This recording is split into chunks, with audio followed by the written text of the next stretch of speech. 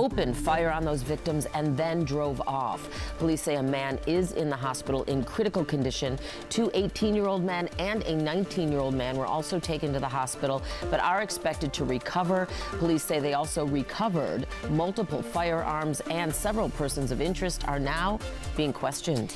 And this morning, a procession will be happening soon across the city's south side for the late Reverend Jesse Jackson. We have reporters along the entire route, and we begin with our Jackie Casket. Jackie. Ladies, good morning to you. I am right outside of Leak & Sons Funeral Home, which is on the south side of Chicago in the greater Grand Crossing neighborhood. And this is where that procession will begin in less than an hour. We have started to see some of the Jackson family members arrive, including Jesse Jackson Jr. Again, that procession expected to begin in the next hour. You can see the hearse is set up just behind us right now. Jackie Kostek, CBS News, Chicago. I'm Lauren Victory in Woodlawn. We are along the procession route for the Reverend Jesse Jackson. His casket is scheduled to be headed up Cottage Grove Avenue in about 30 minutes from now. At this moment, we don't see anybody waiting to say their goodbyes, but we know thousands of people are expected to pay their respects today. We'll be keeping our eyes peeled for dignitaries, for family members, and bring you all of those moments soon. Good morning, I'm Darius Johnson, and we're outside the Rainbow Push Coalition, where the doors will open at 10 o'clock this morning as Chicagoans show up to pay their respects to Reverend Jesse Jackson Sr. as he lies in repose. Coming up, how this building became the headquarters of a national movement and why so many people say his legacy stretched far beyond these walls. And today, the General Assembly is set to begin hearings on a bill that would provide some tax incentives for a potential Bears stadium in Arlington Heights. The so-called mega projects bill would give the team a frozen property tax assessment for a period of time and then exempt building materials from state and local sales tax. Meanwhile, though, in Indiana, action there too. The state Senate expected to pass their own bill today, which would hand over $1 billion in taxpayer money to the Bears if they choose to build a stadium in Hammond, Indiana. Today, the man convicted in the 2014 Bali suitcase murder is expected in a Chicago courtroom. The FBI arrested Tommy Schaefer this week after he served more than a decade in prison in Indonesia. Prosecutors say Schaefer and his then-girlfriend Heather Mack conspired to kill Mack's mother, Sheila Von Wiesmack, to access trust fund money. Schaefer faces federal conspiracy charges. Well, your core expressways are chugging along okay, with the exception of the inbound Dan Ryan Express lanes around Garfield. Crews still clearing a wreck out of the right lane there. You can stick to the locals to avoid that. But the suburban commute is a struggle this morning. The ramp from southbound Route 47 to westbound I-90 in Huntley remains shut down for a serious crash investigation. In North Chicago, northbound lanes of Sheridan Road are shut down at Audrey Nixon Boulevard due to an accident. And we just got word of a wreck in Shanahan, a rollover crash in the southbound lanes of I-55 right around Arsenal Road. That's blocking a right lane in an already busy area over the bridges down there. Derek Peters, CBS News, Skywatch. Hey, thanks, Derek. Nice morning to fly. We've got some quiet conditions out there. It's a little on the chillier side, but we're going to be feeling pretty nice by the end of the day. 43, mixed clouds, sunshine, dry weather today into tomorrow, but the winds are going to be building up tomorrow. And as those winds do so, and we have the dry air, dry vegetation out there, we do have an elevated fire danger threat ahead for Friday. So just be mindful of that. Outdoor burning tomorrow is highly discouraged. We've got 62 degrees as we finish out the week. Sunshine, beautiful day overall before we return back to our winter reality. We'll be back down to 35, blustery on Saturday. There is a chance for some snow showers picking up in the mid-morning hours. That goes all the way through the evening hours. Right now, models pinpointing about an inch, inch and a half, maybe upwards of 2 inches of snow throughout the day on Saturday. And then Sunday is another time period that we're monitoring for some snow. But right now, all that stays to the far south. 29 degrees, snow chance early on Monday, Tuesday, a wintry mix as we see an eventual rise out of the 30s back into the 40s by midweek Wednesday. But once we get past today, tomorrow, things will be colder, certainly, and also busy. But we'll be tracking it and keeping a close eye on it. We know you will, Laura. Thank you so much. And make sure to stay tuned to CBS News Chicago and our stream this morning as we provide you live special coverage of the procession of the late Reverend Jesse Jackson before he lies in repose at the Rainbow Push Coalition headquarters on the city's south side. All of this is set to begin in about 30 minutes or so. We'll, of course, continue to bring you the updates along that procession procession route. We're expecting thousands of people to come out and pay their respects on the south side. That's right. Lauren, Darius, and Jackie all in the field to help us cover that. And thank you so much for being with us on this Thursday. I'm Dana Kozlov. And I'm Audrina Sinclair. We will see you on the stream right after this at 7 o'clock. Dana and I will be there.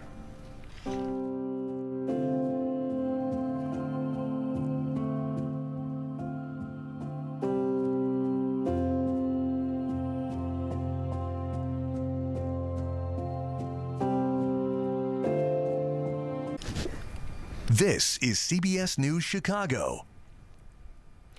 Right now, all eyes are on Chicago as the family of the late Reverend Jesse Jackson prepares for the first of many services and homegoing celebrations. We are live for this morning's procession.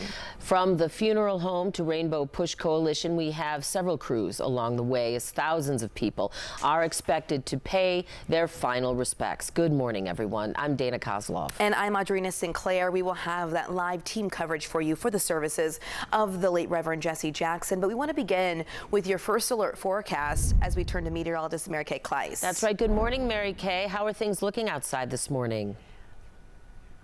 Okay, so dry and quiet for us today, Dana and Audrina. A mix of sun and cloud cover today as all the precipitation passed south of us. So we'll be in and out of cloud cover today. High temperatures near normal. Normal high is 40. We'll be close to that, probably in the lower 40s. We are going to see some warmer air moving into the picture for tomorrow, but it only lasts one day. We have a strong cold front coming in for the weekend, and you can see it. We go 62 tomorrow to 35 with snow. An inch or two on Saturday, and then on Sunday 29 degrees, so much colder this weekend. It will feel like spring tomorrow as we are on the mild side of the system with those gusty winds out of the south-southwest. Here it comes, cold front plowing through Saturday morning, cold air intrusion around the area, snow tacked onto it, and then on Sunday it looks like most of that snow may fall south of us, but we are locked in that colder air mass. Now snow amounts could amount to 1 to 2 inches on Saturday. A lot of that ramping up in the middle of the day, so you can see how the model data is giving us those 1 to 2 inch totals. So in the meantime, we have 21 degrees right now. We will see 43 for a seasonable daytime high, maybe a couple degrees above that. Probably 43 in Schaumburg and Naperville and into Orland Park. Middle 40s for you in Hyde Park. Then rolling into tonight, we'll see 31 for the overnight low. And here goes that roller coaster. Gosh, 62. But it's nice to see that on Friday, Dana and Audrina, because we are going to brace for this Arctic blast coming in this weekend. That snow amounting 1 to 2 inches on Saturday. We will absolutely enjoy the peak on our Friday. Thank you, Mary Kay. Appreciate it. We'll see you later in a few minutes. Let's get a check of your travel times right now as we hit our 7 o'clock hour here on our Thursday morning. Slowest spots, the inbound Ike sitting at 35 minutes in, and then both the inbound Kennedy and Stevenson are at 30 minutes if you're heading into downtown.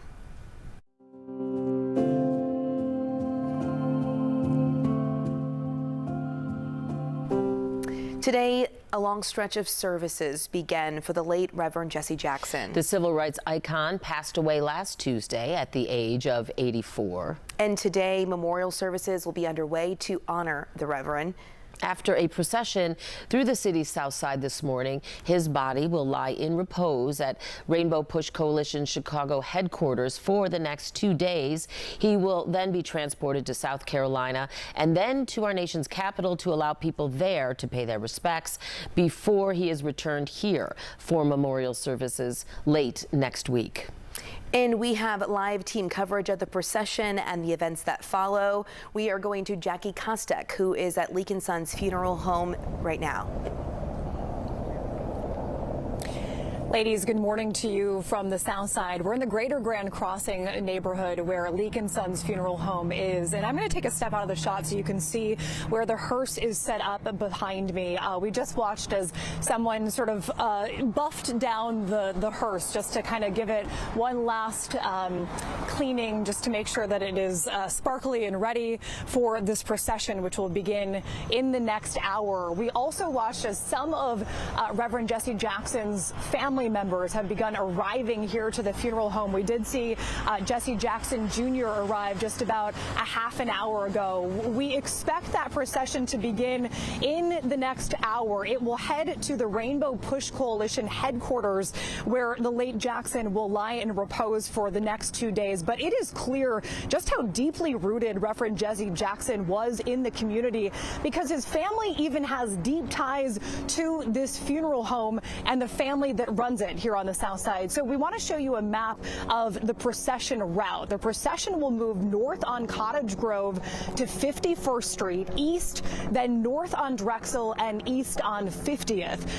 Road closures began around 5:30 this morning. Particularly the north and the southbound lanes of South Drexel will be closed between East Hyde Park Boulevard and East 49th Street. Also, East 50th Street will be closed between South Drexel and South Ellis Avenue. Of course, we expect the Jackson family to be part of that procession today. As I just mentioned, we have already seen members of Jackson's family arriving. The adult children of Reverend Jesse Jackson spoke out last week about the passing of their father. They said the civil rights icon was rooted in the community, a tireless advocate for change and equality, and had an unwavering belief in justice. But he also insisted that his children call him Dad. As Reverend Jackson, who we called leadership, we called Reverend, but he wouldn't listen to me when I'd call him Reverend. He demanded that I call him Daddy. Because he said, I am that. Born in Greenville, South Carolina in 1941 in the throes of Jim Crow, he quickly became maladjusted to injustice. He challenged those entrenched Southern systems of poverty and racial inequality, landing in jail at 17 years old, protesting for the right to use a public library. He won that battle. He kept winning these fights against injustice and inequality all of his life. The Jackson family said they shared their dad with the world, and in return, the world became like their extended family, which is such a beautiful sentiment. And we know that these services will continue for the next week. There are going to be services held in South Carolina, where Jackson was born, and also in Washington, D.C., because of his close ties to the political world. Now we're going to send things over to our Lauren Victory, who is set up along the procession route this morning, and she is ready for that to pass by shortly. Lauren, good morning. Good morning, Jackie. We're about 18 blocks north of you, a little bit less than 2.5 miles north of you on Cottage Grove Avenue. As you mentioned, we're waiting for that hearse to pass by. In the next 30 minutes or so to an hour or so, they'll be heading north on Cottage Grove, past U Chicago Medicine, all the way up to Rainbow Push headquarters. And as we wait for a glimpse of this civil rights icon, I wanted to share more about next week's plans. So the Jackson family, as you just heard, they wanted to make sure the patriarch of their family returned to his roots on the East Coast. So after he lies in repose at Rainbow Push and before he is buried in Chicago, he'll be heading to South Carolina. Jackson grew up in Greenville and played football at Sterling High School. He famously protested library segregation with a group known as the Greenville 8. Jackson's loved ones made a formal request to South Carolina lawmakers that he lie in repose at that state's capital, and that request was granted for Monday, March 2nd, with a private then public service, including a wreath laying planned at the South Carolina State House Rotunda in Columbia. A church service is scheduled for that evening in West Columbia, South Carolina. After South Carolina, it's on to D.C. We are still waiting for details about how the Reverend will be honored there. But again, this morning, we are standing by along the procession route around 60th and Cottage Grove, waiting to see a glimpse of that hearse. We haven't seen anybody around here that are waiting just yet, but again, it'll be in the next half hour or so to an hour. I know waiting to see a glimpse of the family and dignitaries and whoever else shows up to pay their respects is our Darius Johnson. We'll toss it up to him there. Lauren, thank you. Yeah, let's go to Darius. He's at the Rainbow Push Coalition headquarters, which is where the procession will finish. Darius. Hey there, ladies. Good morning to you. As the city prepares for Reverend Jesse Jackson Sr. to lie in repose this morning for day one, he will be inside this building behind us, the Rainbow Push Coalition, which still stands decades later as one of his most visible expressions of his work. I'm going to step out of the way so I can set the stage for you all right now. There are helicopters flying above. There is a big TV monitor playing a lot of his life's work from inside the Rainbow Push Coalition to my left here.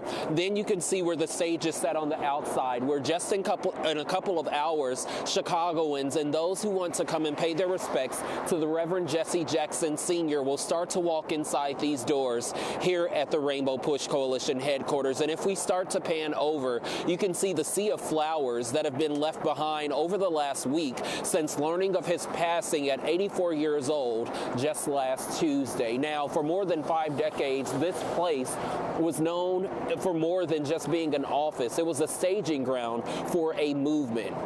The Rainbow Push Coalition was founded in the early 1970s, and Rainbow Push grew from a local organizing effort into a national platform for civil rights, economic justice, and political mobilization. From here, Jackson led voter registration drives, advocated for corporate accountability, and pushed for greater access to education and employment opportunities. It was also here that he helped expand the idea of a rainbow coalition, uniting people across race, class, and political lines around shared economic interests. His presidential campaigns throughout the 1980s were organized through this very network, proving that a civil rights organization could also become a national political force. And for many right here in the city of Chicago, those weekly gatherings here became a place where local concerns met national attention.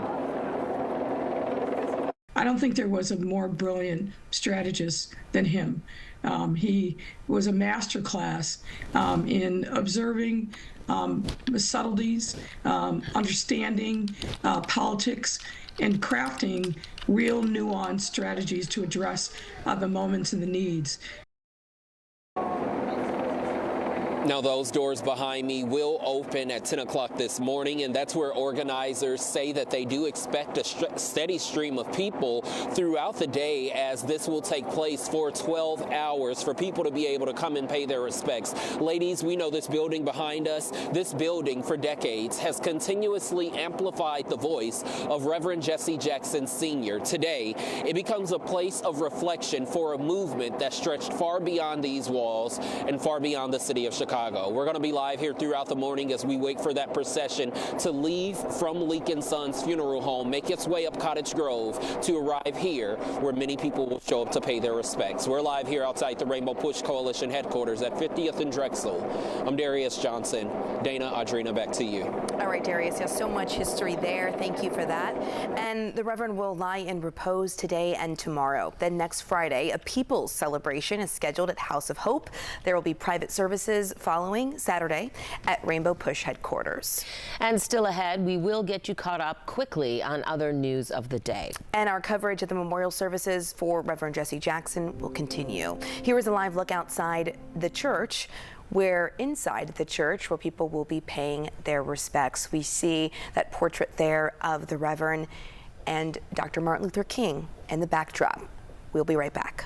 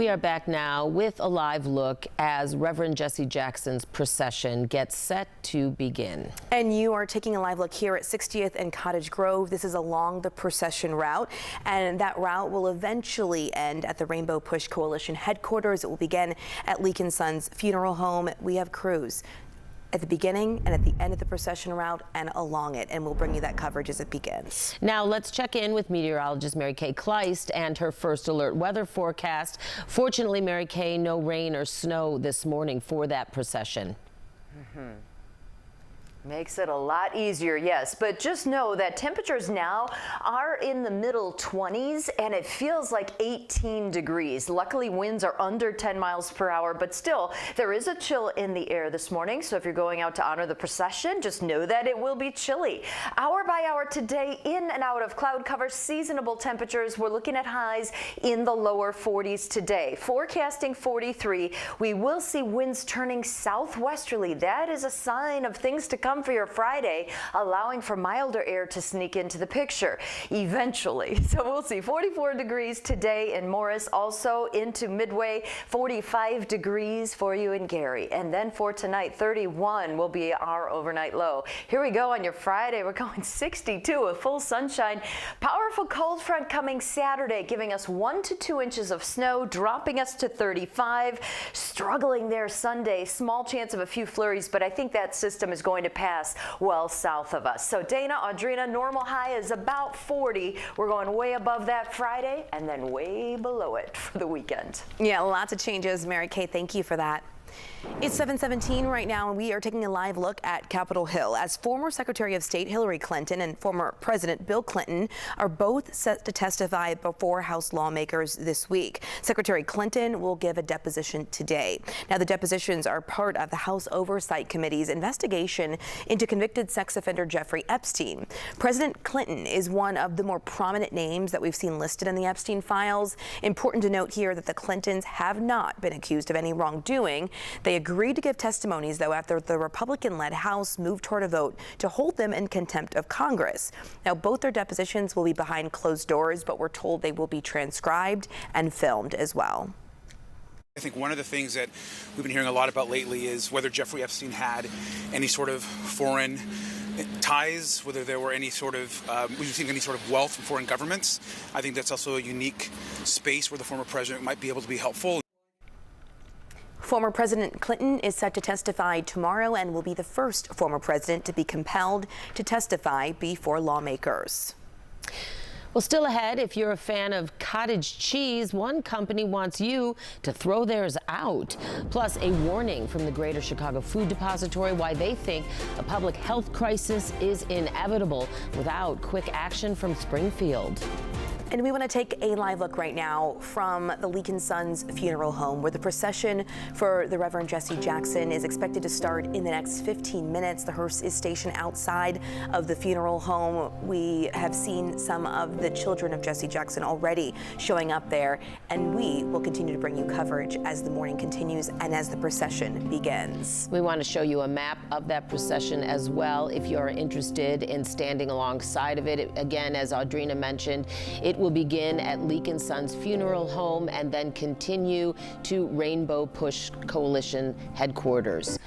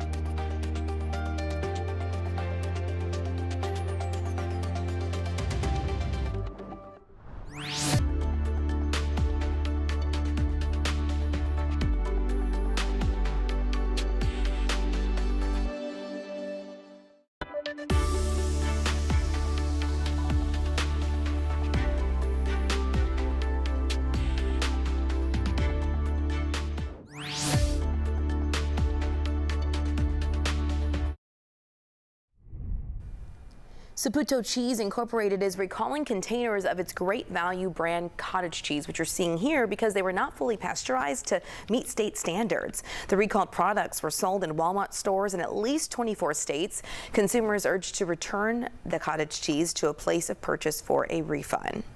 The Greater Chicago Food Depository is encouraging lawmakers in Springfield to pass a bill to, they say, avoid a public health crisis.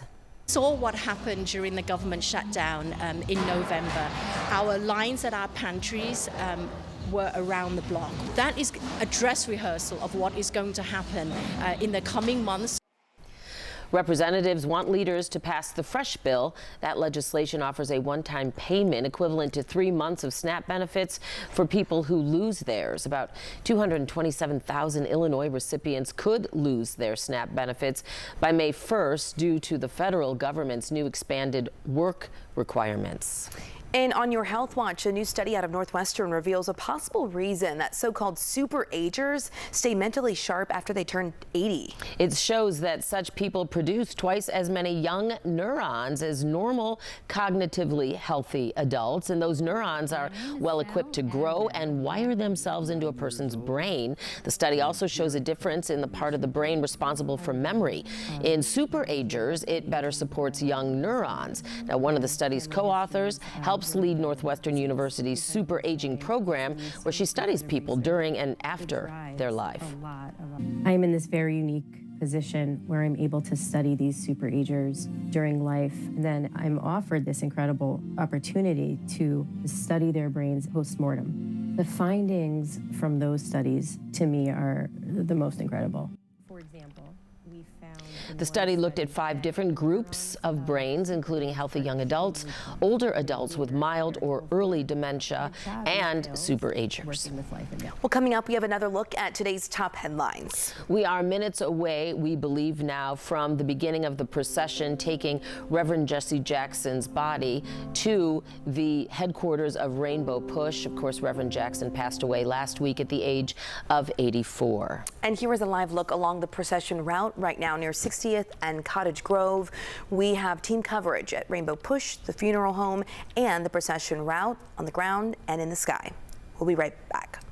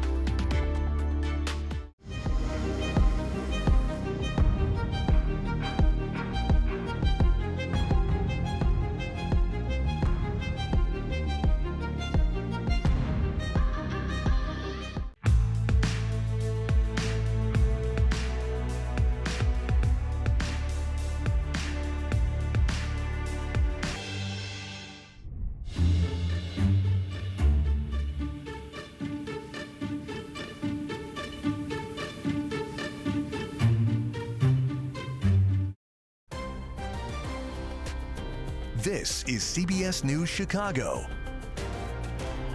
Good morning. Good to have you here with us. I'm Adrena Sinclair with a look at your headlines here on CBS News Chicago. First, we want to go to meteorologist Mary Kay Kleiss for a look at our forecast.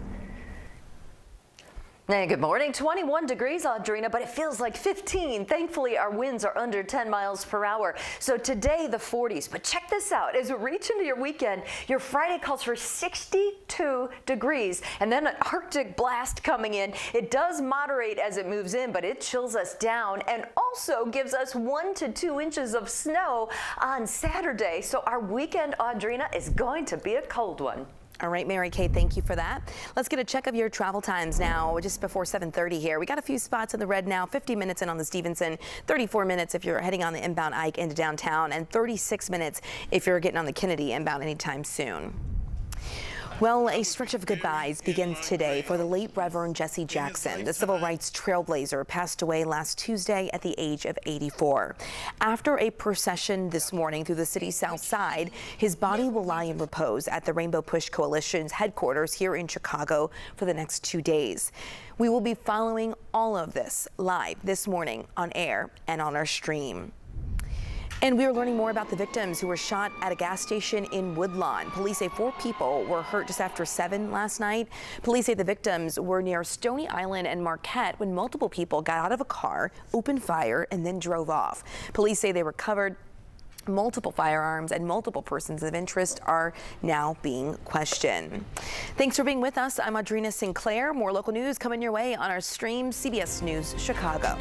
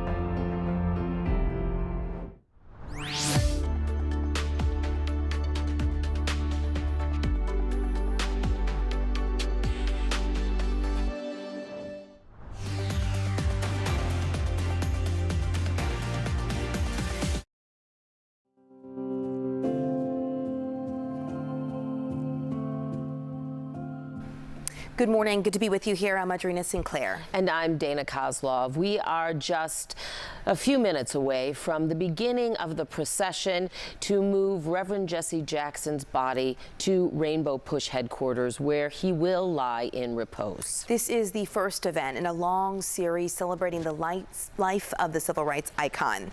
Jackie Casket joining us live outside the Lee and Sons funeral home on the south side, where the procession will begin. Jackie, good morning.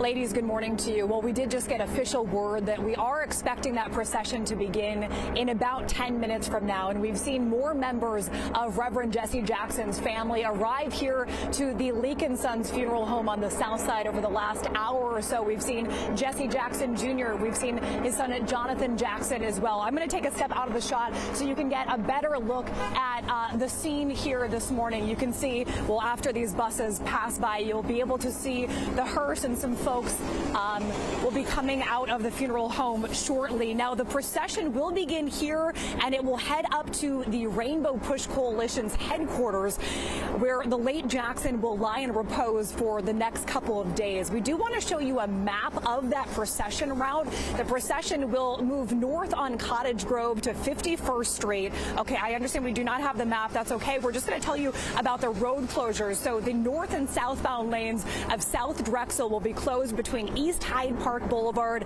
and East 49th Street. Also, East 50th Street will be closed between South Drexel and South Ellis Avenue. The entire Jackson family will be a part of this procession today. The adult children of the Reverend Jesse Jackson did speak out last week about the passing of their father. They said the civil rights icon was rooted in the community, a tireless advocate for both change and equality, and had an unwavering belief in justice. But he also insisted on being called Dad by his children. As Reverend Jackson, who we called leadership, we called Reverend, but he wouldn't listen to me when I'd call him Reverend. He demanded that I call him Daddy. Because he said, I am that. Born in Greenville, South Carolina in 1941 in the throes of Jim Crow, he quickly became maladjusted to injustice.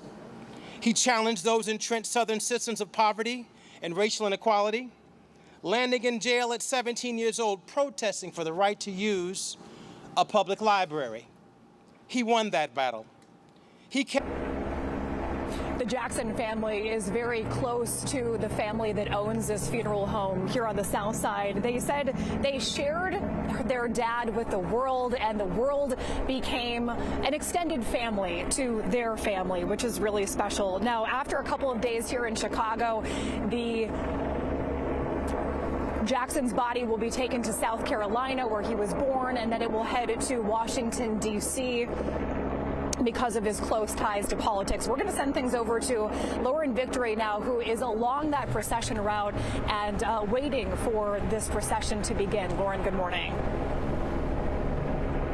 Good morning, Jackie. We're about 18 blocks north of you, a little less than 2.5 miles on Cottage Grove Avenue. We haven't spotted anybody out here waiting to see the Reverend Jesse Jackson pass by, but Mary Kay said earlier it's chilly, and there are 12 hours today and 12 hours tomorrow for the public to pay their respects to Jackson inside the warmth of the Rainbow Push Coalition. I did want to point out that this procession this morning will be going north, passing by University of Chicago Medicine, that whole hospital system, and again getting up to Rainbow Push headquarters. As we wait for the casket to pass by, I wanted to share more about next week's plans. So the Jackson family wanted to make sure that their patriarch returned to his roots on the East Coast. So after he lies in repose at Rainbow Push and before he is buried in Chicago, he'll be heading to South Carolina. Jackson grew up in Greenville and played football at Sterling High School. He famously protested at the Greenville 8 against library segregation. Jackson's loved ones did make a formal request to South Carolina lawmakers that he lie in state and repose at that state capitol, and that request was granted for Monday, March 2nd. There will be a private, then public service there, including a wreath laying planned at the South Carolina State House Rotunda in Columbia. Then a church service is scheduled that evening in West Columbia. After South Carolina, it's on to Washington, D.C. We're still waiting for details about how he'll be revered and honored there. Again, this morning we are standing by. Jackie said it's about 10 minutes till he leaves the funeral home, so we're guessing another 10 minutes to our spot, and then he's on to Rainbow Push headquarters. If you want to get outside, bundle up, and say your goodbyes, now's the time to do it. Reporting live, Lauren Victory, CBS News Chicago. All right, Lauren, thank you so much.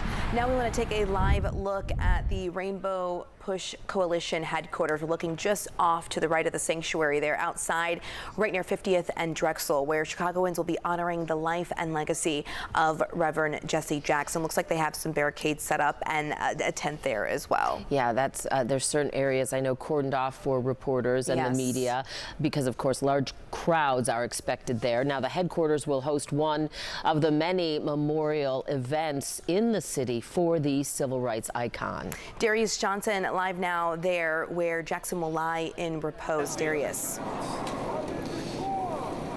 Hey there, ladies. Good morning to the both of you. As you were just looking from our photographer Edwin's camera, you can see where things are essentially set up outside here at the Rainbow Push Coalition headquarters. I was trying to see if he was going to be able to provide you with this one shot of a jumbo monitor that they have out here playing a lot of Jackson's greatest work throughout the 60s, throughout the 70s, and even the 80s as well, from where he traveled across the world, really traveling across the country as well, as he was speaking speaking in regards to the civil rights movement and even during some of his presidential campaigns back in the 80s. Just to set the scene for you right now, in just a couple of hours, the doors here outside the Rainbow Push Coalition will open and Chicagoans will begin filing in to pay their respects to Reverend Jesse Jackson Sr. Now, this will be the first day that he lies in repose in this building that stood as his headquarters for more than 5 decades. And for many, today is not just a viewing, it's a chance to stand inside a movement that he helped build. For more than 60 years, Jesse Jackson's life was intertwined with Chicago, and after working alongside Dr. Martin Luther King Jr.,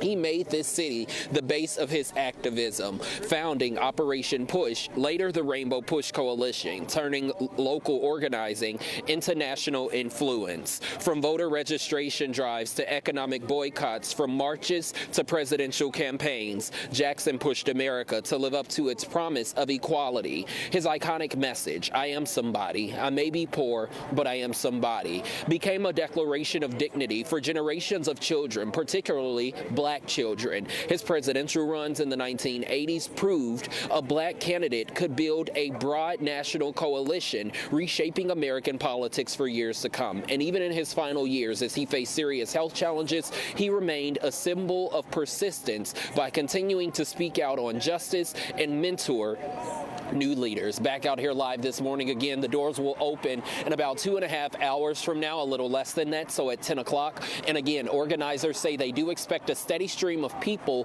throughout the day. While they may not be lined up along that procession route right now, we can expect people to file in here throughout the day from 10 o'clock this morning until 10 o'clock tonight as Chicago prepares to say goodbye to a man whose voice was a constant throughout this city for more than half a century. And today that voice will now rest here. We're live at the Rainbow Push Coalition headquarters. I'm Darius Johnson. Ladies, we're going to be keeping a watchful eye out for that procession, and we'll bring you that live coverage as soon as it makes its way here. All right, Darius, thank you for the look there at Rainbow Push Coalition ahead of that procession arriving there. Now, we do want to show you a look at the procession route from CBS Skywatch. We will be live as soon as the procession starts. Of course, if you're anywhere in this area or traveling in the area, we do want you to know about this as well. We're talking about Cottage Grove here from 78th at Leak & Sons all the way to 50th and Drexel. So because of that route, you could see some disruptions on your morning commute as you take the kids to school this morning or head to work.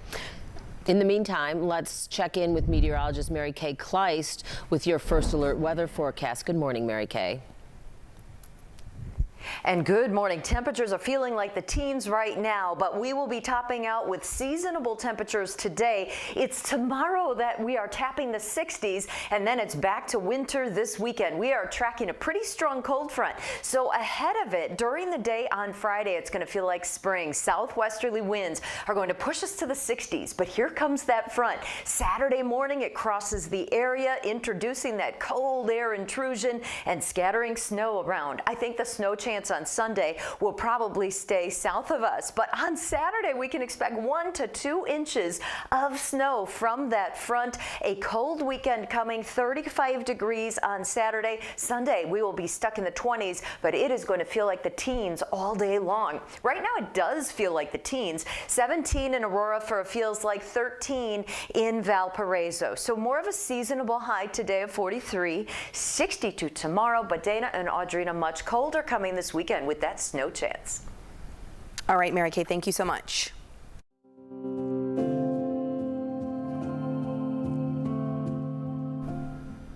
We want to take you back live now along the procession route for the late Reverend Jesse Jackson. As we've been telling you, we have several crews along the route. Right now, we are looking at the Leak & Sons funeral home from CBS Skywatch. That is at 7838 South Cottage Grove. That is where Reverend Jesse Jackson's body will be taken from and then taken along the procession route to Rainbow Push headquarters at 50th and Drexel. And And right now we are taking a live look right outside of the Rainbow Push Coalition headquarters. The procession that Dana's talking about will head north and will end here. Now we're starting to see some action outside of Rainbow Push. This is where Jackson's body will lie in repose for the next 2 days. But this, again, is where we're monitoring movements here as the procession is set to begin within minutes at the Leak & Sons Funeral Home. And we will be following those movements as we see things start to begin. We'll be right back.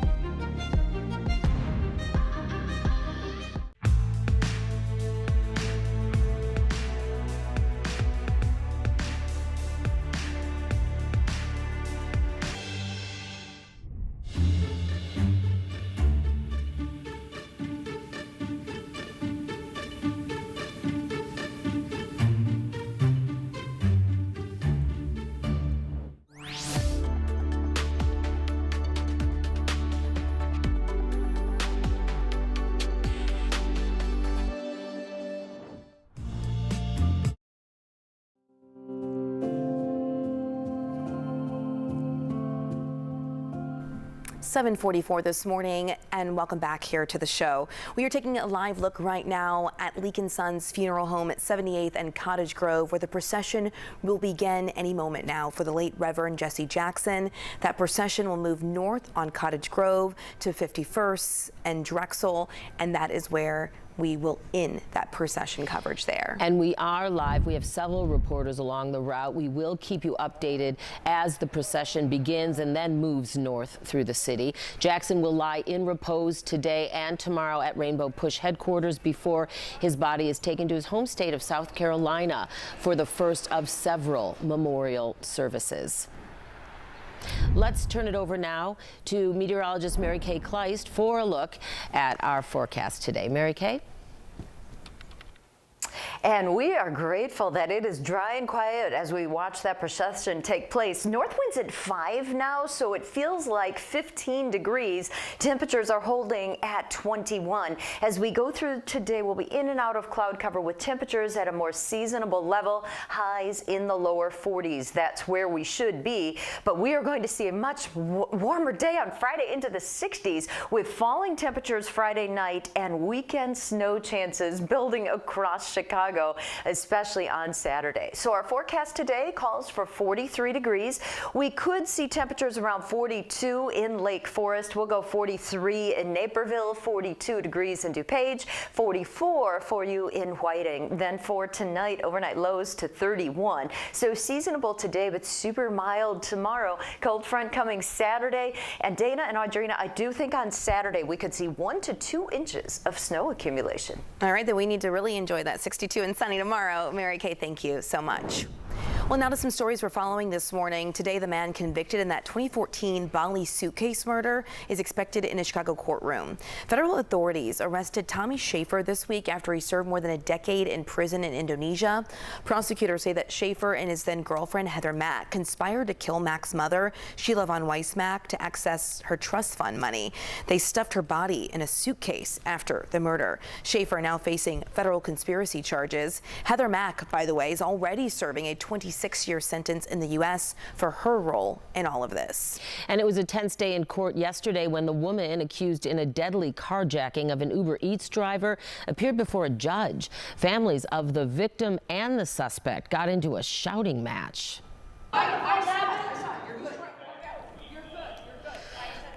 That is the aftermath of that argument. 33-year-old Montoya Perry is now charged with murder and vehicular hijacking.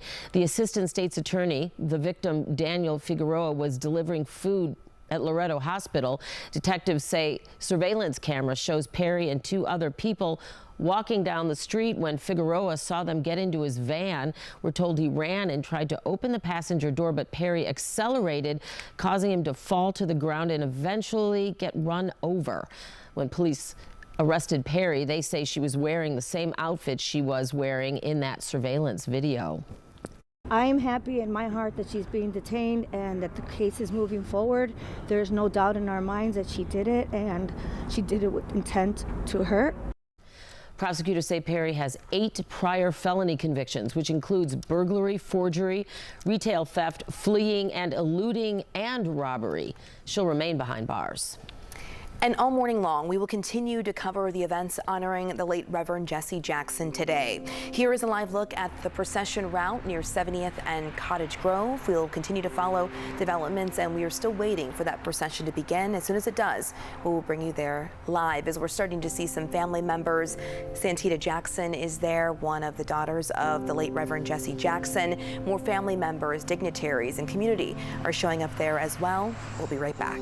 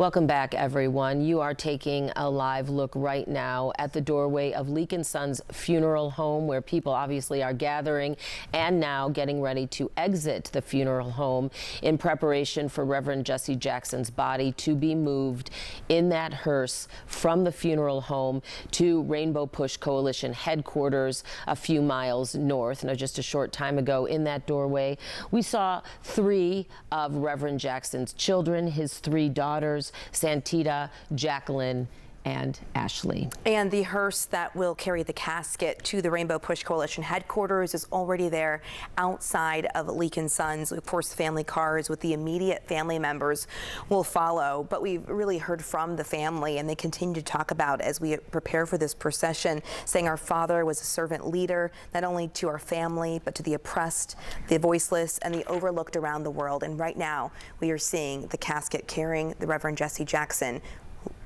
being entered into the hearse now.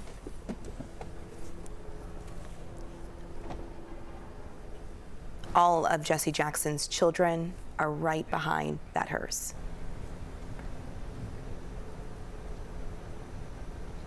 This is breaking news from CBS News Chicago. And welcome to those of you who are just now joining us on television as well. We are here to provide coverage of the Reverend Jesse Jackson's body being moved this morning from the funeral home, Leak & Sons, to the headquarters of Rainbow Push. And let's go live now to the Leak & Sons funeral home at 78th and Cottage Grove right now, as we just saw the hearse the casket carrying the body of the Reverend Jesse Jackson being put into the hearse that will lead this procession along the south side and through the route up Cottage Grove and to the Rainbow Push Coalition headquarters. We saw many members of Reverend Jackson's family also leaving the funeral home this morning, including his 3 daughters. We saw his son Jonathan earlier, and of course all family members are expected to be there. They will follow the hearse carrying Reverend Jackson's body to Rainbow Push headquarters at 50th and Drexel, where there are expected to be thousands of mourners heading there today to pay their respects as Reverend Jackson's body lies in repose. And one thing we want to note here as we watch these historic moments happening for this famed civil rights leader who marched along Martin Luther King Jr. is we are expecting a lot of people to come out over the next 2 days. But this is the beginning of this procession as we take a look from above here.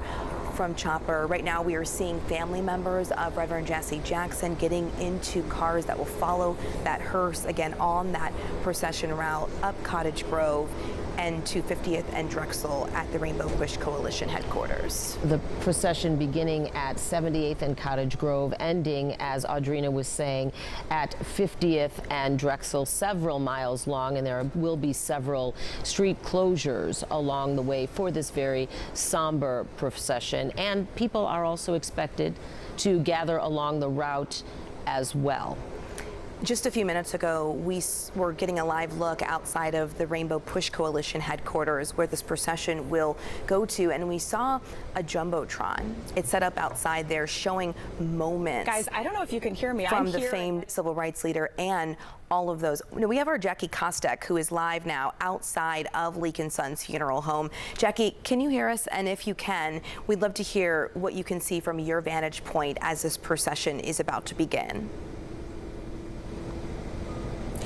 Ladies, good morning to you. Well, yes, we just watched the entire Jackson family come out of the Leak & Sons funeral home here in the Greater Grand Crossing neighborhood over the last hour or so. We watched as everyone was arriving, and yes, the 6 adult children, the grandchildren are all here, and you can see that they are actually just closing the van door right now. And of course, you were able to see the late Reverend Jesse Jackson, the casket being moved into the hearse. So we expect that procession to begin any any moment now. Now, the procession will move north on Cottage Grove to 51st Street. It'll move east from there and then north on Drexel and east on 50th.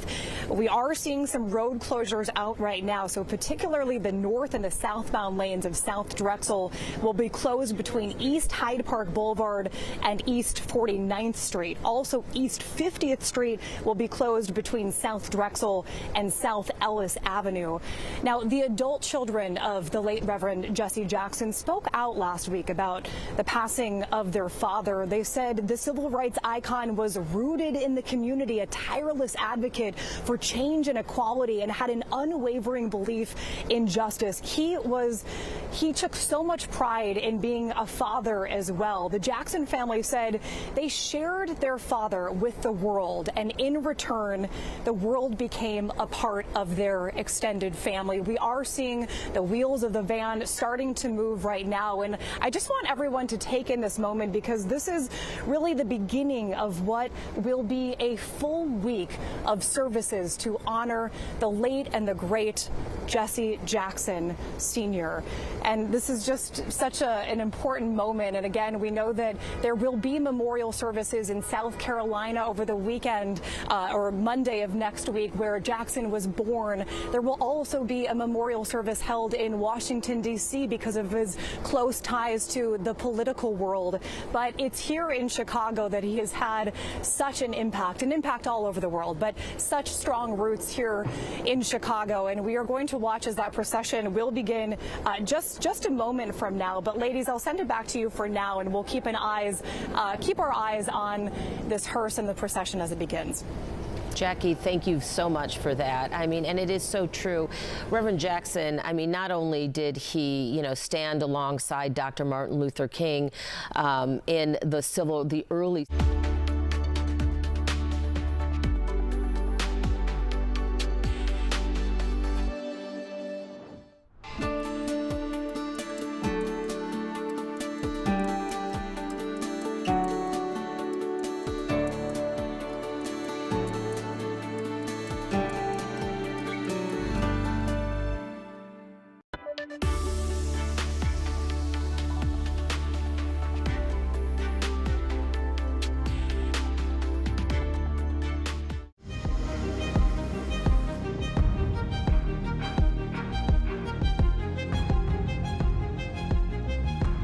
the local public library that led Reverend Jackson down that road to become a leader in the movement, and particularly in the student-led sit-ins after the graduation. That's when he left his studies. He went to Chicago Theological Seminary to join King then in Selma. And we want to go to our Lauren Victory. She is stationed right now at 60th and Cottage Grove. That is along the procession route on the south side. Lauren. Good morning, Audrina and Dana. Yeah, we are about 2.3 miles from where Jackie is right now at the funeral home, 18 blocks north along Cottage Grove. This procession, once it begins, is expected to go right by us and then right by University of Chicago Hospital System. We don't see anybody waiting out here at this moment, but I do want to mention it's like 28 degrees outside. The wind chill is closer to 20 degrees. And as I talked about a little bit earlier in the hour, there'll be 12 hours today and 12 hours tomorrow where people can go inside Rainbow Push headquarters and pay their respects there to the late Reverend Jesse Jackson.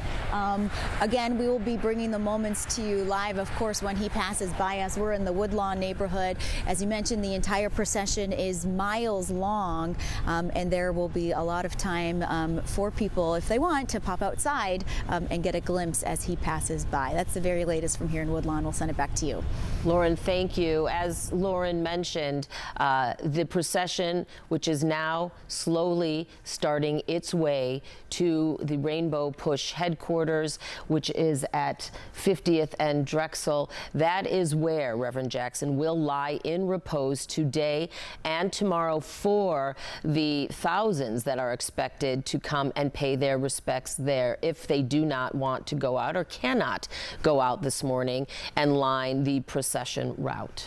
And the hearse with the gold on the top there, that is the hearse carrying the casket of the Reverend Jesse Jackson. That vehicle will lead this procession, followed by, of course, the closest family members, like his wife and his children. Then, of course, it'll be the extended family. Now, we know Jackson was hospitalized for observation back in November. That's when we first heard that doctors said that he was diagnosed with that degenerative condition. He revealed, though, back in 2017 that he had been diagnosed with Parkinson's disease. And he said that despite the physical challenges at the time, he refused to let it prevent him from continuing his civil rights advocacy, even into his 80s. Let's check back in now with our Jackie Casket, who is outside Leak & Sons. Jackie. Ladies, good morning once again. Well, you can see as the procession just left Leak & Sons Funeral Home, but I did want to share just a little bit about the connection with this funeral home and just how deeply rooted in the community Reverend Jesse Jackson was. His family was actually very close to the family that owns Leak & Sons Funeral Home. We actually spoke to one of the family members of the Leak family last week, Spencer Leak Jr., and he said that he was actually with the family shortly after Reverend Jesse Jackson passed last week. The first person he said that he saw in the family's home was Miss Jackson. She hugged him and said, "Boy, when you hug me, you got to squeeze me, and you got to squeeze me tight." Leak said that he wasn't sure what to expect from the family that morning, but that it really felt like a celebration. He let Jesse Jackson Jr. that morning kind of take over because Jesse Jackson Jr. wanted to be the person to move his father's body onto the gurney. He traveled with Leak back here to the funeral home in the Greater Grand Crossing neighborhood and sat with his father's body for quite some time.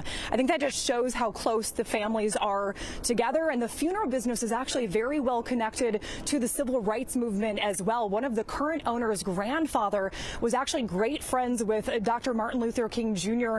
and the Jackson family as well. So I just wanted to share that as the procession sort of moves about, because I think it shows, again, just how deeply rooted Jackson was in the community and how tight-knit his family is to other families in our community. Ladies, back to you.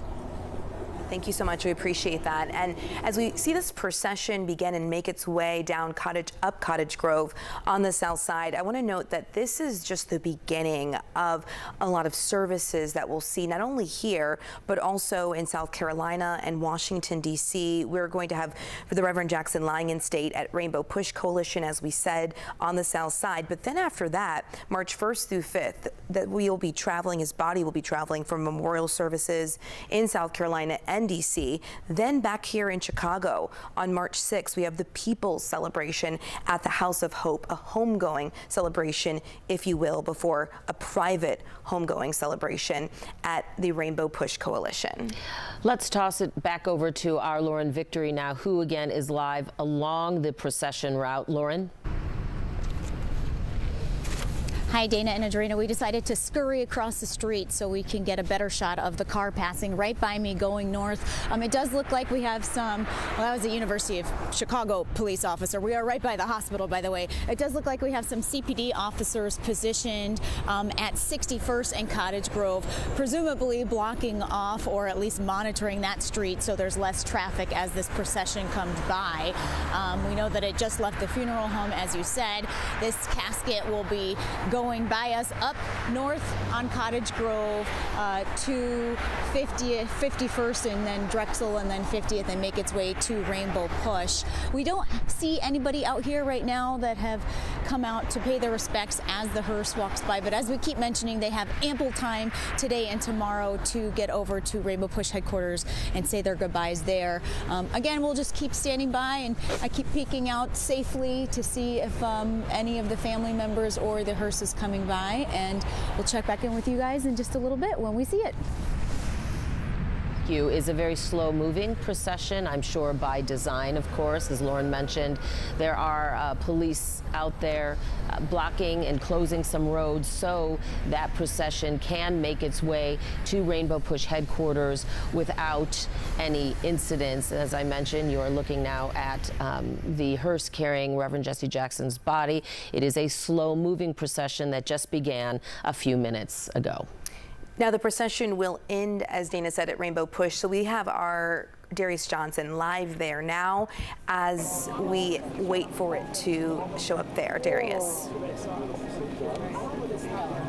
Hello, ladies. Good morning to the both of you. The stage is set here at Rainbow Push Coalition headquarters this morning. There is soft, somber music now playing in the background. There are media outlets on both sides of me. There are police here. There are roadblocks. Everything is ready for Reverend Jesse Jackson Sr. to arrive here this morning, making that final journey back here to the organization that he founded back in the 1970s, more than 5 decades ago, a place that has become a center and a staple for his work, not only here in Chicago, but across the world, across the country, especially where there have been many moments where he has really fought for equality of African Americans and all people across the country, even also serving as a focal point of his presidential campaigns in the 1980s. I'm not sure if we're able to bring up that shot again to where we're able to keep a watchful eye of where that hearse and where that procession is as it continues to move up down Cottage Grove. Right now you're taking another look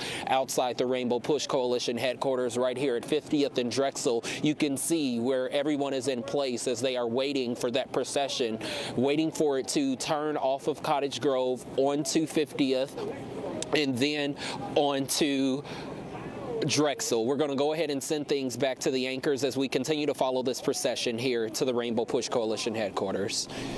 Darius, thank you so much. And again, we have been bringing you some special coverage of Reverend Jesse Jackson's procession from the funeral home to Rainbow Push headquarters where Darius was. We're going to bring you back now to your regularly scheduled programming, but if you would like to continue following along that coverage, we will be on our stream, CBS News Chicago, right after this.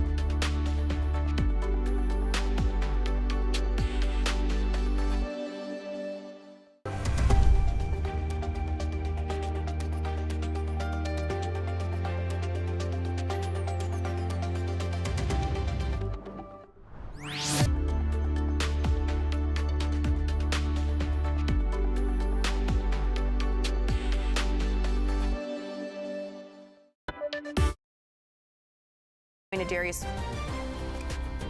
This is CBS News Chicago.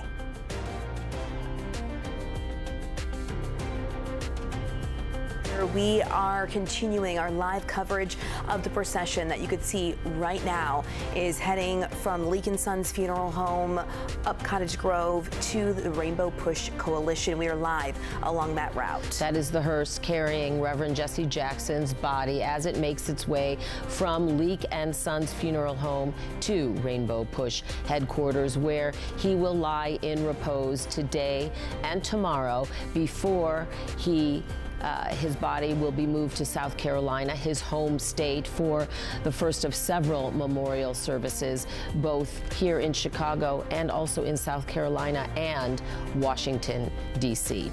And a lot of the services were planned around that to give people not just here in Chicago, but those around the country an opportunity to pay their respects, to honor the late Reverend Jackson, a civil rights icon who for so many people has made a big mark on their lives along their lifespan. That civil rights icon passed away just last Tuesday at the age of 84, and as his family told us, he died peacefully at his home and he was surrounded by his family. After the procession through the city's south side this morning, again, his body will lie in repose at the Rainbow Push Coalition Chicago headquarters today and tomorrow. He will then be transported to South Carolina and then on to the nation's capital to allow people there to pay their respects before he is returned here to Chicago for memorial services late next week. They will have the People's Celebration at House of Hope, a very, very big church on the south side. They picked that venue because they expect thousands to come and pay their respects.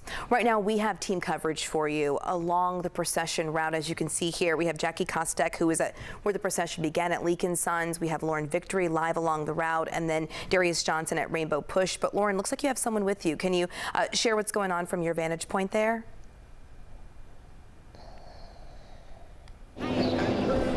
Sorry, we were going to switch microphones. We thought we had a quick moment there. But I'm here with, what was your name? Miss Barry Lynn Scott. Miss Barry Lynn Scott. Okay, I'm going to hold this out here so we can hear you. I saw you come out. You have your beautiful coat on, your coffee. You were waving as the procession passed by. Well, this is not a moment that you wait on, but I mean, out here really in salute to my mother, who was a personal friend and helped form Push when they first started.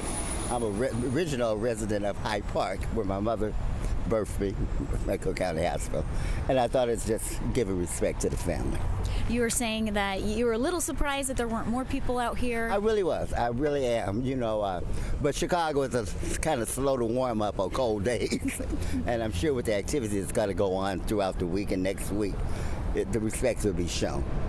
Right, there's 12 hours available today at Rainbow Push, 12 hours tomorrow. Will you be making your way over there today? I'm going to hop on the bus, believe it or not, and just ride on over now and give my respects. I don't go around as much as I used to. You know, the seniors, I have to stick with the senior program. But it's a delight just to be alive today and to see the changes that have taken place. Because I was a child during the civil rights movement. I was down in East St. Louis, Illinois, being raised by an aunt. And I can remember coming home and seeing the city being burned. And then seeing what Jesse and Martin Luther King was trying, you know, and I hate to say use the word try, but what they were doing according to what they were supposed to do. So I'm really blessed to be here today. 77 years old. And they've really, truly made an impact on your life, Reverend Jackson. You mentioned he was a friend of your mother's. What's your favorite memory? Well, my favorite memory is when Mom got up on Saturday mornings trying to make us go with them, with her, to Push. And believe it or not, we were raised 1119 Eastside Park, right across from where Obama's family house is, mother's house was. So we were right there in the neighborhood. We were there with the Johnsons, so many other prominent people that try to change Chicago. Not so much change it, but just improve the black situation here. All right, well, I'm sure the Jackson family is grateful to see you waving as a hearse passed by. It was just passing by probably in the last 5-10 minutes or so, and we will continue our coverage all morning long. Thank you so much for sharing your memories. Y'all keep up. Here's the Channel 2 News. All right, we'll send it back to you guys in the newsroom. Our thanks to Lauren. As you just saw, the procession and the hearse carrying Reverend Jesse Jackson is just now arriving at Rainbow Push Coalition's headquarters. Let's check in now with our Darius Johnson, who is live outside the headquarters with more. Darius. Hi there, ladies. Good morning to you. That final journey now ending here at the Rainbow Push Coalition headquarters, a place that Reverend Jesse Jackson Sr. called home for more than 5 decades, an organization that he founded as well. I'm not sure if you all are able to pull up our other cameras as well. There's the chopper shot showing you where that procession just arrived within the last 2 minutes as Lauren was wrapping up that interview with that woman who was standing out there. There is just a line and a sea of people who were along that procession route, presumably family members who are all out here this morning, people who are gathered. We're going to continue to have this watchful eye as we wait to see this casket being pulled from the back of this hearse. You can see where they also have members possibly of the ROTC or another organization that are here standing with the Chicago flag as well as the flag for the United States of America to be able to honor this icon, this civil rights leader, this Chicago brother, this person who so many Chicagoans consider and call a neighbor, as his body is brought into the Rainbow Push Coalition as he lies in repose here for the next 2 days. We're going to go ahead and send things back to you all. One thing that I noticeably just saw was all of his children just stepping outside, standing in front of the hearse this morning. Dana, Audrina, back to you. Okay, Darius, thank you so much.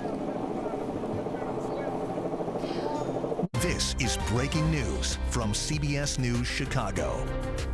Good morning, everyone. I'm Dana Kozlov. And I'm Audrina Sinclair. We want to welcome our viewers on broadcast this morning. We're coming to you as the procession of the Reverend Jesse Jackson has just made its way to Rainbow Push Coalition on the south side. And let's go live now to that view from outside of Rainbow Push. This is where the Reverend Jackson will lie in repose today and tomorrow before the services continue. That's right, a people's celebration scheduled at House of Hope next week, but there are going to be many services in the meantime. But again, Reverend Jesse Jackson's casket has just arrived at Rainbow Push headquarters, and that is where our Darius Johnson is right now. And we'd like to check back in with Darius. Hello, Darius.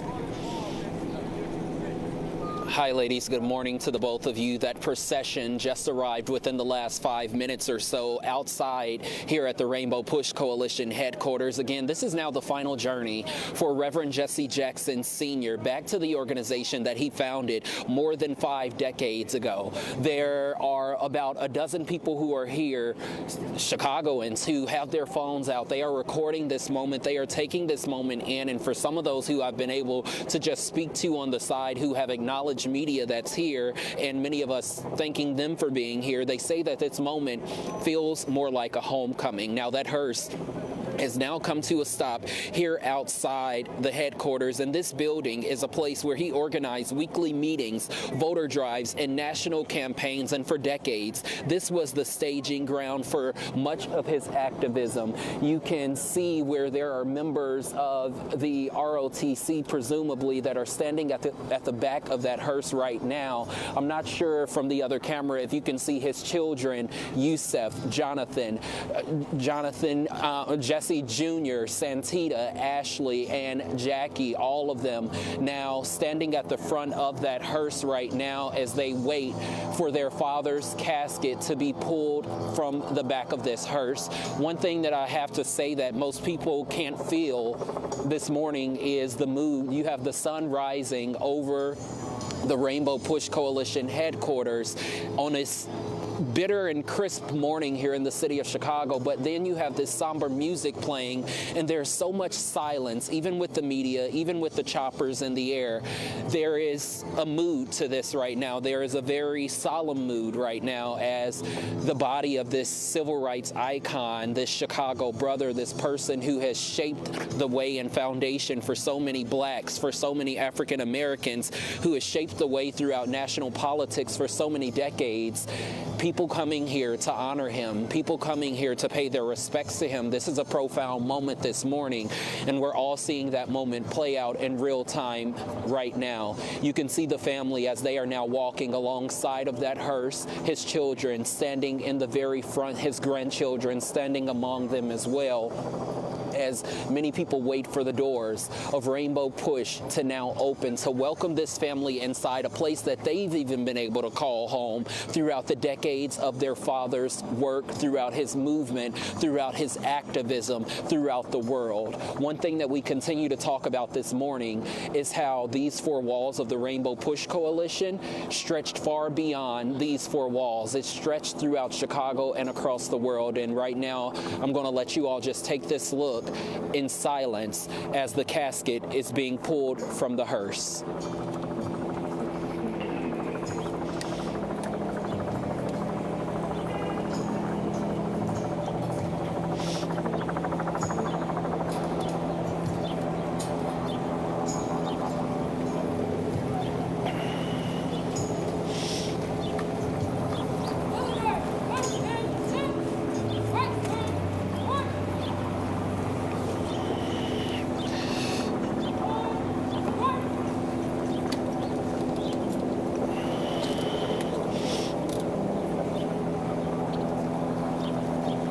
Members of that guard now getting information to guide the pallbearers as they bring Reverend Jackson's body inside the Rainbow Push Coalition headquarters with his family to follow.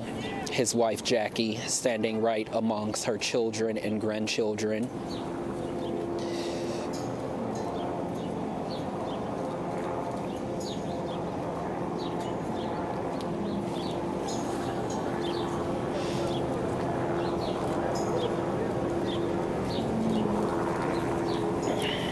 All of them now walking inside Rainbow Push Coalition, behind their father, Jackie, behind her husband, to be able to give him to the world once again for another day as he lies in repose here at the Rainbow Push Coalition headquarters for 12 hours today, another 12 hours tomorrow, before he takes the journey to South Carolina, to Washington, D.C., and you can hear some of that music starting to play in the background. Almost at one point, it was music that you would usually hear for a president, so making a nod and giving an ode to back in the 1980s when he had those two separate presidential campaigns that he ran. And, you know, he did not win at that point in time, but he paved the way for so many others to be able to run and for politics to take Black people seriously, African Americans seriously, and even get to the point where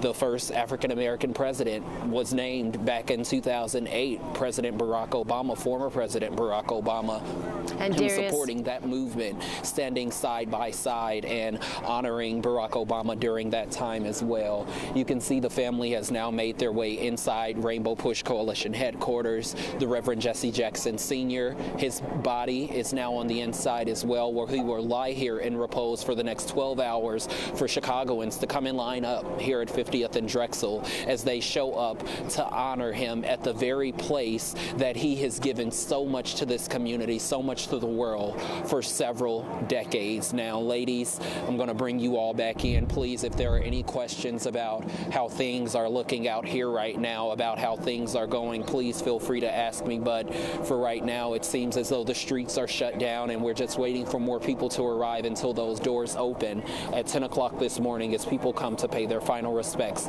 to Reverend Jesse Jackson Sr. Darius, thank you. We know, of course, that his family will have some more private time with him before those doors open to the public in about an hour and a half as well. So they will have about 90 minutes to sit with the Reverend's body and reflect, as is often customary for family members before the public is allowed inside to also pay their respects. And I do want to note that we do not have a camera inside of the sanctuary at Rainbow Push out of respect for the family while they have that time. But I do want to note something. We saw a portrait of Reverend Jesse Jackson there in the sanctuary, and right behind it is also a picture of Dr. King, who he walked alongside in their fight for civil rights. If you would like to continue watching this coverage, we will have more on our stream right after this. But for now, we want to return you back to your regularly scheduled programming.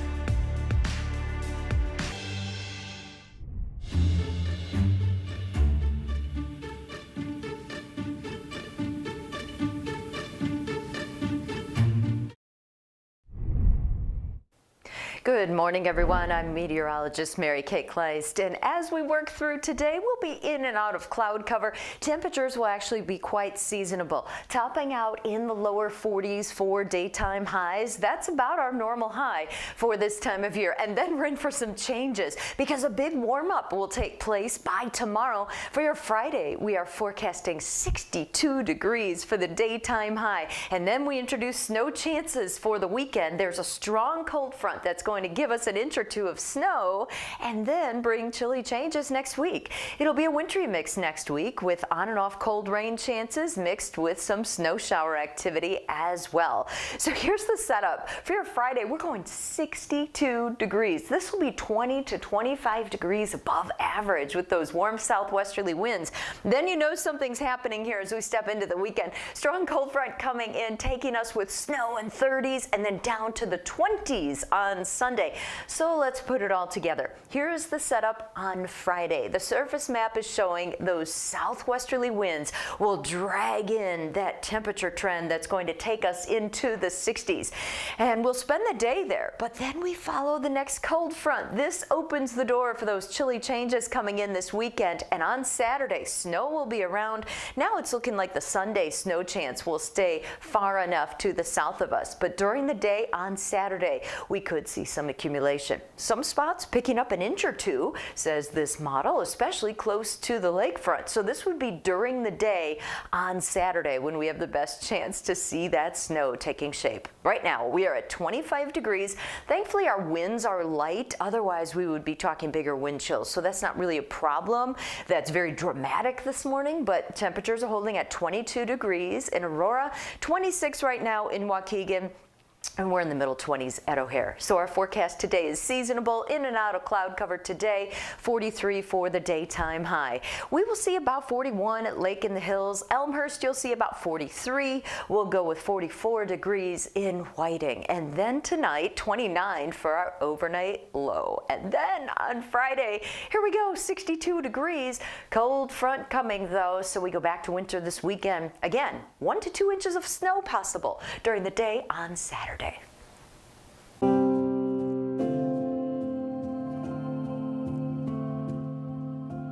Good morning and good to be with you here. I'm Audrina Sinclair.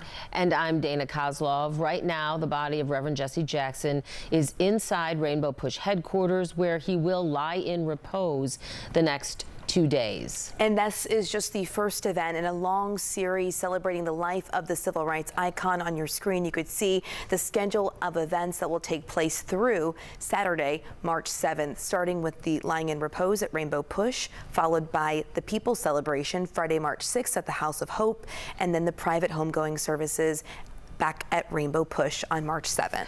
We want to turn now to our Jackie Casket, who is outside Leak & Sons funeral home, where Reverend Jackson's body was taken from and moved just about 35 minutes ago or so. Jackie. Ladies, good morning to you. Yes, that procession began just about a half an hour ago.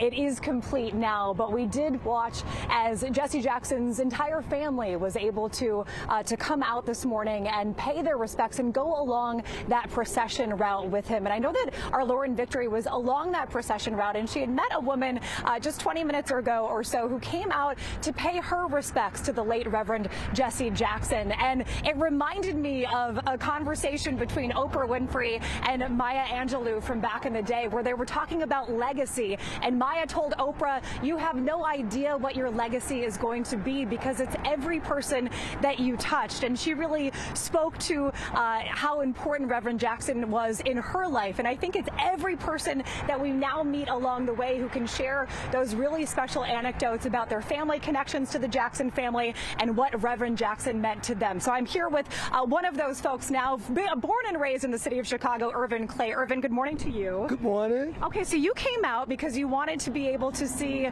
Reverend Jackson's body go along the procession route in the hearse, but you did miss it, but you're still able to talk with us now. Yes, I am. How did you know Reverend Jackson, and what did he mean to you? He meant a lot to me because as I was a young child, my father, he always went to Operation Push and the bread basket, and I had a chance to work with my father at Camel Soup.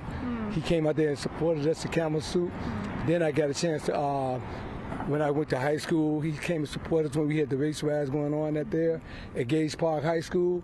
He came up to CTA when I worked at CTA, supported us, and he's been in my life ever since I was a child. And I just want to show my appreciation to the family that he helped us out a lot. And I just want to know that I just want to let him know that his family, God bless his family and God bless everyone who knew him. And I just want to show my respect, and I appreciate y'all being out here supporting him. And the family said that they, shared their father with the world, and that the world became a part of their extended family. And it sounds like you feel like, you're sort of a part of Jackson's world and the legacy that he left behind as well. Yeah, 'cause I grew up, his kids, his children, and we are all about the same age, so we all grew up together. And it was an honor to be able to go down there, knowing that he cared. He cared. You could sense the care and the sensitivity that he had for us, and he welcomed everyone. Everyone was able to go down there. My father, they marched together. I think that was at Marquette Park. They all marched down there. My father was with them, and he was our union rep. My father was a union rep at Campbell Soup, so I worked down there with him, and then I got a chance to work with a lot of good people at CTA, and Reverend Jackson came down there and supported us. He marched with us, and he did a lot of things. Some of the things I can't even. It's so many things to remember, that he done, and I really appreciate it. And my family, they all want to be out here, so I think they already down there already, because I missed it. I got here a little late. That's okay. And I'm on my way down there to the Operation Push. Yeah. I was going to say, how do you think that people, including yourself, can sort of pay his legacy forward with the rest of their lives? Well, one thing we could do is we could show love and kindness and keep hope alive, like he wanted us to do. Keep hope alive and let us know that, let people know that it's all about love. He put us here, and it's a rainbow collision. It's a melting pot. Everyone should be able to. The past made us where we are now, and we should make it much better for the children. It's all about the kids now, the future. And if we can give them an example and show them that the things that we built for them, they should keep continuing going on for their children, and to have y'all out here that let people know what's going on, that's a beautiful thing there, that you took your time to come out here. And I'm baffled. I don't even know what to say. Y'all brought me out my shyness. Yeah. Well, there's so much to say, and Irvin, thank you so much for taking the time. I mean, you gave me chills in what you were able to say just in your reflections of not only his impact on you, but your father and your whole family as well, because I think that's the sentiment that so many people in Chicago and around the world are feeling after his passing. So thank you for your time. I really appreciate it. Okay, Irvin. Thanks for having me here, and God is good. God is good. Everybody have a blessed day. Okay, well, thank you, Irvin. We appreciate it. Thank you. Okay, you too, Irvin. All right, well, we're going to send things over to our Lauren Victory now, who was along the procession route, and I believe she's going to be making her way to the headquarters of the Rainbow Push Coalition as well. Lauren, good morning. Hi, Jackie. Yeah, we're about 18 blocks from you, about 2.5 miles or so north on Cottage Grove. The procession passed by us about half an hour ago. We had a woman run up to us about 15 minutes ago. She said, "Did I miss it?" And I said, "Yeah, unfortunately," but I showed her a video. She said, "I was watching it on TV. I put jeans over top of my pajamas. I wanted to witness a piece of history for a man that made so much of history." She was truly appreciative and planning to bundle up and make her way over to Rainbow Push at some point in the next day or so. Again, there's 12 hours today, 12 hours tomorrow to be able to pay your respects. Now, we did get a chance to see some of the people that made it out in time. They were standing in front of their building on Cottage Grove, waving as the hearse passed by about 10 minutes after 8 o'clock this morning. We met a woman who shared with me that her mother knew the Reverend Jackson, especially when he first was starting to found the Push Coalition. She says she's 77, so she's known him her whole life, and I asked her what was her favorite memory of Jesse Jackson, Sr.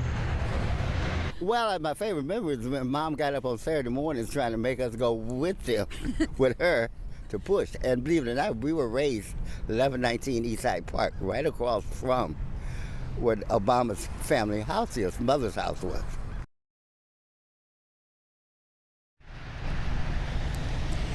You could just tell the impact you hear from so many people. Well, my mom or dad made me get up and go to push services, but there's so many people that we've spoken to over the last week or so, sharing memories of Reverend Jackson.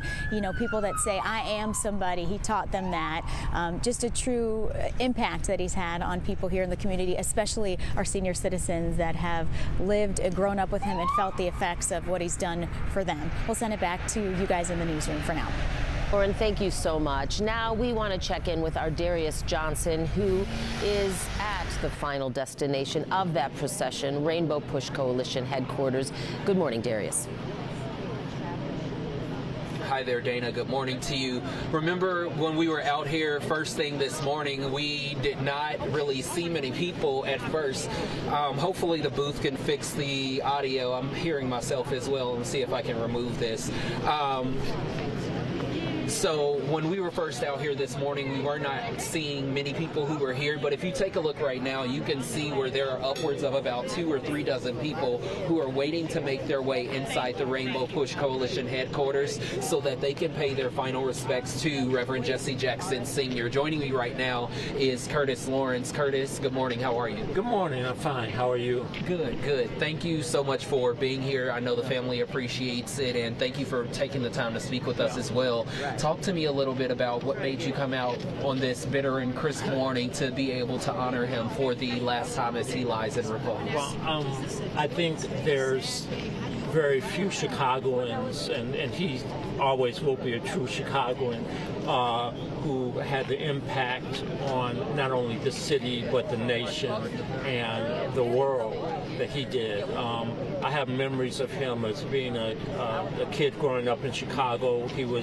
I was 11 or 12 when he came to my church on the south side of Chicago to talk about the grocery store boycotts. And fast forward years later, I've been a long-time journalist here. I had the privilege of covering him, and even when I traveled with him or interviewed him, I always felt like I was that little 12-year-old impressed with the man who told everybody that they too could be somebody. And so that's why it's important to be out here today.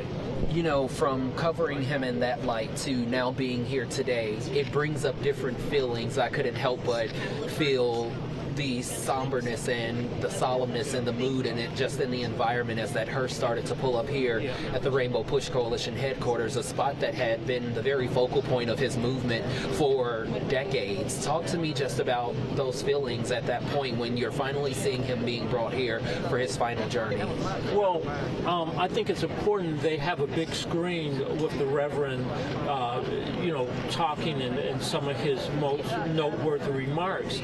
And the Reverend, I remember, while we're all sad because he's moving on, but the Reverend I know would be strategizing about what's next. What are we going to do about the state this country is in? He wouldn't be spending the day being sad. He'd be spending the day planning and strategizing what was next to make this country what it really should be. So I keep that in mind. Perfect. Lawrence, anything else you would like to add as we continue our coverage this morning? No, just I think it should be a day of reflection to what a great man we have the privilege of knowing. Thank you so much. I really appreciate it. And I think one of the most remarkable things that we've also seen as well, we've seen some who are obviously elderly and they are sitting down in chairs waiting to be able to get inside and pay their respects to Reverend Jesse Jackson Sr. I think that's been the most noteworthy thing this morning is seeing so many people who are older, many of those people who lived throughout the civil rights movement, people who knew what it was like during that time and was present for that fight that he continued to have throughout his life and throughout his journey. And we've even talked to some this morning who say that they are bringing high school students here so that they can understand the importance of who he was and the legacy that will continue to live on throughout so many people across the country and around the world. Dana Kozlov, we're going to go ahead and send things back to you as we continue to speak to people who are out here this morning to pay their respects to Reverend Jesse Jackson Sr. All right, Darius, and it's so important. It is so important to share that legacy and the importance of Reverend Jackson's life work with as many people as possible, especially the younger generation, as you mentioned. Well, Jackson will lie in repose again today and tomorrow at Rainbow Push headquarters, and then next Friday, a people's celebration, a public people's celebration is scheduled at the House of Hope. There will be private services then Saturday at Rainbow Push headquarters.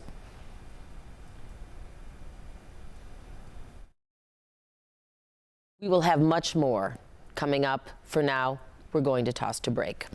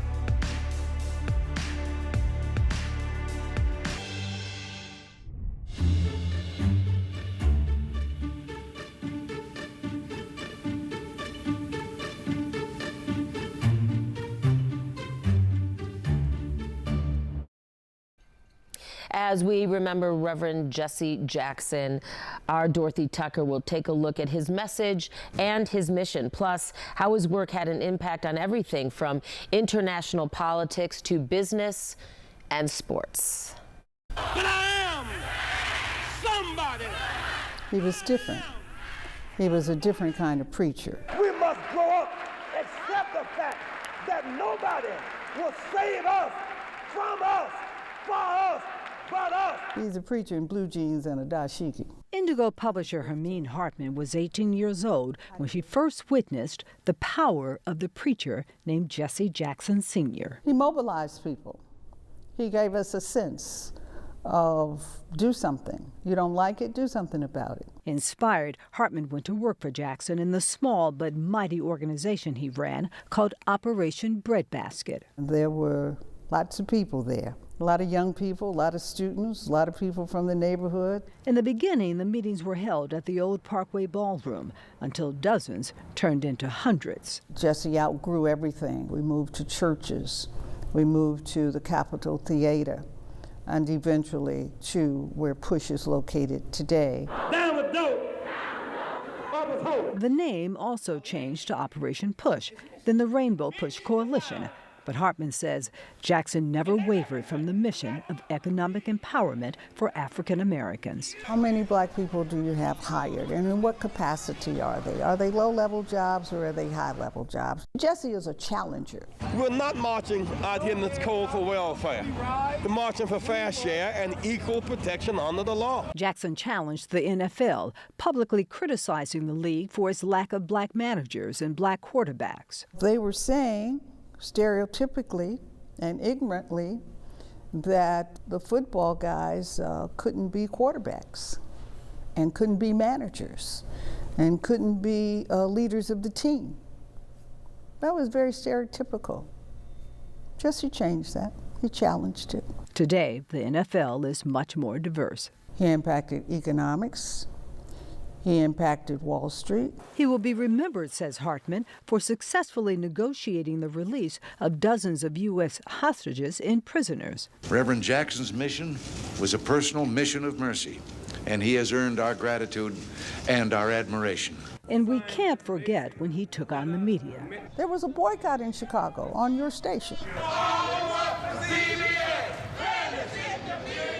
For 9 months, picketers protested the demotion of weekend anchor Harry Porterfield and demanded the hiring of more black managers in top positions. So, boom, you got a black station manager. This is your day of victory. Keep on pushing. Keep on pushing. In 1984, we must chart a new course. And again in 1988, Jackson ran for president.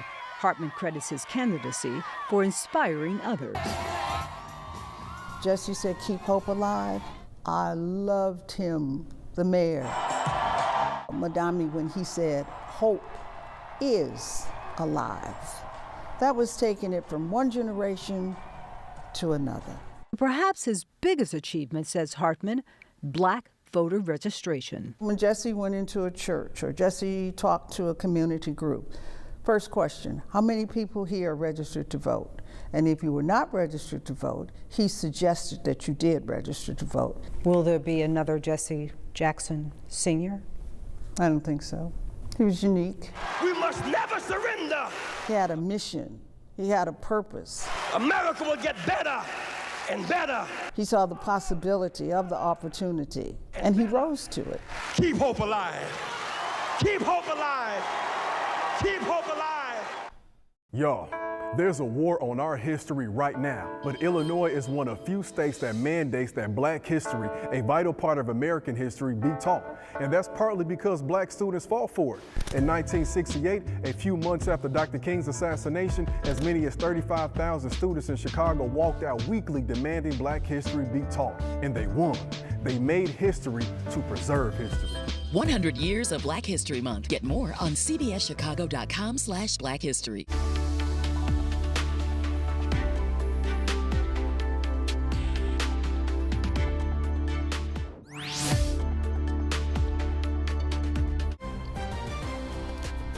This is CBS News Chicago. Good morning and good to be with you. I'm Adrena Sinclair. And I'm Dana Kozlov. It is 8:55. Time to get a check of your local news and weather. And we're going to start with meteorologist Laura Bannon for a look at the forecast. Yeah, breezy and milder today. We are up in the low 40s for highs. By 3 o'clock, it's 41 and down to the mid 30s here this evening. We've got a quiet stretch today. Tomorrow, a warmer day on Friday, 62 degrees before things cool off for the weekend. Have some snow chances ahead for the weekend, mainly on Saturday. Snow for Sunday appears far south of Chicago. All right, Laura, thank you so much. Chicago is starting to say goodbye to a civil rights icon. Reverend Jesse Jackson passed away last Tuesday at the age of 84. Today is the first of several memorial events in the city. Darius Johnson is live now at Rainbow Push Coalition headquarters with a quick look at how Chicago is working to remember the life and legacy of Reverend Jesse Jackson. Darius. Hi, ladies. Good morning to the both of you. In the last 45 minutes, Reverend Jackson's body entered inside Rainbow Push Coalition headquarters with his family, all comforting one another as they walked behind that casket and the pallbearers and those of the students of the Air Force Academy who all guided him on the inside. We have a lot more coming up at 9 o'clock this morning as many Chicagoans get ready to pay their respects to Reverend Jesse Jackson Sr. All right, Darius, thank you for that. And the Reverend Jackson will lie in repose today and tomorrow at the Rainbow Push headquarters. Then next Friday, there's a people's celebration scheduled at the House of Hope, then a private funeral on Saturday. And ahead at 9, we are covering the tribute starting for the late Reverend, and you can see his casket here arriving about 30 minutes ago to Rainbow Push, where he will lie in repose. We will be right back.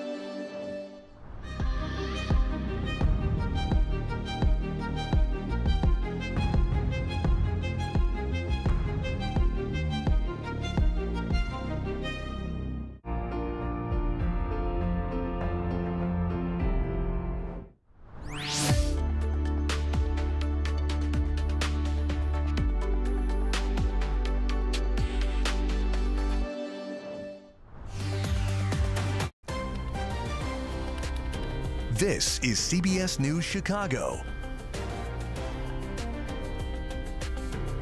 Good morning, everyone. I'm Dana Kozlov. And I'm Audrina Sinclair. Thank you for being with us this morning as we begin with services starting today for the late Reverend Jesse Jackson. Here you can see his casket being carried into the Rainbow Push Coalition headquarters, where his body will lie in repose for the next 2 days. People will be able to come pay their respects throughout the day, starting in about an hour at 10 a.m. And just a bit earlier, a procession led Jackson's hearse from the Leak & Sons Funeral Home in the Chatham neighborhood to Rainbow Push in Kenwood, where loved ones and members of the public have gathered to pay their respects. And one place that's been really a focal point of services and will be over the next week is the Rainbow Push Coalition headquarters. But we want to start with where that procession began this morning, a place that has a lot of history in the civil rights movement, the Leak & Sons Funeral Home. Jackie Casket live there now. Ladies, good morning to you. Well, that procession began around 7:45 this morning from the Leak & Sons funeral home in the Greater Grand Crossing neighborhood here on the south side of Chicago. And it is clear just how deeply involved in the community Reverend Jesse Jackson was, because even his family has a really close bond with the family that runs this funeral home. And we watched as Jesse Jackson's entire family came out for the beginning of this procession this morning. We watched as the casket holding Jesse Jackson's body was carried out of the funeral home. Again, his entire family present for that very important moment. His wife Jacqueline, his adult children, and his grandchildren as well. We know just how tight-knit this family is. The Jackson family said they shared him with the world, and in return, the world became a part of their extended family. And we actually just spoke to a longtime Chicagoan, Irvin Clay, who said that Reverend Jesse Jackson was so important to his family, his father, who was a World War II veteran and union worker, and to Clay himself, who spent his entire career working for the CTA. So listen to some of his reflections. As I was a young child, my father, he always went to Operation Push and the bread basket, and I had a chance to work with my father at Camel Soup. He came out there and supported us at Camel Soup. I just want to show my appreciation to the family that he helped us out a lot. Again, Jackson's body will lie in repose at the Rainbow Push Coalition headquarters, where our Darius Johnson will be live in just a moment. But we also know that this is really just the beginning of several memorial services that will take place over the next week. So Jackson's body will then go to South Carolina, where he was born, and then to Washington, D.C. because of his close ties to politics. But he will be back here in Chicago by the end of next week for a people's celebration on Friday and for a private funeral for his family and close friends on Saturday. Ladies, back to you. Jackie, thank you. Now we want to go to our Darius Johnson, who's been live outside the Rainbow Push Coalition headquarters, as people will begin in about an hour, Darius, to remember the civil rights icon. Hi there, ladies. Good morning to the both of you.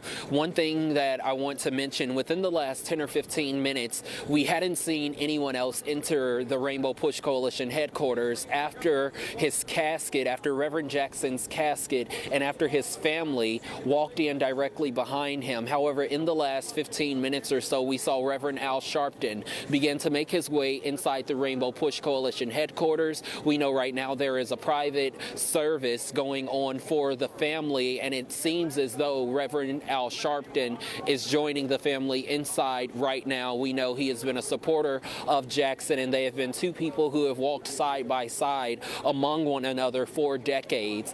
Just to set the stage for you all a little bit, there are so many gates around the Rainbow Push Coalition headquarters this morning, and off to my left, that's where there are about 3 to 4 dozen people, Chicagoans, who are lined up this morning, who are ready to pay their respects to Reverend Jesse Jackson Sr. Again, this building, the Rainbow Push Coalition headquarters, it's been around for about 5 decades, and it is one of the most visible expressions of his work. Now, it was founded back in the 1970s, and Rainbow Push grew from a local organizing effort to a national platform for civil rights, economic justice, and political mobilization.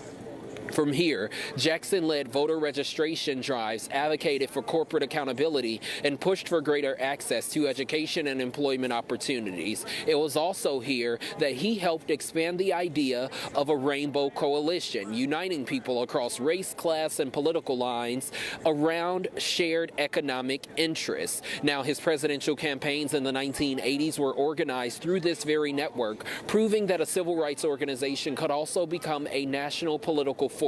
And for so many in Chicago, those weekly gatherings became a place where local concerns met national attention.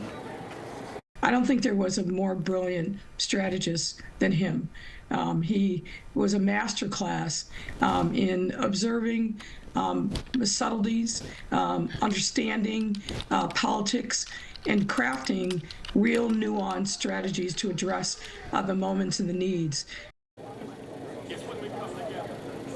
Now, in about 55 minutes from now, those brown doors here outside the Rainbow Push Coalition headquarters at 50th and Drexel will begin to open for the sea of people who are slowly arriving to be able to honor this civil rights icon. Many of those people here that I've been able to speak to this morning are people who lived throughout the civil rights movement, many people who remember some of his notable moments, remembering those speeches that are playing on the Jumbotron right here as they sit here and get ready to reflect on his life and his legacy. We know that his lying in repose will go on until 10 o'clock tonight and again tomorrow. For now, we're live outside Rainbow Push headquarters. I'm Darius Johnson. Ladies, back to you. Darius, thank you. And after those 2 days, the Reverend's body will then be transported to South Carolina, where he will lie in state and in the nation's capital to allow people there to pay their respects before he's returned here back home for memorial services late next week. There will be a people's celebration, a homegoing service at House of Hope next Friday, and then a private funeral on Saturday.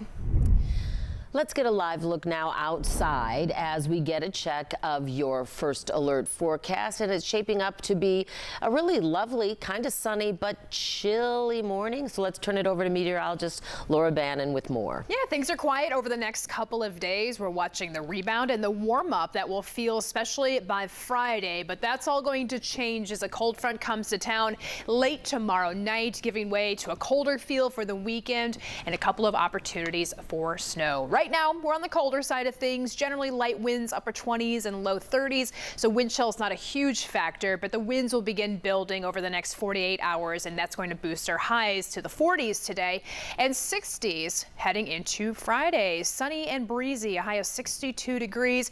Mentioned snow for the weekend forecast. We'll track that hour by hour and look at the totals coming up here shortly. And we'll see you then, Laura, for those details. Thank you. For now, we want to turn to some other stories we're following right now, including this mass shooting in Woodlawn. 4 men are in the hospital right now after they were shot at a gas station in Woodlawn last night. Police say the victims were near Stony Island and Marquette when multiple people got out of a car, opened fire, and then drove off. All 4 men were taken to the hospital for treatment. We know at least one of them is in critical condition right now. Police say responding officers saw the suspect's car and chased it. Police say they also recovered multiple firearms, and multiple persons of interest are now being questioned in the shooting. A woman will remain behind bars following the deadly carjacking of an Uber Eats driver on Chicago's west side. 33-year-old Montoya Perry is now charged with murder and vehicular hijacking. The assistant state's attorney says the victim, Daniel Figueroa, was delivering food at Loretto Hospital. Detectives say surveillance camera shows Perry, the suspect, and 2 other people get into his van. We're told he ran and tried to open the passenger door, but Perry accelerated, causing him to fall to the ground, and eventually he was run over. I am happy in my heart that she's being detained and that the case is moving forward. There's no doubt in our minds that she did it, and she did it with intent to hurt. Prosecutors say Perry has 8 prior felony convictions, which includes burglary, forgery, retail theft, fleeing and eluding, and robbery. Today, the man convicted in the 2014 Bali suitcase murder is expected in a Chicago courtroom. Federal authorities arrested Tommy Schaefer this week after he served more than a decade in prison in Indonesia. Prosecutors say that Schaefer and his then-girlfriend Heather Mack conspired to kill Mack's mother, Sheila Von Wiesmack, to access trust fund money. They stuffed her body in a suitcase. Schaefer now facing federal conspiracy charges, while Heather Mack is already serving a 26-year sentence in the U.S. for her role in all of that. Students, families, and staff from the Aspira charter schools plan to gather outside the Chicago Public School headquarters today to protest a proposal to close those schools mid-year. They'll rally ahead of today's board meeting. Aspira leaders say CPS has never closed a school mid-year before. Aspira operates 3 high schools, and leaders say the closure of one of them, Aspira Business and Finance High School, could displace hundreds of students in Chicago's Avondale neighborhood.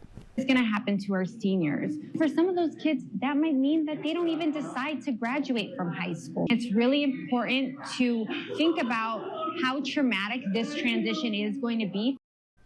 The community is calling on CPS leadership and elected officials to allow Aspira schools to complete the academic year. And still ahead, a new documentary telling the stories of Black resistance in Illinois. A high school senior is the voice behind it. She joins us live along with the film's producer. And investigators say they've seen a boost in tips coming in since Nancy Guthrie's family increased the reward total.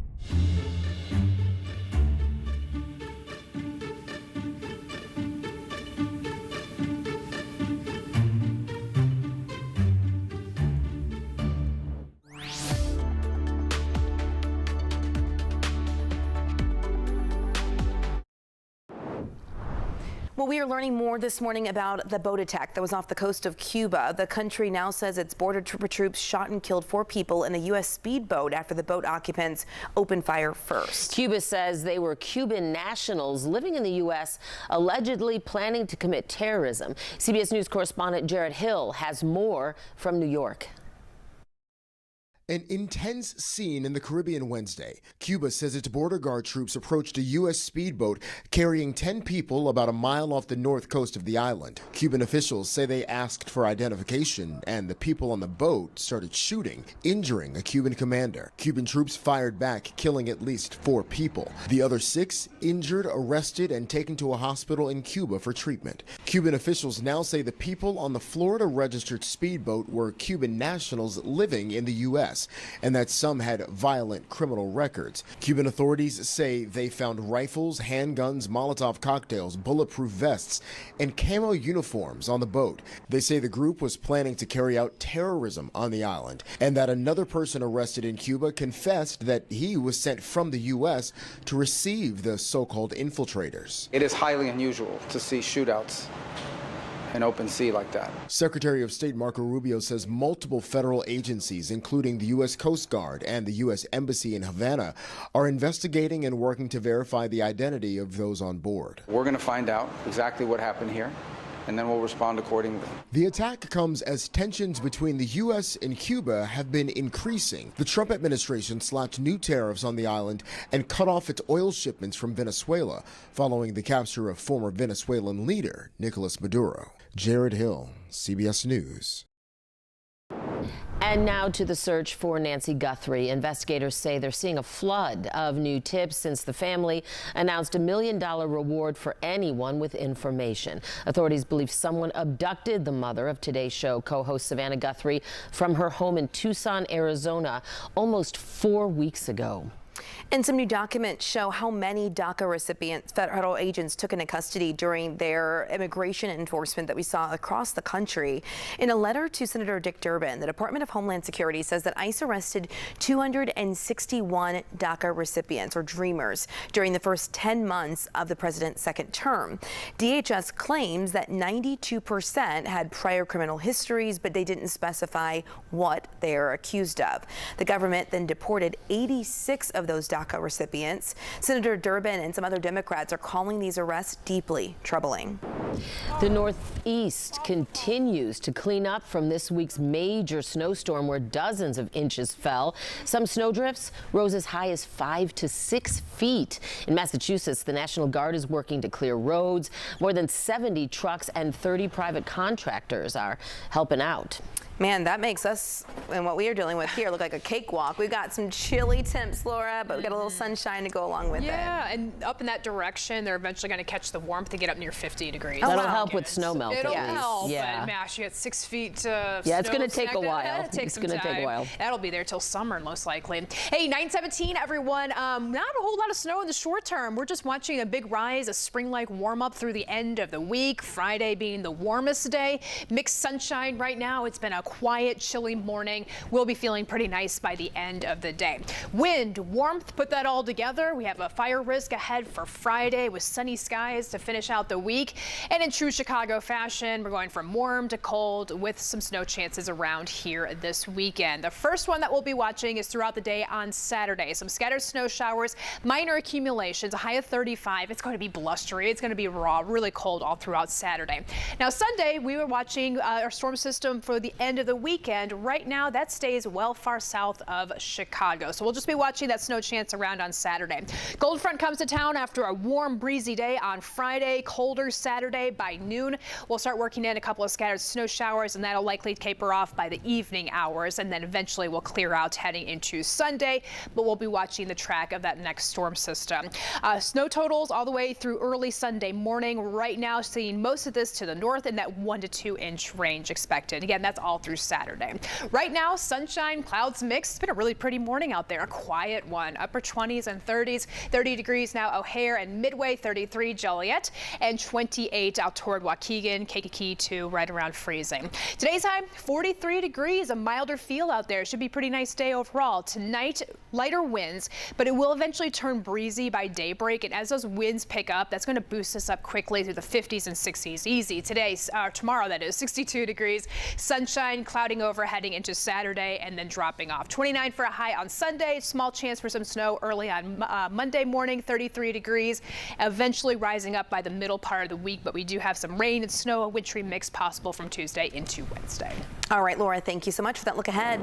Well, still to come here on the show, a documentary showcasing Black resistance movements throughout Illinois. Two people behind the film join us live to talk about the journey and also the significance behind this. And we want to give you a live look outside Rainbow Push headquarters, where people have started lining up, as you can see, to pay their respects to the late Reverend Jesse Jackson.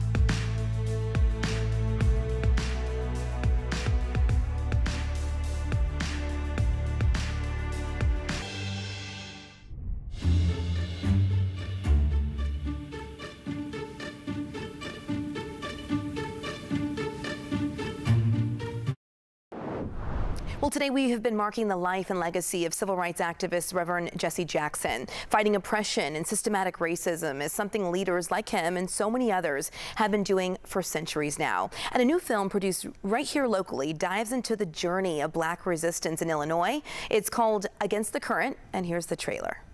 It's no secret that some of the most notable organizing for racial justice in the country took place in Illinois. Whether Chicago, Springfield, East St. Louis, Cairo, or the thousands of other communities across Illinois. By remembering the links between our past and present, we might understand the links between the present and future.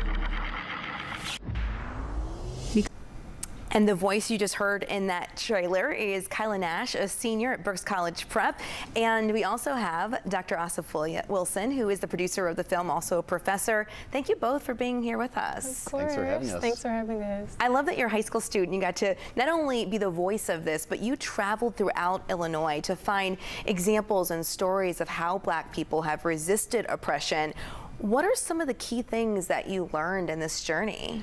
I feel like on my journey, I learned not only of Black resistance throughout Illinois, I also learned of listening to different perspectives, stepping out of my comfort zone, and just self-identifying with the people that I was surrounding myself by and learning their story by putting myself in their shoes. So you went on this journey to learn as well. I mean, we see you in some of the videos here, opening up books, talking to people, and really diving in, right? Yes, of course. And Asif, one of the things is you really wanted to speak with so many different voices. Who did you seek to talk to? I mean, what was this journey like for you? Yeah, so we really wanted to get people who could engage young people. That's our primary audience here, middle and high school students, so people who could be captivating, but also people who knew the stories. And in particular, you know, as a Chicagoan, I love Black history and Black her story from Chicago, but we also wanted to tell the stories from thousands of other communities across the state of Illinois. So we go as far south as Cairo, the southernmost point of Illinois. We're in Robbins, the hometown of my father, so this work is personal to me.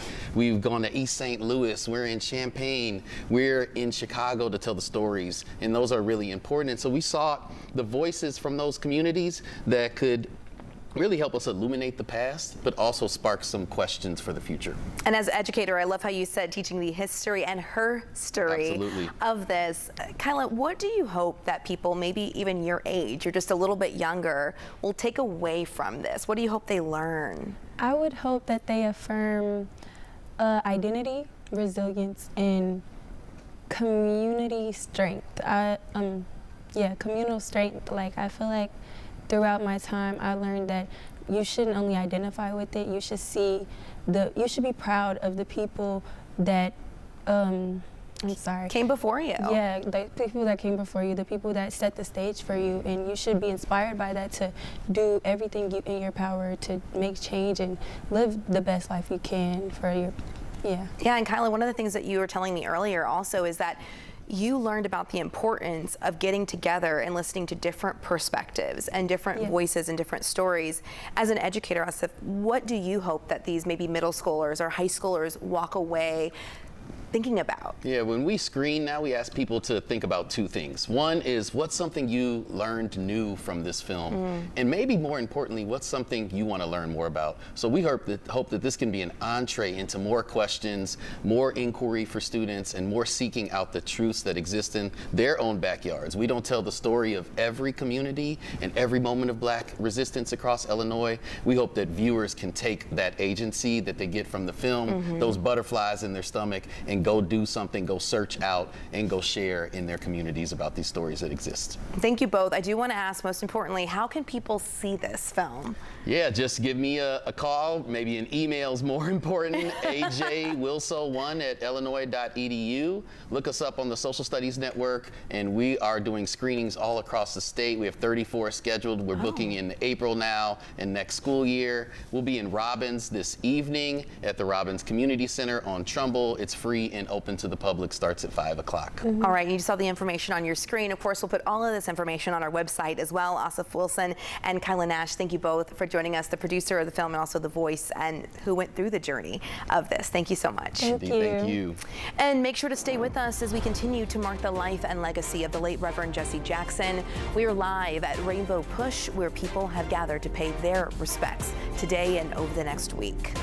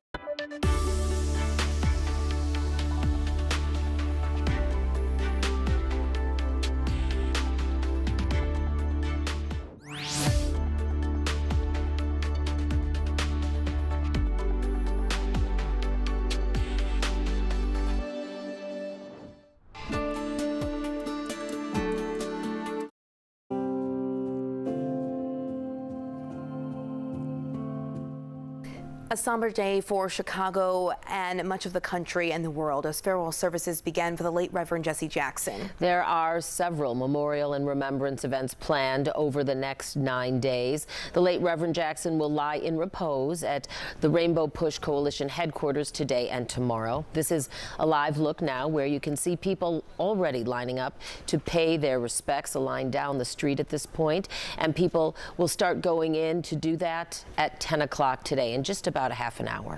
But earlier this morning, this is where the procession began. A hearse carried Jackson's body across the south side from the funeral home Leak & Sons to Rainbow Push. Let's start now with Darius Johnson, who has been live outside Rainbow Push headquarters all morning long. Darius, so the line is at least a block long at this point, I see. Hey there, ladies. Good morning to the both of you. Yes, that line is going all the way down Drexel Boulevard, going north along Drexel Boulevard, and at least is stretching nearly to about 51st right now. Right now, we're standing at 50th, and it is still going. If you're able to take that look from our second camera right now, where it is showing the amount of Chicagoans who have started to gather in this line to pay their respects to Reverend Jesse Jackson Sr. Many of these people telling us that they woke up on this cold and dark day to be able to honor someone who has continued to pave the way for African Americans, someone who was a change agent in the lives of so many people who were out here, and someone who is a civil rights icon and an activist. As we talk about the people who have slowly started to make their way inside Rainbow Push here this morning, aside from his family, we also saw Reverend Al Sharpton. All of this happening on the first day that Jackson lies in repose here inside the same building that has stood as his headquarters for more than 5 decades. And for many of those people who are gathering here today, this is not just a viewing. It is a chance to stand inside a movement he helped build. For more than 60 years, Jesse Jackson's life was intertwined with the city of Chicago. After working alongside Dr. Martin Luther King Jr., he made this city the base of his activism, founding Operation Push, later the Rainbow Push Coalition, turning local organizing into national influence. From voter registration drives to economic boycotts, from marches to presidential campaigns, Jackson helped push America to live up to its promise of equality. His message, "I am somebody. I may be poor, but I am somebody." That became a declaration of dignity for generations of children, particularly black children. His presidential runs in the 1980s proved that a black candidate could build a broad national coalition, reshaping American politics for years to come. And that work is what has brought so many Chicagoans out to honor him today. It just feels good and great that he was a part of that. I was a part of that history, and knowing that I'm standing on his shoulders because he paved the way for so many to understand the importance of getting out, supporting the community, and making sure that we understand what it is to go out to help one another and help and pass down traditions. So his legacy will live on because of the things that he have done to help this society. Ladies, one thing that is just so remarkable this morning, I've been standing here since 4:30 this morning. At first there was no one, and then around 7 o'clock, before that procession started to leave Leak & Sons funeral home, we saw a handful of people, and now you see that has grown, and it has went down the block here along Drexel Boulevard as people get ready for the doors of the Rainbow Push to headquarters to open at 10 o'clock this morning. Organizers say they expect a steady stream like this throughout the day as he lies in repose here till about 10 o'clock. And while America will remember this civil rights giant, Chicagoans will be preparing to say goodbye to a man whose voice was a constant presence in this city for more than half a century. Ladies, this morning, that voice, that presence will have its final rest here at the Rainbow Push headquarters. We're live here outside Rainbow Push this morning at 50th and Drexel. I'm Darius Johnson. Dana, Audrina, back to you. Darius, thank you so much for that report. Well, during the procession carrying Reverend Jackson's body across the south side of the city, many people came out to wave and pay their respects. And our Lauren Victory was along the procession route and spoke to some of those people. She joins us with more from the Woodlawn neighborhood. Good morning. We are at 60th and Cottage Grove Avenue, about 18 blocks from the funeral home. The hearse containing the remains of Reverend Jesse Jackson passed by around 8:10, just about an hour and 20 minutes or so ago. And while we didn't see many people out here before that procession began, we did spot a few residents of a home across the street come out to pay their respects right as the casket passed by. One of the women that we spoke with said that the Reverend Jesse Jackson knew her mother, and that because of that, she knew him for her whole life, 77 years. She described how her mom would wake her up early on Saturday morning to go to services, and just how much of an impact the Reverend had on her life. She says that she grew up in the height of the civil rights movement, and she is so appreciative of everything that the Reverend Jackson did for her. Here's what she said. She could not miss coming out this morning to say her goodbye.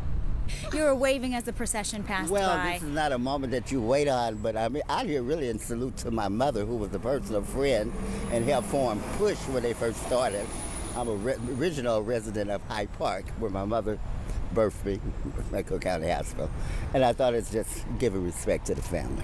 You were saying that you were a little surprised that there weren't more people out here. I really was. I really am. You know, but Chicago is kind of slow to warm up on cold days. Again, that procession is already done and over with past this area here in Woodlawn, but people have 12 hours today and 12 hours tomorrow to say their goodbyes inside the warmth of Rainbow Push headquarters. Although, a fair warning, you might have to wait outside in line for a little bit. I'm Lauren Victory reporting in Woodlawn, CBS News Chicago. Yes, we did see lines already forming, as Darius showed us, outside of Rainbow Push. The late Reverend Jackson will lie in repose at the Rainbow Push Coalition Chicago headquarters for the next 2 days, so there is some time. His body will then be transported to South Carolina, where he'll lie in state, and then go to the nation's capital before his body is returned here for memorial services late next week. There will be a people's celebration next Friday at House of Hope that is open to the public, and then a private funeral on Saturday. Let's turn now to your first alert forecast as we take a live look outside from Navy Pier. Sun is shining there over the Centennial Wheel, as we like to see here when it's this chilly outside. Meteorologist Laura Bannon is in our first alert weather center now with more on what the next few days hold for us. Yeah, Laura. quick little warm up to finish out the week. Highs on Friday in the 60s. So we'll start to build off that here today. We're still on the colder side of things at below freezing, but we do finish out the day with a high of 43 degrees, and then breezy sunshine for Friday with a high of 62 degrees. Around the area, that's 20-25 degrees warmer than normal. It's just a one-day spring warm-up. We change and go right back to reality here this weekend, starting off with a snow chance on Saturday. We'll track it in the colder air that's moving back in coming up here shortly. All right, we'll see you soon for that, Laura. Former Secretary of State Hillary Clinton and former President Bill Clinton set to testify before House lawmakers this week as part of an investigation into Jeffrey Epstein. Bill Clinton is among the prominent people, the most prominent people appearing in the Epstein files. Neither have been accused, though, of any wrongdoing. Both depositions will be behind closed doors, but will be transcribed and filmed. Meanwhile, some members of the House Oversight Committee are asking the Justice Department about missing Epstein-related documents. Our question to the FBI and the DOJ is, why aren't the documents there? Why have they been removed? The top Democrat on the House Oversight Committee says documents from an Epstein survivor who reportedly accused President Trump of sexual misconduct back in the 1980s are missing from the publicly released files. In a statement to CBS News, the White House says that Trump has been exonerated by the release of the Epstein files, but the Justice Department remains under fire for only releasing about half of the estimated 6 million pages they have on Epstein. Also developing this morning, Chicago's credit rating is being downgraded in the wake of last year's budget battle between the mayor and the city council. Fitch Ratings has given Chicago a BBB+ overall, while downgrading sales tax securitization from AAA to AA+. The company says it reflects the operating deficit since 2023. In a statement, they say the downgrade is due to disagreements between Mayor Johnson and his administration and the city council, adding the disagreements have impeded decision timeliness and the development of a plan to restore balance. Well, Evanston Township High School officials say the entire Loyola Academy student section was removed after a spectator shouted a racist remark at one of their student athletes. So this happened Tuesday night. It was during the sectional girls basketball championship between Evanston and Loyola. Evanston officials say that IHSA officials and Maine South Athletic Department immediately removed the students. ETHS says that they are committed to protecting their students and confronting racism whenever it occurs. And now to a new development in the Bears' potential future home in Arlington Heights. Later this morning, the Illinois General Assembly will begin considering a bill to give the team some tax certainty if they build a new stadium in the state. This comes about 4 years after the Bears bought the former Arlington International Racecourse with the aim of turning that site into a new stadium. HB 910 would allow any mega project involving an investment of $500 million or more to negotiate a freeze on their property tax assessment. That negotiation would have to involve the impacted local taxing districts too. In this case, the village of Arlington Heights, Cook County, and the various school districts in that area. The project would also earn an exemption from state and local sales taxes for building materials. The first hearings on this bill were supposed to begin a week ago, but they were canceled with just a few hours' notice while changes were being made to the bill's text. And a bill that would pave the way for a new Bears stadium in Hammond, Indiana, is expected to be sent to the state Senate for a final vote today, and then that would head to the Indiana governor's desk. The legislation would invest $1 billion of taxpayer money into a stadium, something Illinois is not offering the team. Today, hundreds of high school students in Cook County have the chance to vote for the first time. The citywide parade to the polls will be bringing high schoolers to the Chicago Early Voting Loop Super Site on State Street. That started about 15 minutes ago. It runs through 1 this afternoon. Students will be learning who and what is on their ballot. They can also register to vote and cast an early voting ballot. The clerk is also bringing early voting sites to 24 suburban high schools, allowing students and staff to vote, giving them more easy access to that opportunity. The Chicago Board of Elections says they have received more than 21,000 ballots so far ahead of the March 17th primary election in Chicago. More than 2,000 early voting ballots have been cast. The Board of Elections has also received more than 19,000 mail-in ballots. Well, we're about 3 months out from the grand opening of the Obama Presidential Center, and new this morning, the center sharing how they plan to honor those who helped create it. In one of the lobbies, there will be a worker appreciation wall. It will include the names of 4,500 people who worked on this project. We're told the installation will be 30 feet long and 6 feet tall. The Obama Center is slated to open to the public in June. And to celebrate the final days of Black History Month, students in Naperville will take a jump from history into the future, literally, this afternoon. The 40-plus Double Dutch Club of Aurora and Naperville will be bringing their mix of education and entertainment to Collishaw Elementary. The club will teach students about the cultural significance of Double Dutch and its history within the Black community. We've done a lot with this group, and they really want this younger generation to keep knowing how to Double Dutch. It was such a big part of their upbringing, so it's fun to see them teaching the younger kids how to do it. It always is, for sure. Well, still to come this morning, our coverage of services for the late Reverend Jesse Jackson continues. We are outside Rainbow Push Coalition headquarters, where you can see a line is growing outside as people wait to pay their respects.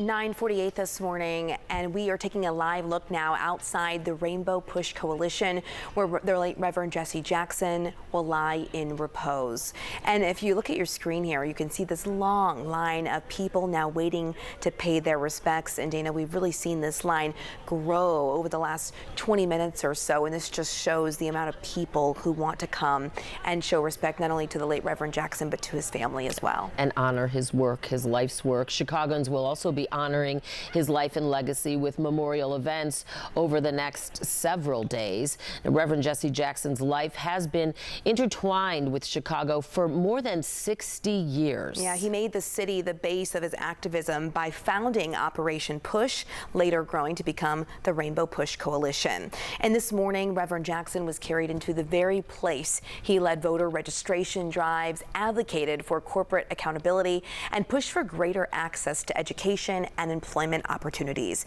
It was also where Reverend Jackson helped expand the idea of a rainbow coalition, uniting people across race, class, and political lines around shared economic interests. And today, the doors will be opening in 10 minutes for people to go inside. Organizers are expecting a steady stream of people throughout the day and over the next day tomorrow as well. One thing that is really fortunate here is people line up. We do not have any rain or snow. There's no inclement weather, Laura. We have some pretty good conditions out there this morning. Especially tomorrow, too. Absolutely. Yeah, things are super quiet through today, and tomorrow it's the weekend that things start to turn busy again. So far this morning, we've been stacking on the chillier side of things. Mixed sunshine, beautiful skies.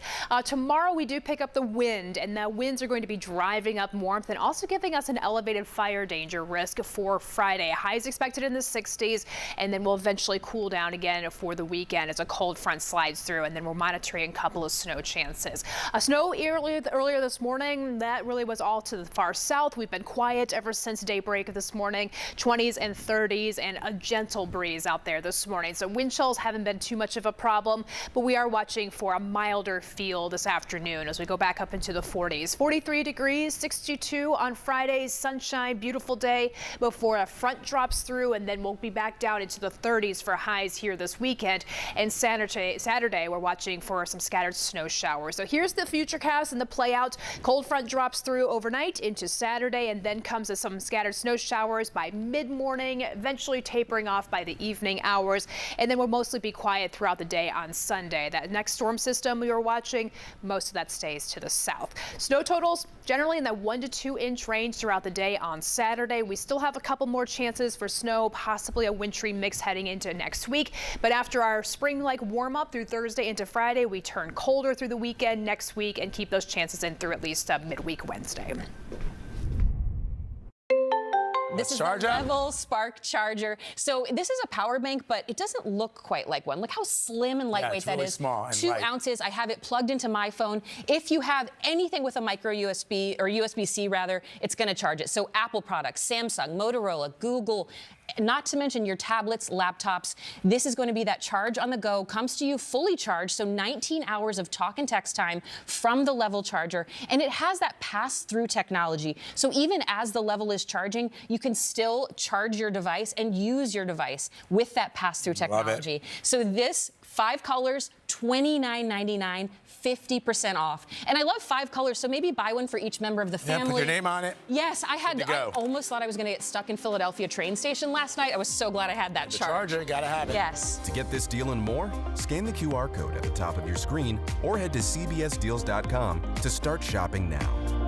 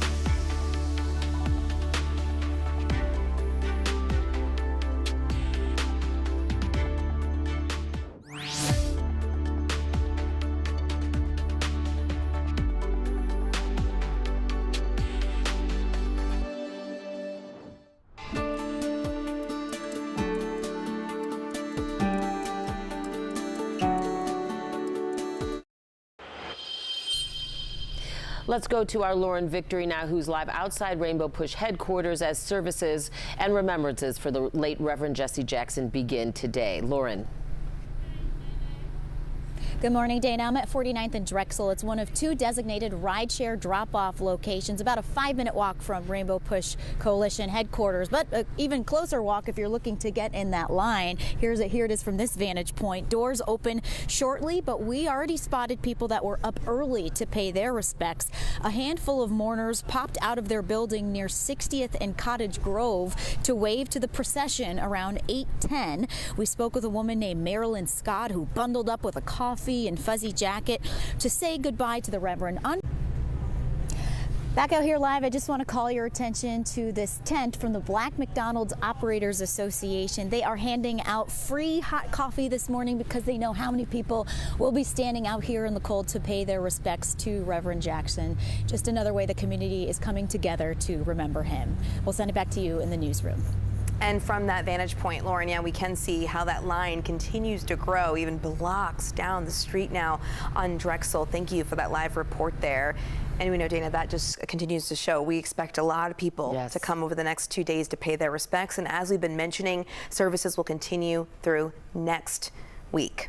Well, that does it for us at 9, but we are continuing our coverage of services and much more, all streaming on CBS News Chicago. We are also live at 10 today as the first day of services for the Reverend Jesse Jackson begin. We will now leave you with another live look outside Rainbow Push Coalition headquarters. As Audrina and all of our colleagues have been saying, the line continues to grow for those who wish to pay their respects.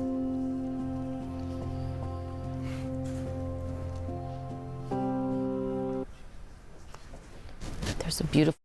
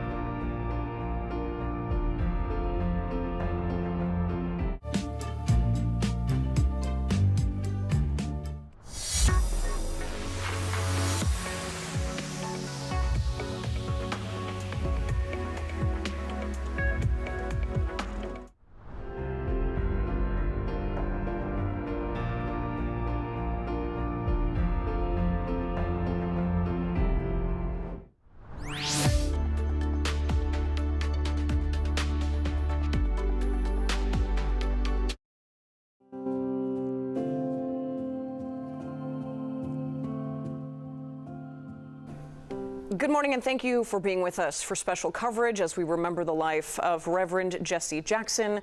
I'm Marie Saavedra. And I'm Jim Williams. Today begins a number of services to honor the civil rights icon who passed away last Tuesday at the age of 84. This is a live look at Rainbow Push, where the Reverend Jackson is lying in repose. As we wait for that camera, we know there's been a long line of people who've been getting in line to pay their respects since very early this morning. And here you're looking at a clip of the casket that carried the body of Reverend Jackson into Rainbow Push this morning. This is just the beginning of several ceremonies in his honor. He will be traveling after these next 2 days here in Chicago to South Carolina and then to the nation's capital to allow people there to grieve and pray before his body is returned to Chicago for more memorial services set for late next week. His funeral is next Friday. There will be private services for his family next Saturday. His family was there to help carry the casket inside after a long procession through the south side of the city, from the Leak Funeral Home at 78th and Cottage Grove to 50th and Drexel, the longtime headquarters of Rainbow Push. This was the view as the procession left Leak & Sons Funeral Home, again at 78th and Cottage Grove, and made its way to Rainbow Push in the 8 a.m. hour this morning. And we saw a lot of people who we understand were able to leave their homes or gathered on the sidewalk to wave to the family and show honor as the procession passed through parts of Chicago. Fitting, the Leak family and the Jackson family have been close for decades. And it was obvious that he was going to be at the Leak Funeral Home. We also saw family gathering outside Rainbow Push before going inside for a special ceremony. Our Darius Johnson was there. He watched as they entered Rainbow Push, some of the first Darius, and now I understand doors are opening and people will be able to go in and pay their respects. The public will for the very first time. Jim and Marie, so good to be with the both of you this morning on what is a solemn and somber morning for not only the city of Chicago, but the nation and the world. All of those who know the body of work that Reverend Jesse Jackson Sr. now leaves behind in his legacy. We are waiting for them to open the gates. We do have another camera. If you all are able to pull up that camera from our photographer, Edwin Ramirez, he will show as that line begins to move, as people begin to move inside the Rainbow Push operation headquarters this morning. One thing that I also want to note is you all talked about the family members who started to walk in behind that casket when he was brought here around 8:30 this morning. We just saw Reverend Al Sharpton joined by Jesse Jackson Jr. Both of them stepped out and had a moment where they were able to speak to the media. That was about 5 minutes before we came to you all. So I know we'll be working to get that to you all at some point throughout this morning. But that line, the show of support, the people who are here to pay their respects, it goes down the block, down Drexel Boulevard to at least about 51st or 52nd Street. As far as I can see, there are so many cameras here, you can't even see how far this line goes, but so many people have been filing in throughout the morning as Jackson will lie in repose here both today and tomorrow, right here inside Rainbow Push headquarters, which has been around for more than 5 decades and is essentially one of the most visible expressions of Jesse Jackson's work. Now, for more than 5 decades, this place wasn't just an office. His work stretched far beyond these walls, and it was a staging ground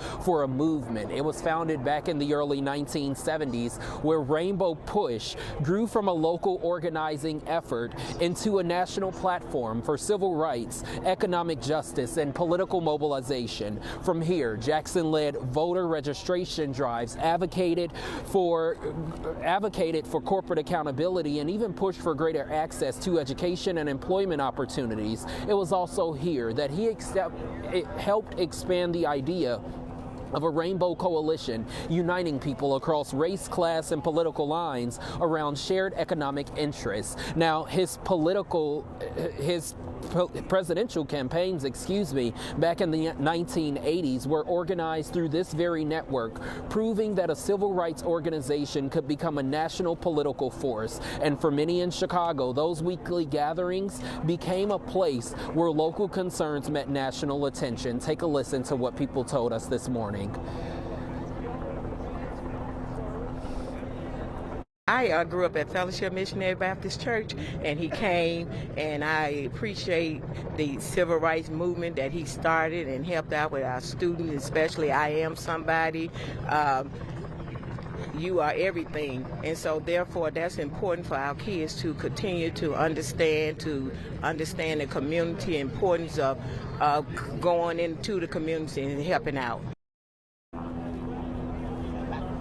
Jim and Marie, back out here live this morning. Organizers tell us that they do expect a steady stream of people. So while the hundreds who have shown up bright and early this morning to be able to be some of the first ones to make their way inside Rainbow Push headquarters to be able to pay their respects, they will certainly not be the last. They are expecting people to continue to show up throughout the day, as the doors are expecting to open in just a couple of moments, and they will be open until about 10 o'clock tonight. And again, this will also take place once again tomorrow. Again, as we know, for decades, this building has essentially amplified Reverend Jackson's voice. And today, it becomes a place of reflection for a movement that once again stretched far beyond these walls. Again, we have that other camera here to be able to show you all that line as soon as people start to make their way in. So hopefully you all will be able to see that right here from outside Rainbow Push headquarters. Jim and Marie, I'm going to send things back to you. The line is certainly growing. Thank you, Darius.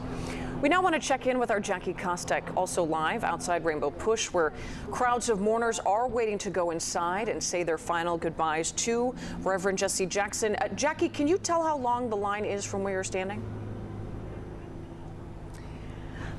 Jim and Marie, good morning to you. I cannot. We're actually standing at the corner of 51st and Drexel right now, and this is one of the drop-off locations for folks who might be taking rideshare vehicles or a cab to be able to pay their respects. But we're just about a block south of the Rainbow Push Coalition right now, and we set up shop right outside of a pop-up Black McDonald's Operators Association tent, and they are setting up here for the next couple of days to be able to just spread some kindness, give folks a cup of coffee who want to come and again pay their respects and honor the late and great Reverend Jesse Jackson. I'm here with Terry this morning, who actually set this up this morning for folks. Good morning to you. Good morning, Jackie. How are you today? Well, I'm doing really well. Let's talk a little bit about why you wanted to set this up and just sort of greet folks as they come and pay their respects. Well, we wanted to set this up for the BMOA, just like Jesse Jackson. It's a big community. We want to help out the community, give everybody warm, hot coffee. That's what he would like. That's what he does,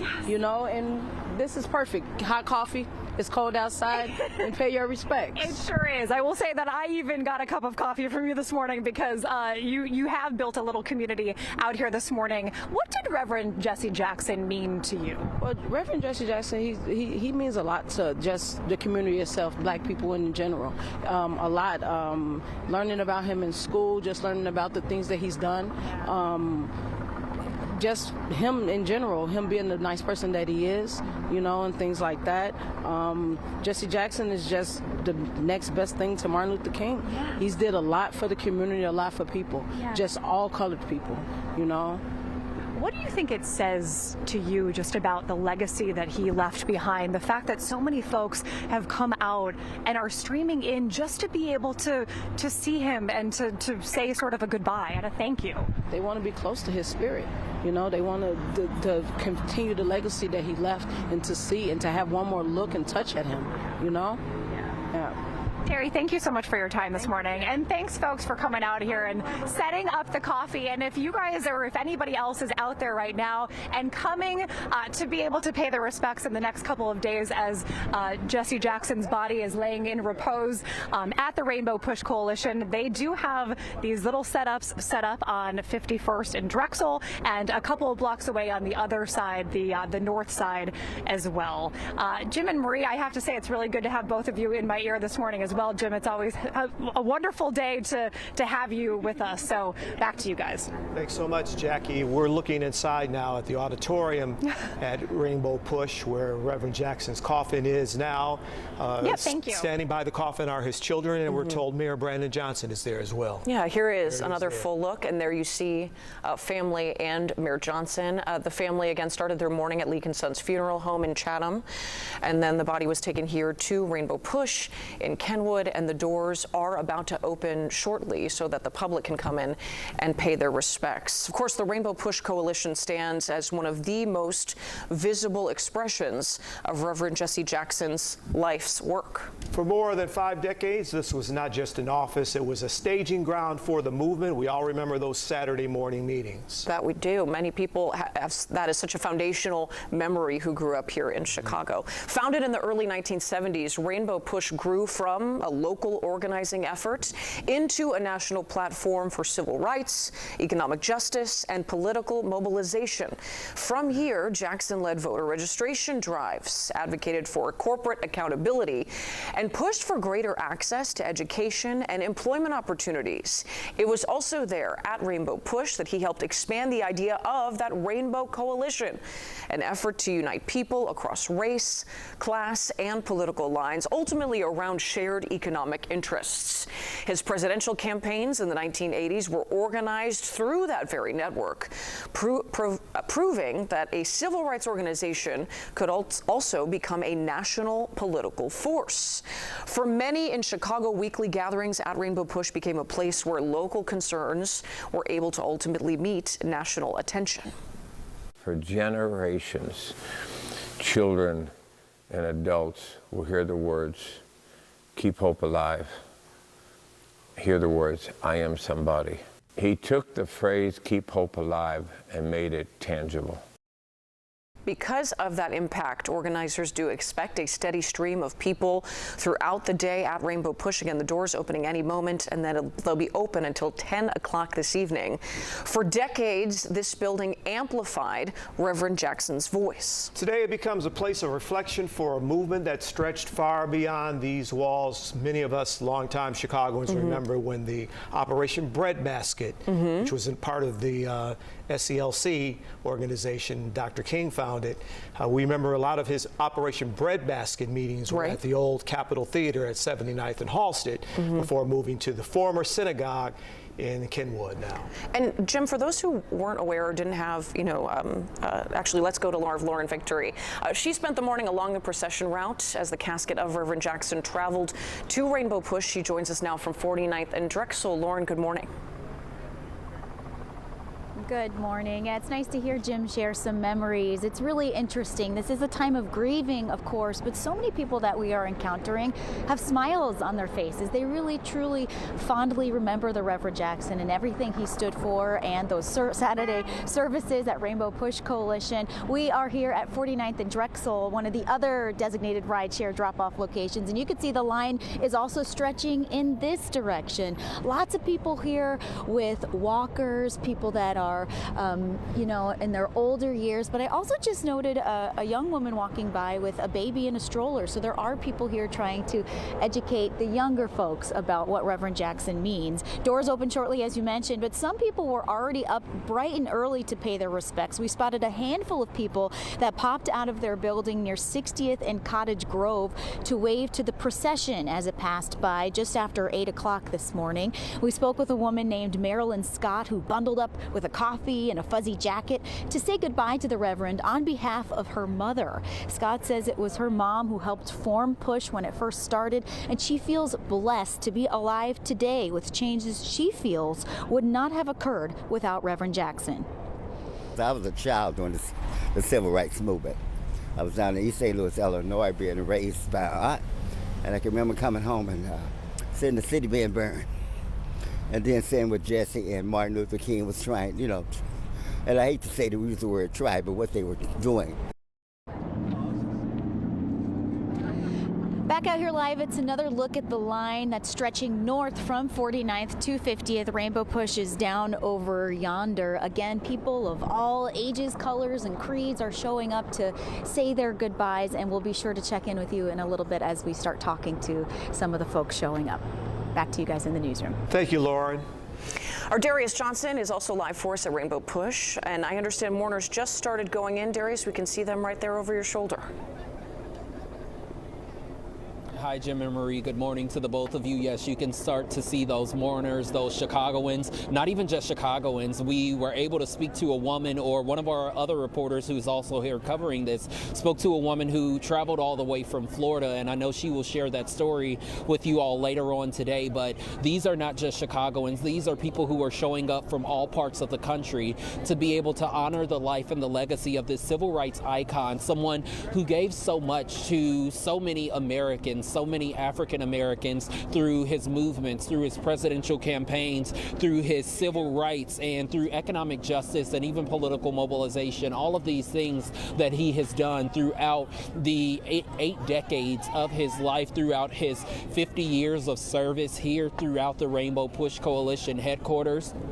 Again, you see those people from our other photographer's camera, those people who have started to make their way in. You can really see that there's a line outside of Rainbow Push Coalition headquarters right now along the steps as people start to make their way in. Some of the first people who are going to be able to make their way in and pay their respects, they showed up as early as 7 a.m. this morning, and many of them are people who lived through the civil rights era, some of them even getting emotional and really taking in that moment, understanding that this is the final journey to someone who is essentially a historian, someone who walked alongside Dr. Martin Luther King Jr., someone who fought for so many rights. These people are now walking inside the Rainbow Push Coalition headquarters, where Jackson led voter registration drives, advocated for corporate accountability, pushed for greater access to education and employment opportunities, someone who also just pushed for more political opportunities for African Americans and for African Americans to be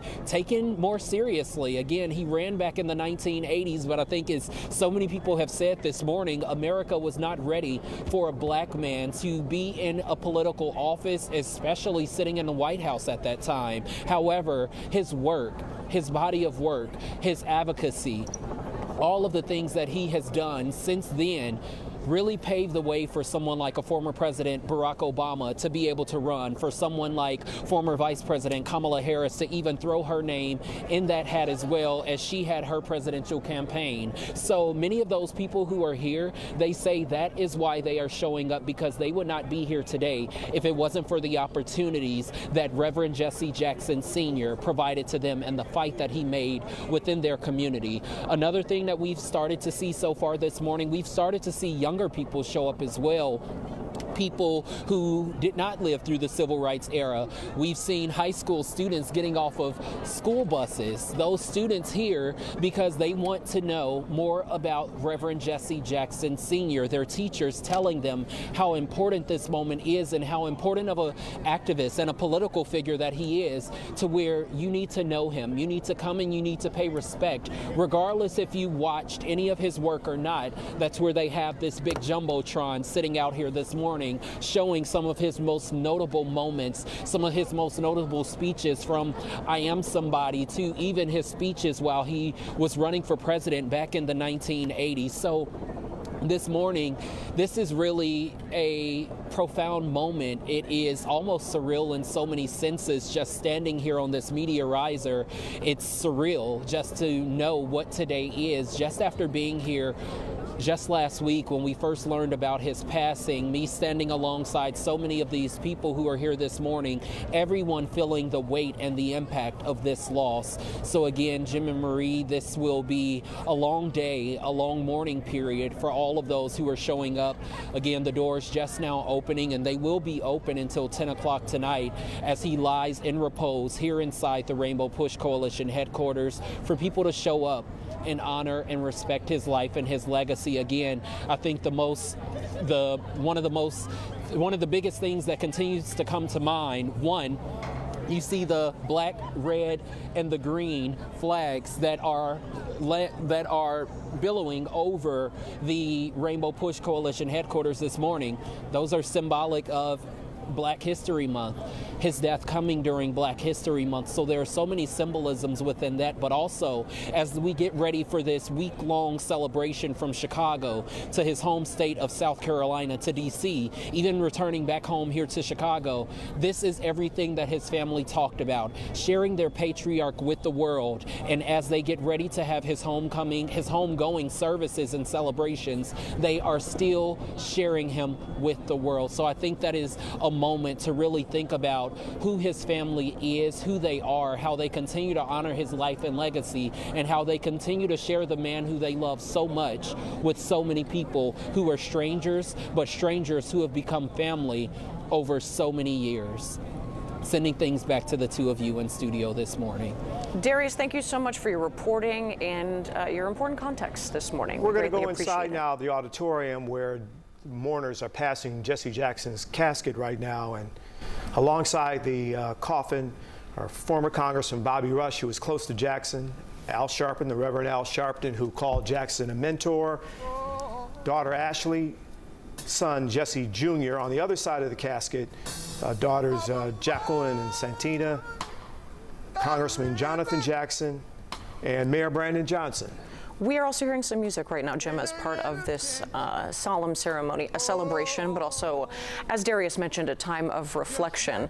While Darius was speaking, we got a bit of a sense of what the path to this moment for people to be able to pay their respects looks like. We know that line is cordoned off right outside Rainbow Push. Not sure how long it is, but we know we've seen over the course of an hour that line grow much longer. From there, it looks like police are ushering people safely across the street. Then they are going through some sort of security procedure, then getting in line to be able to come inside Rainbow Push and bow their heads, shake hands with the family, express their sorrow and the impact that Reverend Jackson has made, no doubt, on their lives. And the people standing alongside the casket, it seems, are shaking all the hands. So it will take some time to get through there.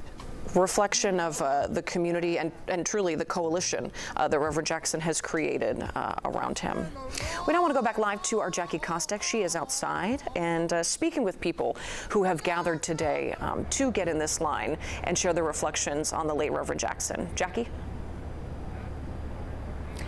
Jim and Marie, good morning once again. Yeah, we're just at the corner of 51st and Drexel, just about a block away from the Rainbow Push Coalition headquarters.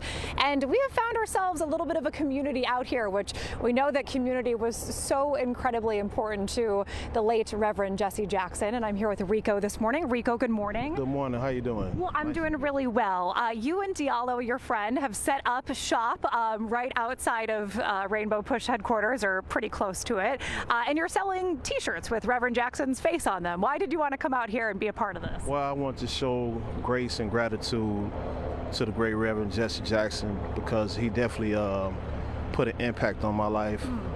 I actually met him like 20 years ago in New York. Wow. And it's in a restaurant, famous soul food restaurant out there.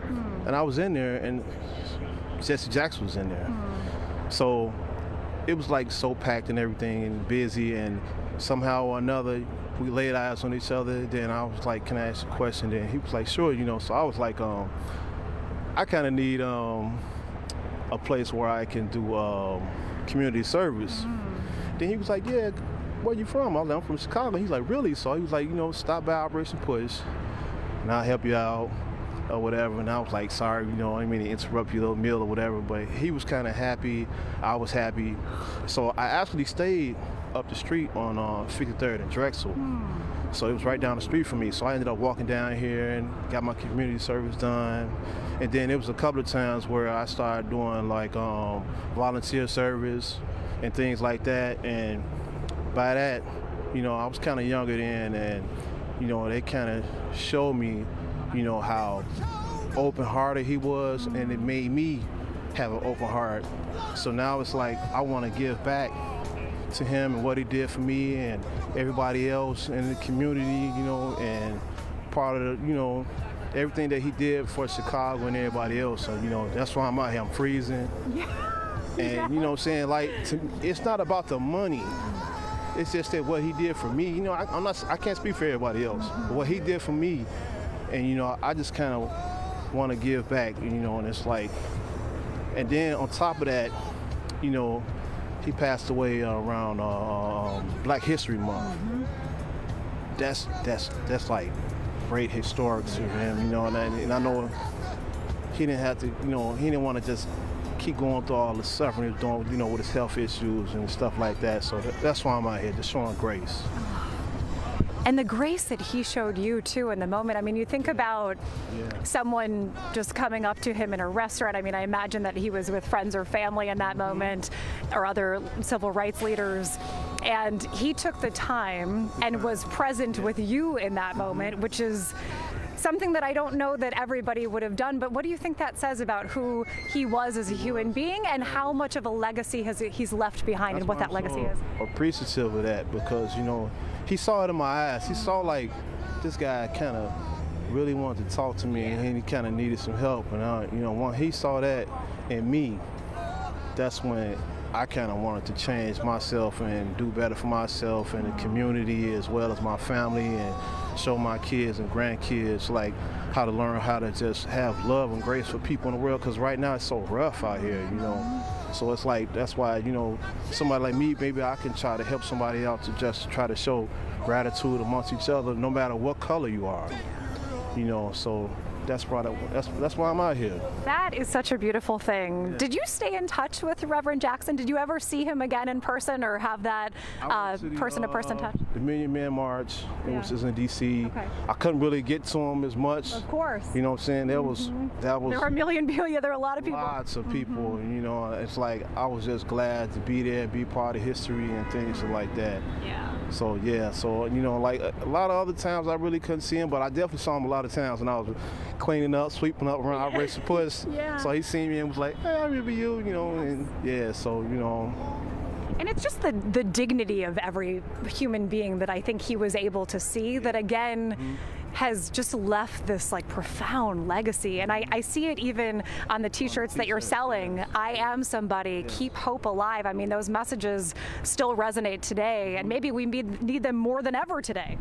Yep, that's right. So, you know, I just hope some of the young youth out there is just looking and watching and can learn how to want to make a change, you know, because like everybody, the saying was all the children is our future. Yes. And they still are, and we need them to step up and put an impact and change their life because, you know, it's like, man, they don't get it, they don't understand, and hopefully, you know, maybe I can hopefully touch somebody, one of those kids or somebody that's out there that's got all this passive just anger, vendetta in their life. Maybe this can hopefully put a little spark in it, just a little bit of something, you know, because, man. That's what he did for you. Exactly. It was that little bit of encouragement that you needed. Yep. Yeah. Yep. Yeah. Rico, thank you so much for telling your story with us. And folks, if you're sitting at home right now and maybe thinking about coming and paying your own respects to the late Reverend Jesse Jackson, maybe you come and chat with Rico too, because he and Diallo are going to be out here selling these t-shirts for the next couple of days and maybe next week as well. Definitely next week and tomorrow too. Tomorrow's going to be 60 degrees too. We can't complain about the cold then, right? Yeah, my nose is running right now. So. No, mine too. All right, with that, we're going to send it back to you, Jim and Marie in the studio. Jackie and Rico, thank you so much. Wonderful to hear those personal reflections about another life touched by Reverend Jackson. Again, a live look inside the auditorium at Rainbow Push where Reverend Jackson is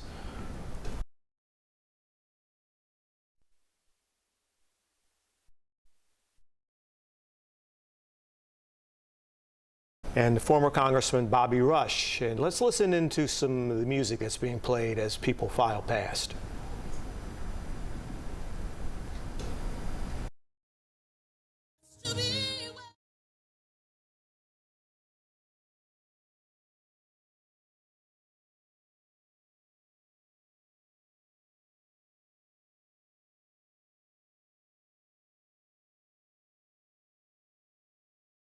You can see that some of Reverend Jackson's children are standing by.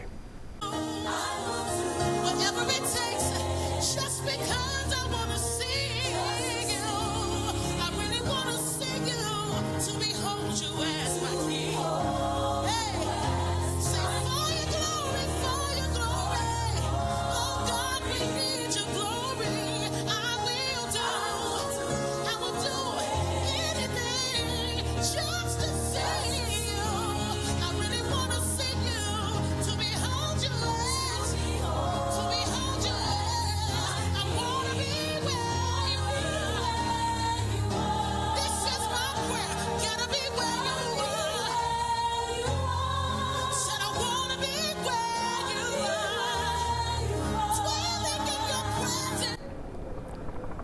We now want to go to our Lauren Victory, who's been along the procession route earlier this morning. Now she's outside Rainbow Push, where people are gathering and getting into that line so that they can pay their respects at the casket of Reverend Jackson. Lauren, are you speaking to folks out there who are telling you how important it was for them to come out today? Absolutely, Marie. It is so easy to find people to come speak to you. Everybody has a lovely memory of the Reverend Jackson, but Bernadine Doran has hundreds, thousands of memories with Reverend Jackson. You said you knew him since 1967. Yep. Tell me about your history with him. Well, we found out, we used to take our children, we have 3 sons, and we used to take our children, lived in Hyde Park here, used to take our children to Operation Push. And Jesse and I figured out somewhere along the line that our birthdays were the same month and we were the same age. And then he moved into the building that we live in the last few years. So we saw him again in his last few years, but always with a crowd of people around him who wanted to learn from him. He was such an incredible leader. And for Jesse to put together racial justice and the effort against the wars, U.S. endless wars abroad, was just heroic and really a breakthrough kind of time. And his willingness to take risks like that for justice was unbelievable. You were telling me that you've been an activist your whole life. You recently were up in Minneapolis to make a stand against some of the ICE activity up there. Yes. What about Jesse's work inspired you to keep going, maybe sometimes when it was hard to stand up? You know, I used to see Jesse during the school sit-ins last year. He showed up over at the University of Chicago. He was a show-up guy. He was there, and there was always a crowd of people wanting pictures with him, wanting to talk to him, wanting to learn from him. And the fact that he continued on, even when it wasn't obvious that he had to or he should have, he inspires me all the time. His memory will continue to inspire me for the rest of my life. Also really special that you knew him as a neighbor. Tell me about some of the things that just made him such a normal guy to you. You know, Jesse, we would see him. You tell me, Bill. You tell. I'm out. Well, I'm out. I don't know what to tell you. I mean, we would see him and chat with him, but he goes way back with Bernadine. They knew each other when Martin Luther King came to Chicago. Bernadine was a law student at the time, worked with the SCLC when they came north, and Jesse and Bernadine were the same age, and they were engaged in the same issues, so they became friends. As a neighbor, I mean, it was like everything else. He was an ordinary person on some level and a giant transcendent figure on another level. So we admired him. We admire a life lived with such courage and such purpose and such, longevity. So we're here to honor him and to celebrate him. All right, and my condolences to both of you, knowing that you're mourning the loss of a friend. Yes, thank you. All right, go get back in line. I know it's a long line. We're on 49th and Drexel. You can see it's already making its way to 49th, and the line is stretching all the way that way. No shortage of stories here, and we'll continue to share them as the morning goes on. Marie and Jim, back to you. Thank you, Lauren. We're going to take another live look inside right now, Rainbow Push, where Reverend Jesse Jackson is lying in repose. I would think a really special moment, Jim, for a lot of people in this community who've had their lives impacted by Reverend Jackson. Not only do they get the opportunity, everyday Chicagoans, in many cases, to show up and have this moment of gratitude and grief with the Reverend, but also to shake the hands of several family members. Obviously, the Jackson family is there, but a lot of Black leaders in the city of Chicago, also Reverend Al Sharpton, people who've made a major impact and likely credit some of their success and impact on the paths that Reverend Jesse Jackson tread before them. I would say all kinds of leaders from all over the country are going to come to Chicago for these services and the services in South Carolina, Jesse Jackson's native state, in Washington, D.C., where he was the so-called shadow senator for the District of Columbia. Right. He was a worldwide figure. He had a worldwide impact. And it's fitting that this ceremony is at Rainbow Push, where he held forth so many Saturday mornings. It was if you were a news organization, you had to be there on Saturday morning because news was going to be made. And a lot of politicians and athletes and other public figures and people who were just from everyday walks of life went to that building there, that former synagogue, the headquarters of Rainbow Push, to hear Reverend Jackson and those who were not there listened on the radio live. We've heard so many stories about people growing up, and I think from a lot of different generations, talking about the impact not only of just the Reverend's presence, but the radio show itself, having that be appointment listening in a time where now that's not always the case. But that was just such a formative time and left an impact. And until his illness really took hold, he was always in motion, always traveling somewhere, always on an airplane, always on a bus, to spread what he believed to be the right remedy for the United States. And even after he shared his diagnosis, I mean, we saw him on stage at the DNC. He was still, I would say, probably out as much as maybe he or his doctors or his family would allow him to be. Well, I was listening to a clip, or looking at a clip on YouTube of Reverend Jackson at Aretha Franklin's funeral a few years ago. And he said, I recently disclosed that I have Parkinson's disease. He said, as you get older, these things creep up on you. But he kept going, even in the grip of that disease. That he did, and that is just one of the many things, no doubt, that he will be remembered for. As family, friends, and other mourners are paying tribute to Reverend Jackson, we want to take a look back at his life and some of the most meaningful moments of his career. As we were saying, he spent decades fighting for equality in life, business, and politics, mixing his activism with his ministry.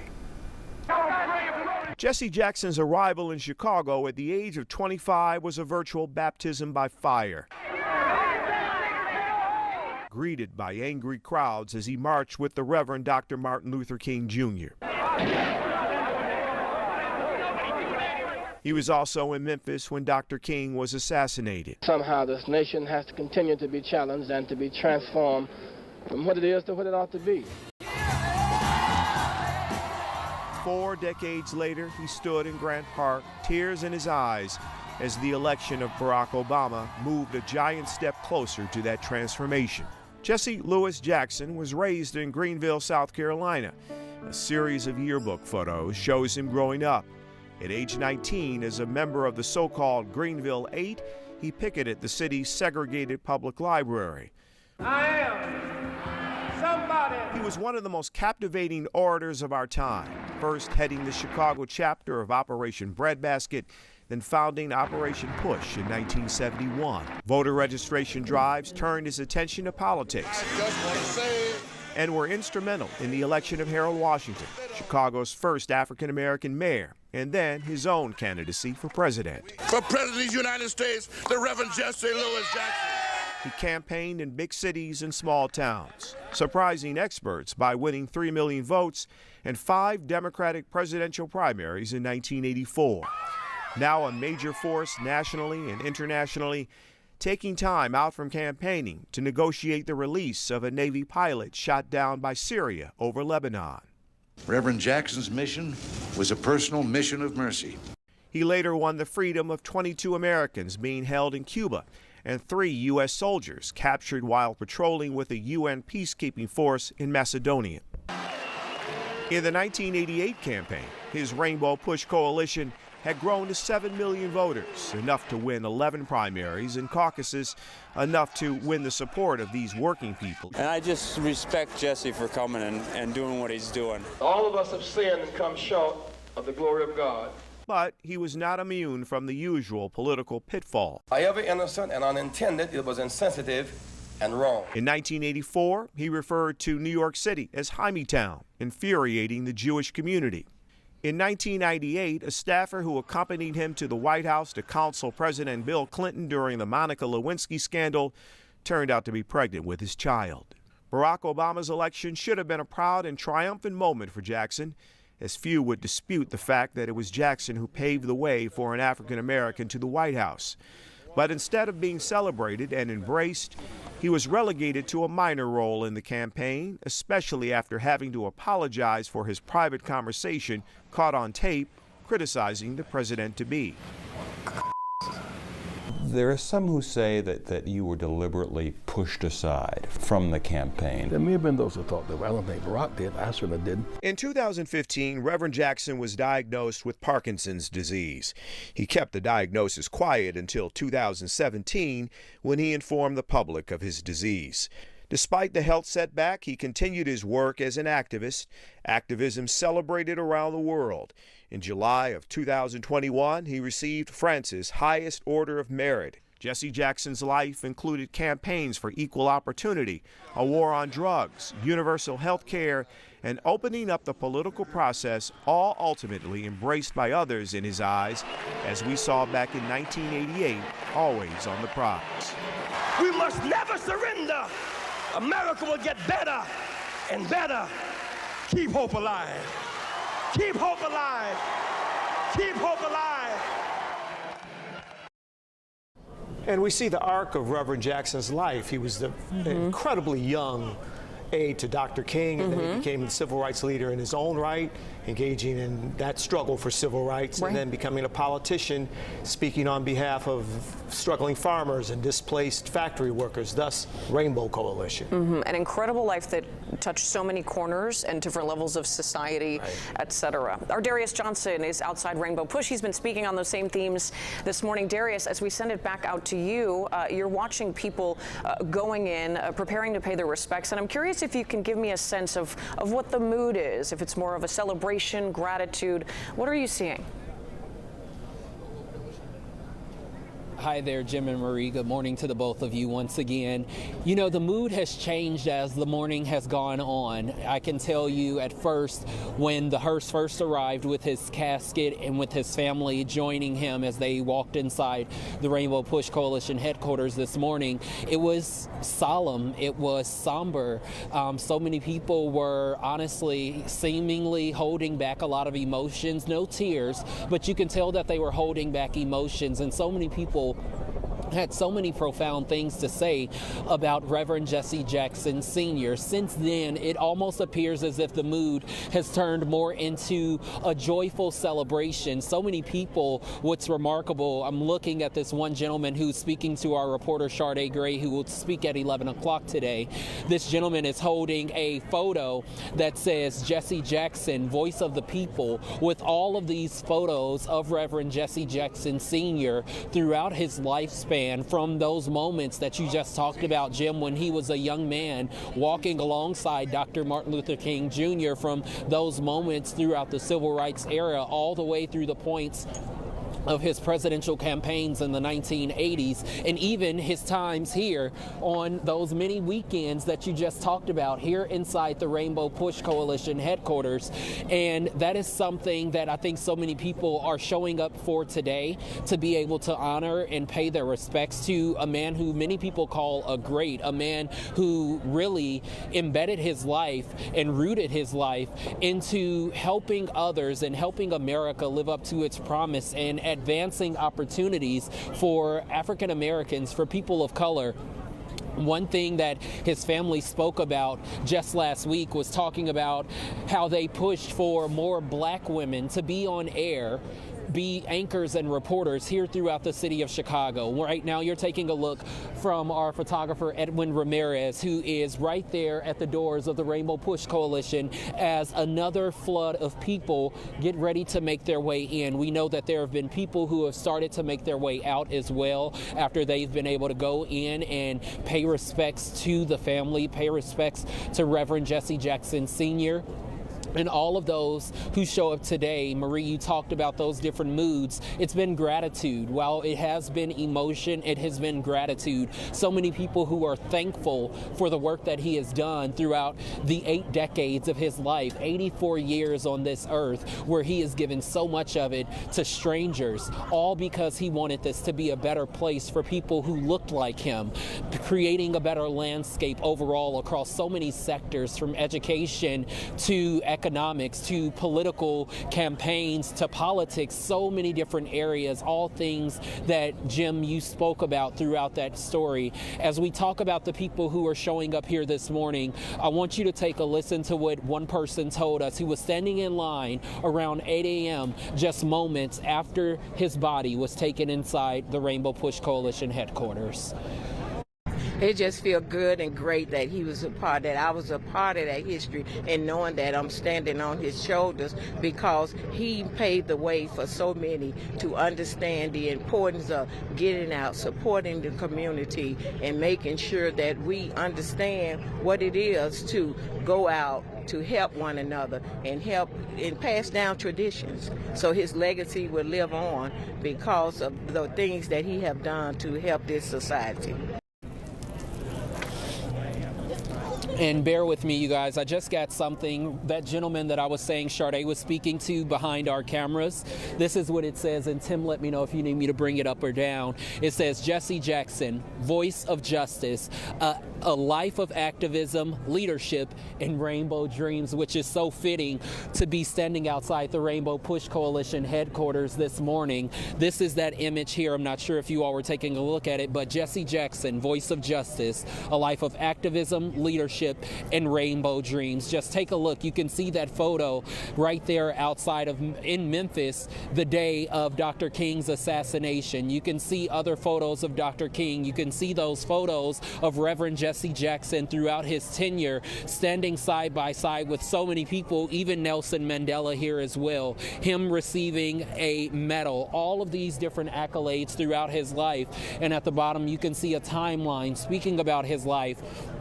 Born in Greenville, South Carolina, going all the way to the international diplomacy efforts, and even his later years in passing, talking about his Parkinson's disease diagnosis back in 2017 when he gradually began to step back from his leadership, and finally his passing just last week. So this is just so profound, and this is what someone brought here this morning as so many people get ready to show up and continue to honor the life and legacy of Reverend Jesse Jackson. It is examples like that. It is those bodies of work that people will remember for so many generations and so many decades to come.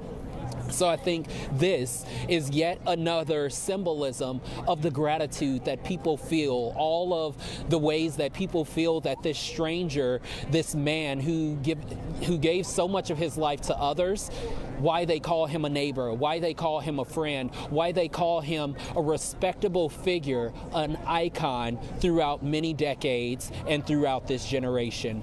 We're live here outside the Rainbow Push Coalition headquarters this morning.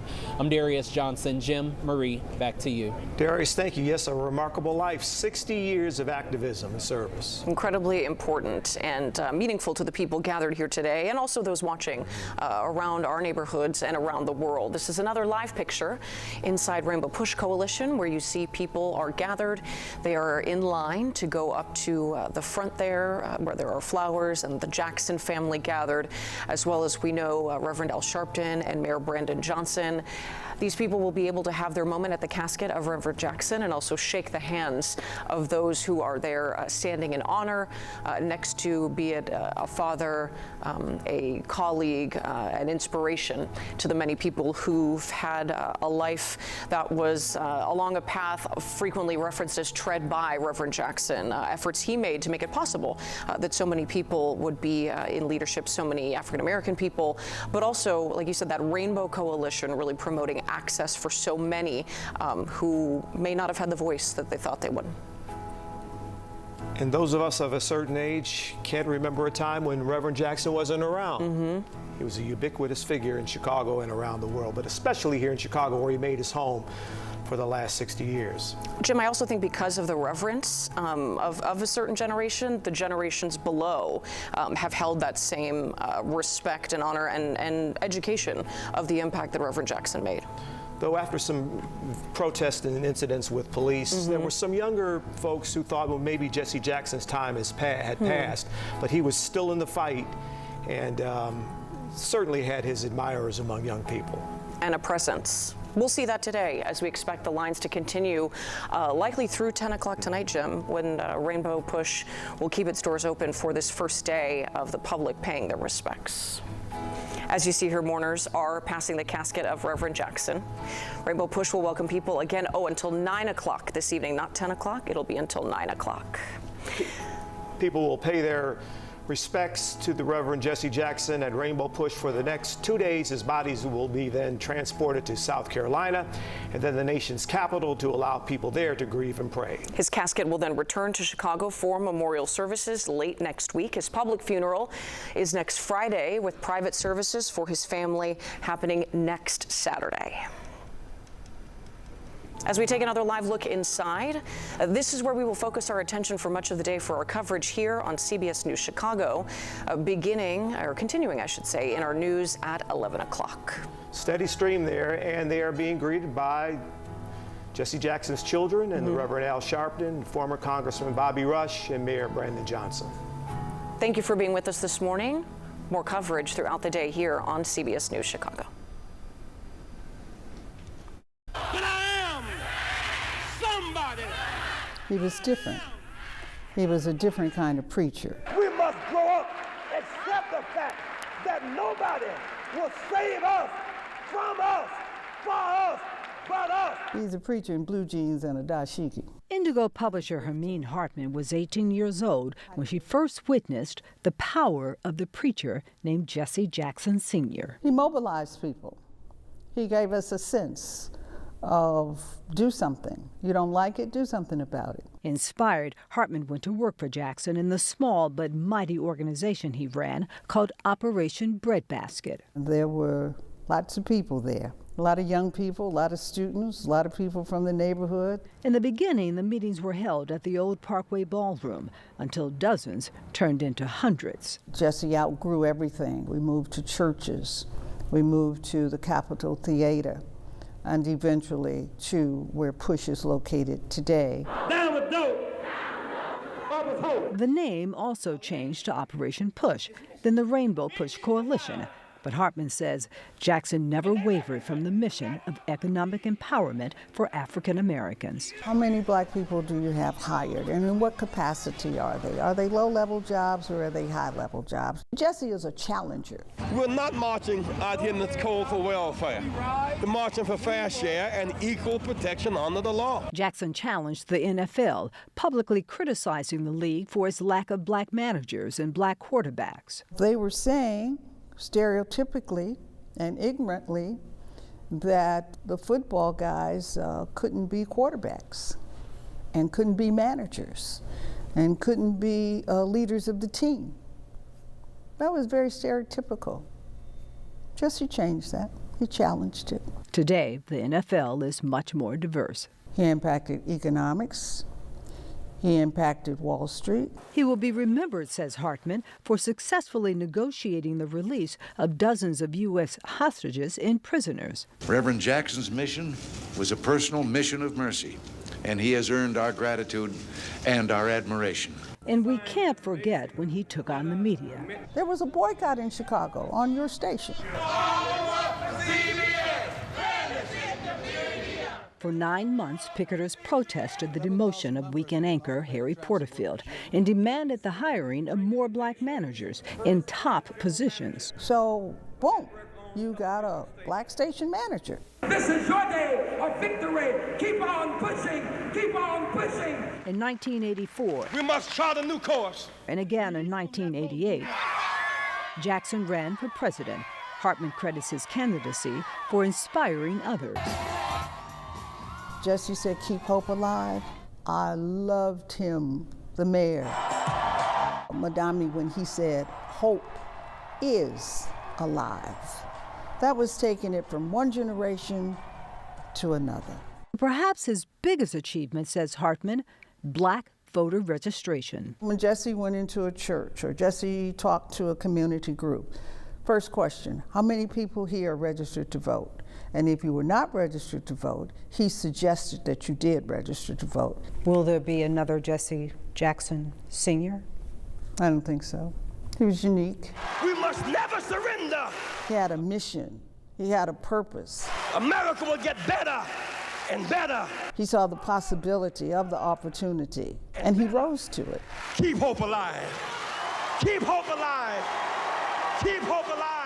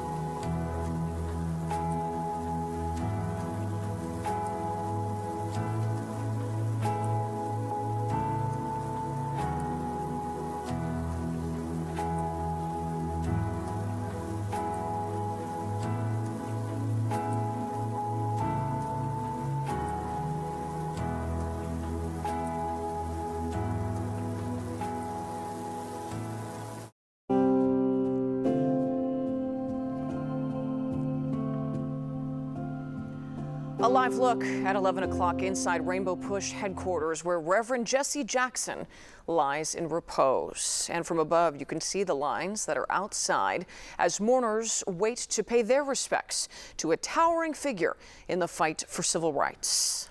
Good morning and thank you for being with us. I'm Marie Saavedra. We are honoring the life and legacy of Reverend Jesse Jackson all morning outside of Rainbow Push. We've been speaking with people who've stopped to share what he meant to them. Appreciate the civil rights movement that he started and helped out with our students, especially I Am Somebody. You are everything, and so therefore that's important for our kids to continue to understand the community importance of going into the community and helping out. The morning started at the Leak & Sons Funeral Home at 78th and Cottage Grove. That's where Jackson's casket was loaded inside a hearse before a procession through the city around 8 this morning. As Chicago and the world prepares for an extended homegoing for Reverend Jackson, we have team coverage. We begin with our Sade Gray live from Rainbow Push, where people have been lining up for hours now. Good morning, Sade. Well, good morning to you, Marie. And people are slowly making their way into Rainbow Push right now. You can see behind me as they are all ready to pay their respects to the iconic civil rights leader, Reverend Jesse Jackson Sr. We have seen all kinds of people in line, ages ranging from young to old and different ethnicities. Organizers say that they were expecting a steady stream of people throughout the day, and you can see that they have met their expectations.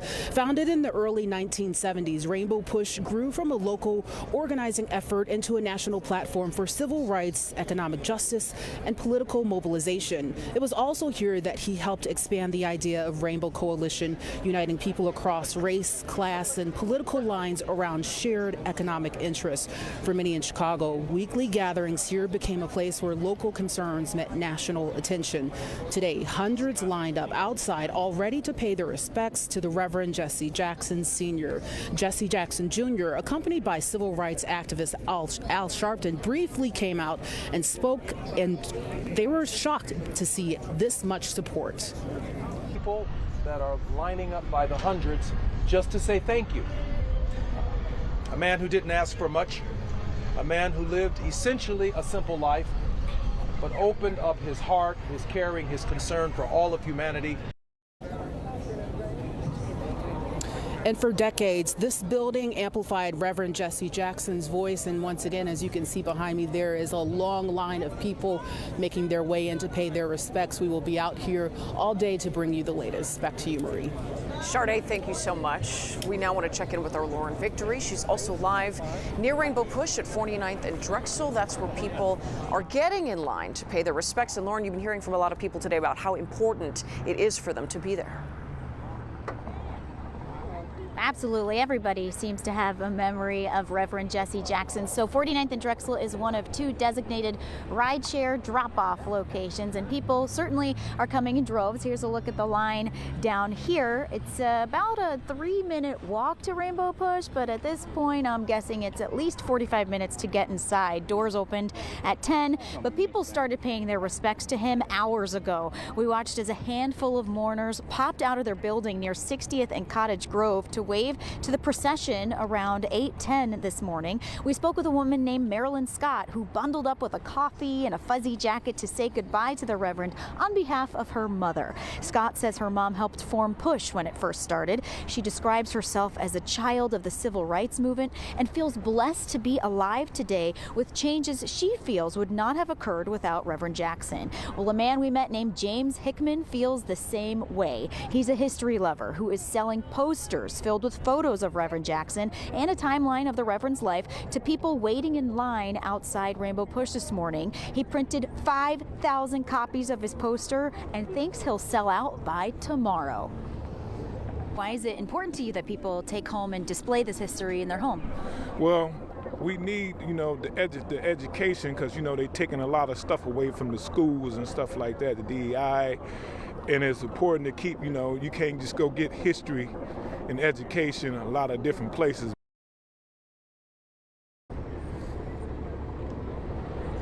So Hickman is somewhere in that line right now selling his posters. I should mention he said he's sold his educational materials out here before with permission from the Jackson family and Rainbow Push.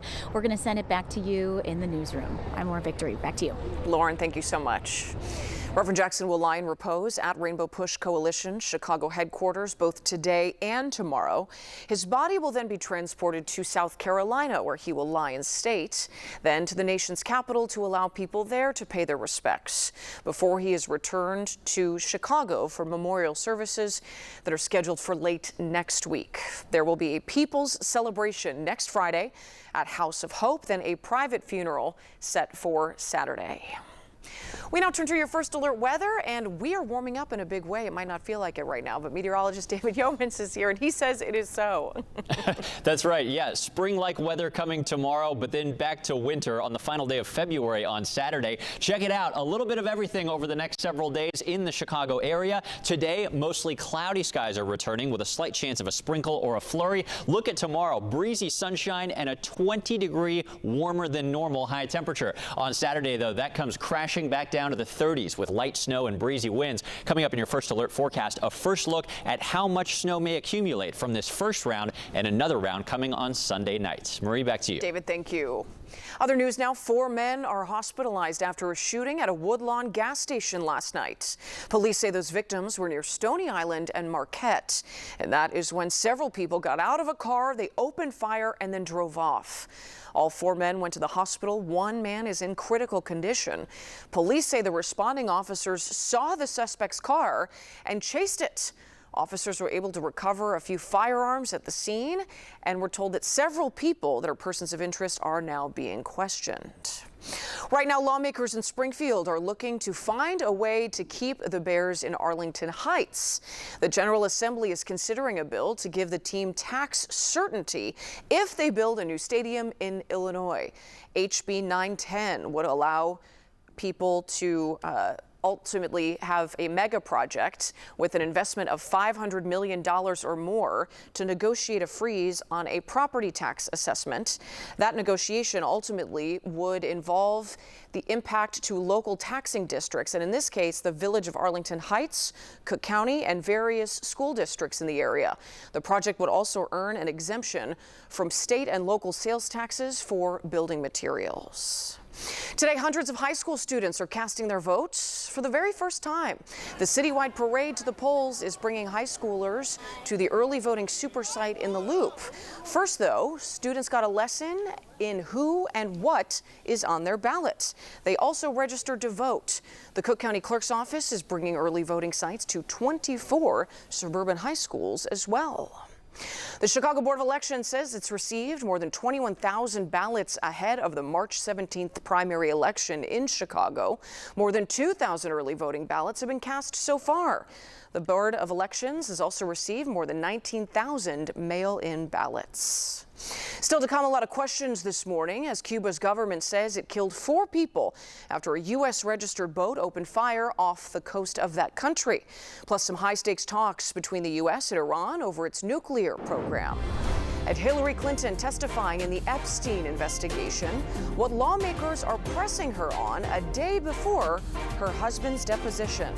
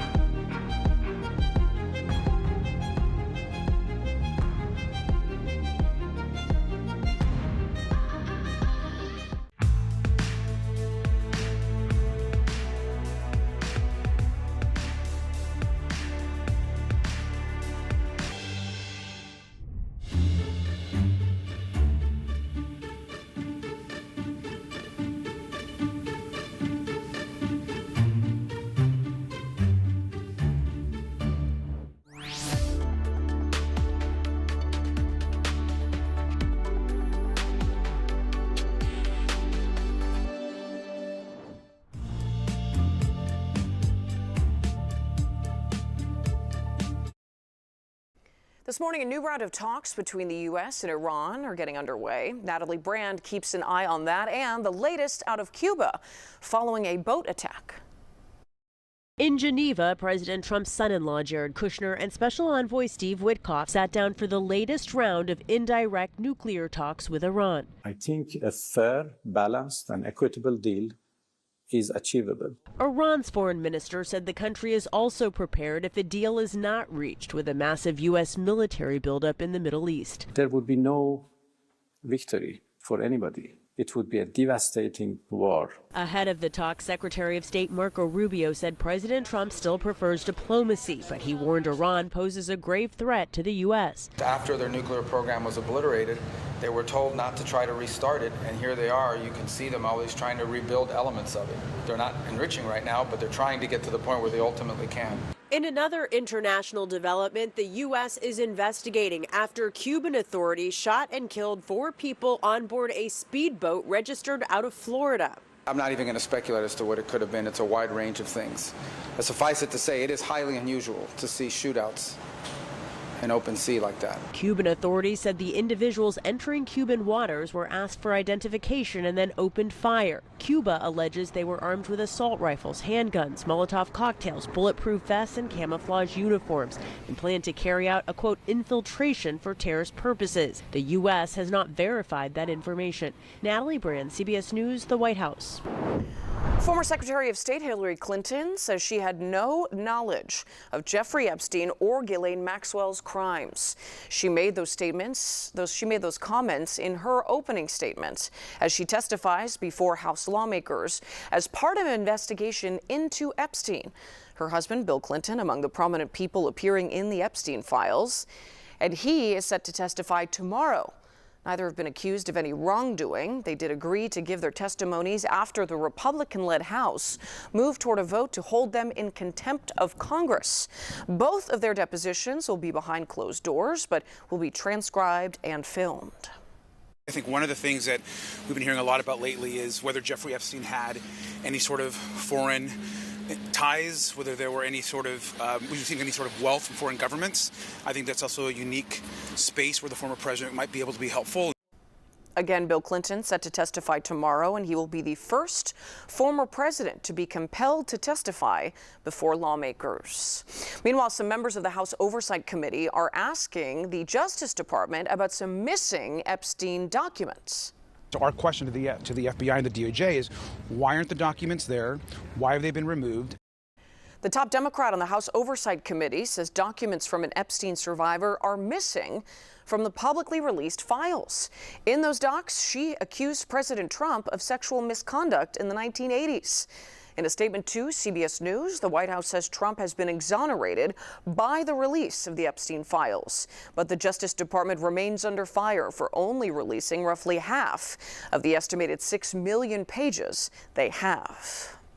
Health experts are seeing more women with high blood pressure. Ahead, why this warning should matter to you, especially if you're pregnant or plan to be. Plus today in our studio, 2 adorable pups you may not be able to resist. They are our pets of the week.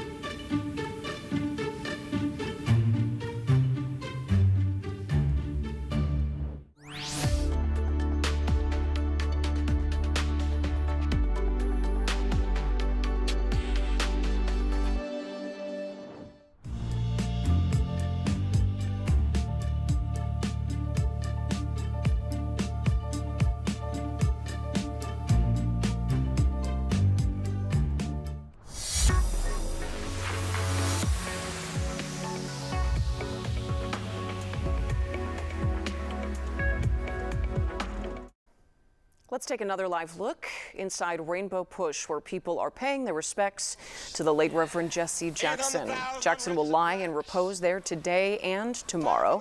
Then next Friday, a people's celebration is scheduled at House of Hope. We will be at Rainbow Push all day and have continuing coverage on our digital streaming network, CBS News Chicago. The American Heart Association has a brand new warning for women. The organization says nearly 60% of women in the U.S. could develop some type of cardiovascular disease by 2050. That is a significant jump from the 44% of women who are currently living with heart disease. The projected rates for Black women are even worse. Researchers say fueling the increase are higher rates of high blood pressure, diabetes, and obesity, which are also rising in young girls and young women. If you are of age to be pregnant, you are of age to have cardiovascular disease. Pregnancy is a major stress test on the heart. If you develop, whether it's preeclampsia or gestational diabetes, that is a sign that there's something wrong. But if you also are planning a pregnancy, you should do everything possible to make sure your blood pressure, your diabetes, your weight are under control heading into that. There is some good news here in the findings. Rates of high cholesterol are expected to decline, and healthier eating, physical activity, and smoking rates are also improving. Back to First Alert weather and our last cold day before a wild warm-up, David. Yeah, big warm-up, and it's well-timed with a Friday, especially when you look outside right now, Marie. I know we woke up to beautiful sunshine, but just like that and just on time, clouds have pulled in like a blanket. Let me show you a map of that happening on the floor. You can see this thick, dense overcast pulling into Chicago from the west, and look upstream. There are plenty more clouds coming. As far as rain and snow, it's quite unlikely where we are today, but mainly gray skies will be the story through the rest of the day before the beautiful day tomorrow. So tomorrow, when we make it out of the 40s and into the 60s with the sun out, it will be a wonderful end to the week. Gusty southwest winds pushing us to 64 in the southwest suburbs, more than 20 degrees warmer than normal. But when we get that dry, warm air combined with the fraction of rainfall that we've had recently this month, there will be a fire danger. Notice drought conditions have returned to some of our far suburbs south and west of the Chicago area. This weekend, we are now homing in on, after a very warm Friday, a return to winter, and just how this goes down. On Saturday, temperatures peak at 33. That's a nearly 30-degree drop from Friday as colder winds blow in, and daytime snow looking quite possible, especially from Chicago and I-88 northward. On Sunday, we may have a mainly dry day, but the temperatures are even colder, and evening and nighttime snow are likely to return. When you add up those two rounds from Saturday daytime to Sunday nighttime, 1 to 3 inches now looking quite possible across much of the area. Here's a first look on the radar. Saturday, clouds streaming in from Saturday northward, from Chicago northward rather, some light snow possible during the day. Sunday, we get a break between systems, but this southern storm now looks pretty convincing to throw a swath of snow our way Sunday night into early Monday morning. The heaviest snow with that one especially will be south of Chicago, which is why we're talking 1 to 3 inches, that 3-inch mark most likely south of I-80 as opposed to in Chicago. Check back tomorrow for updates though. Today, 41 degrees, a sprinkle or flurry under mainly gray skies. Tonight, not as cold. Southwest winds starting the warm-up, 33, then how about 61 with breezy sunshine tomorrow. Jackets are back on with some on and off snow this weekend, then early next week, another round of a wintry mix as we start to warm up on Tuesday. So another very emotional thing for me, I always like to talk about my parents, but my dad, when he started losing his hearing, he really was withdrawing. He still works full time. He's a doctor. He needs to be able to hear. He didn't get hearing aids because the process was a lot, getting the hearing test. The cost was insane, $1,000 to $4,000 per ear, and he didn't like the stigma. So here's what happens. 2022, the government comes in and they say, okay, we're going to make over-the-counter hearing aids. Yes, I remember that. Exact same technology, but built into something that we can now mail to your house. You don't need a hearing test or anything else. And I just want to show you how tiny this is. Wow. In my ear right now, I have a hearing aid. By the way, it's amazing to hear the difference. These hearing aids are so easy to use. They're from Seratone. Each one of them, you can go through different modes of hearing. So whether you're home, you're at a restaurant, you're outside, you can change those modes to adapt. You also can change the mode and the volume. So each ear is different. Adjustable. You can treat them exactly. And what I love about these is these start off at just $74.99. We're mailing them to you. They're easy. Bring them home, try them. Again, if it doesn't work, you can always send them back. And they're so subtle. You wouldn't even know. I mean, stigma gone, right? It's gone. To get this deal and more, scan the QR code at the top of your screen or head to cbsdeals.com to start shopping now.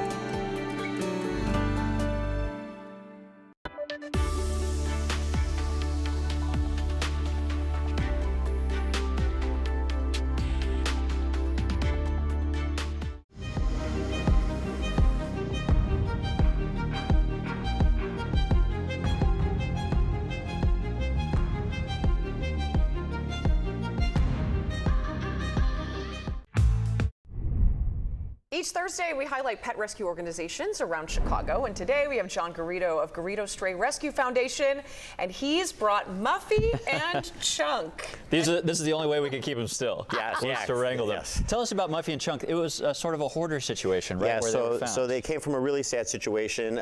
There were several animals in the home, and all the other animals didn't survive except for a cat. Oh, okay. The cat, we got into a home, and then these two, we were able to help them to survive. Good. And they're a bonded pair. Okay. They are senior dogs, though. They're 10 years old, and they do have to go together. Good to know. Okay. What sort of home? You said it was somewhere where they can run around. Obviously, based on the hot laps they were doing in our studio. They have some energy, right? So you hear senior, and you see that they're being calm in our hands right now and everything. There might be 10, but they're going on 1 because they literally act like puppies. They are definitely full of energy. So I would say though, any home just about. I mean, they're good with kids. Probably though, I would say a home without other dogs. I see. And so because here's the deal. So Muffy here is a little bit of a bully. Okay. Yeah, so they like other dogs, but she wants to be in charge, and so they team up together, and they definitely can push around other dogs. So they've had 10 years of just being them. Yeah, keep it just them. Yeah, so a diva with a right-hand man over here. That's right. Quickly, we have about 30 seconds left. Tell us about the event you have coming up. We have an event. It's going to be on March 8th. It's going to be 1 to 4, and it's at a place called the Fairway, which is right next to Tam Golf Course. Okay. And that's at 6676 West on Howard. If people are going to go get their tickets now, now because we need to give them a head count over there. Bluey is going to be there. Characters going to be a lot of stuff for kids to do. Kids are free for the event, and it's going to help us and Famous Fido. So Greedo Stray Rescue Foundation and Famous Fido. Good luck to these guys. Thank you. John, thank you so much. Thank you for watching here at 11. Let's get this pair a good home. We'll see you back on TV today at 4. Thank you.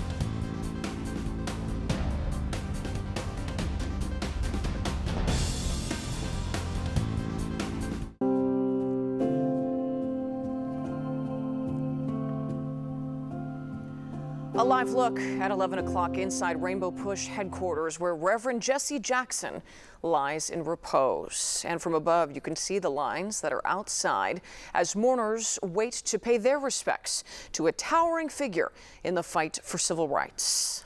Good morning and thank you for being with us. I'm Marie Saavedra. We are honoring the life and legacy of Reverend Jesse Jackson all morning outside of Rainbow Push. We've been speaking with people who've stopped to share what he meant to them. Appreciate the civil rights movement that he started and helped out with our students, especially I Am Somebody. You are everything, and so therefore that's important for our kids to continue to understand the community importance of going into the community and helping out. The morning started at the Leak & Sons Funeral Home at 78th and Cottage Grove. That's where Jackson's casket was loaded inside a hearse before a procession through the city around 8 this morning. As Chicago and the world prepares for an extended homegoing for Reverend Jackson, we have team coverage. We begin with our Sade Gray live from Rainbow Push, where people have been lining up for hours now. Good morning, Sade.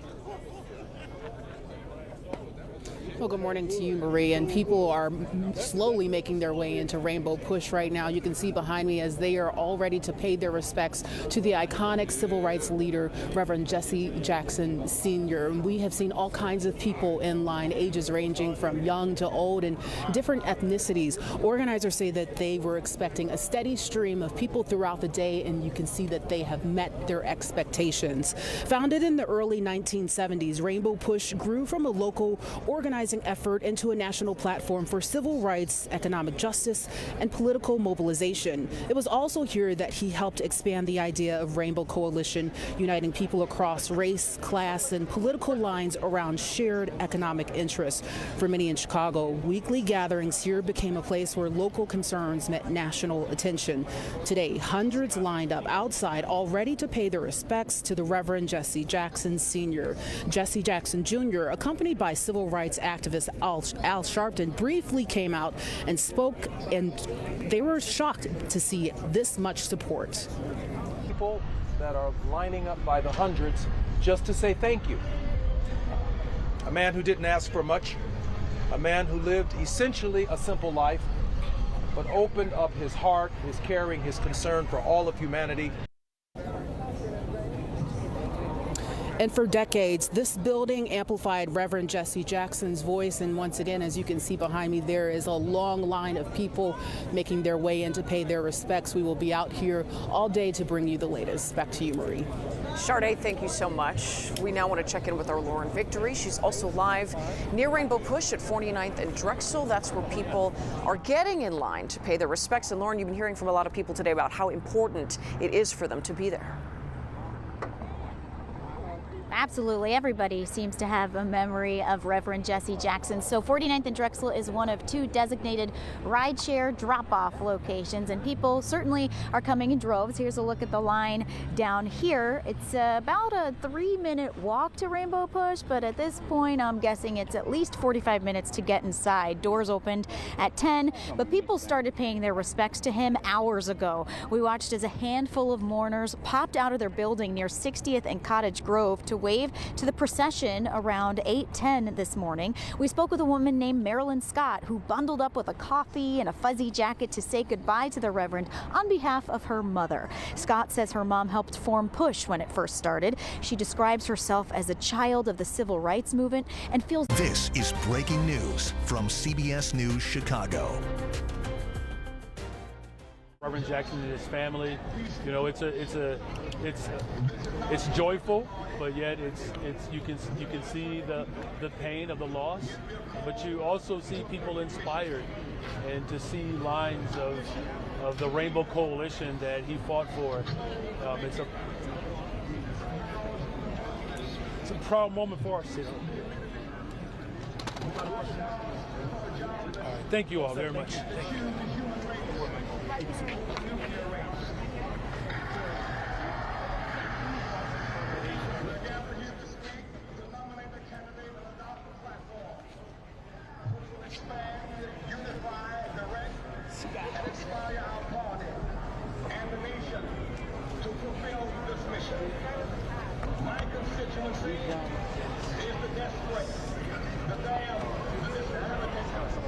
The disrespected and the despised. They are restless and seek relief. They have voted in record numbers. They have invested the faith, hope, and trust that they have in us. The Democratic Party must send them a signal that we care. I pledge my best not to let them down. There is the call of conscience, redemption, expansion, healing, and unity. Leadership must heed the call of conscience, redemption, expansion, healing, and unity, for they are the key to achieving our mission. Time is neutral and does not change things. With courage and initiative, leaders change things. No generation can choose the age or circumstance in which it is born, but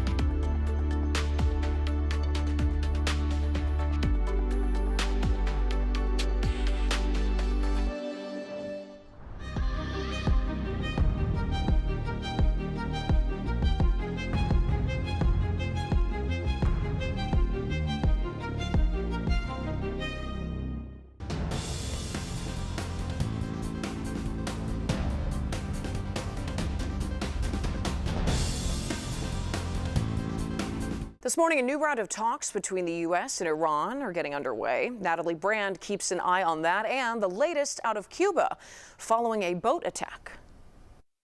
In Geneva, President Trump's son-in-law Jared Kushner and Special Envoy Steve Witkoff sat down for the latest round of indirect nuclear talks with Iran. I think a fair, balanced, and equitable deal is achievable. Iran's foreign minister said the country is also prepared if a deal is not reached with a massive U.S. military buildup in the Middle East. There would be no victory for anybody. It would be a devastating war. Ahead of the talk, Secretary of State Marco Rubio said President Trump still prefers diplomacy, but he warned Iran poses a grave threat to the U.S. After their nuclear program was obliterated, they were told not to try to restart it, and here they are. You can see them always trying to rebuild elements of it. They're not enriching right now, but they're trying to get to the point where they ultimately can. In another international development, the U.S. is investigating after Cuban authorities shot and killed 4 people on board a speedboat registered out of Florida. I'm not even going to speculate as to what it could have been. It's a wide range of things. But suffice it to say, it is highly unusual to see shootouts in open sea like that. Cuban authorities said the individuals entering Cuban waters were asked for identification and then opened fire. Cuba alleges they were armed with assault rifles, handguns, Molotov cocktails, bulletproof vests, and camouflage uniforms, and planned to carry out a, quote, infiltration for terrorist purposes. The U.S. has not verified that information. Natalie Brand, CBS News, the White House. Former Secretary of State Hillary Clinton says she had no knowledge of Jeffrey Epstein or Ghislaine Maxwell's crimes. She made those comments in her opening statement as she testifies before House lawmakers as part of an investigation into Epstein.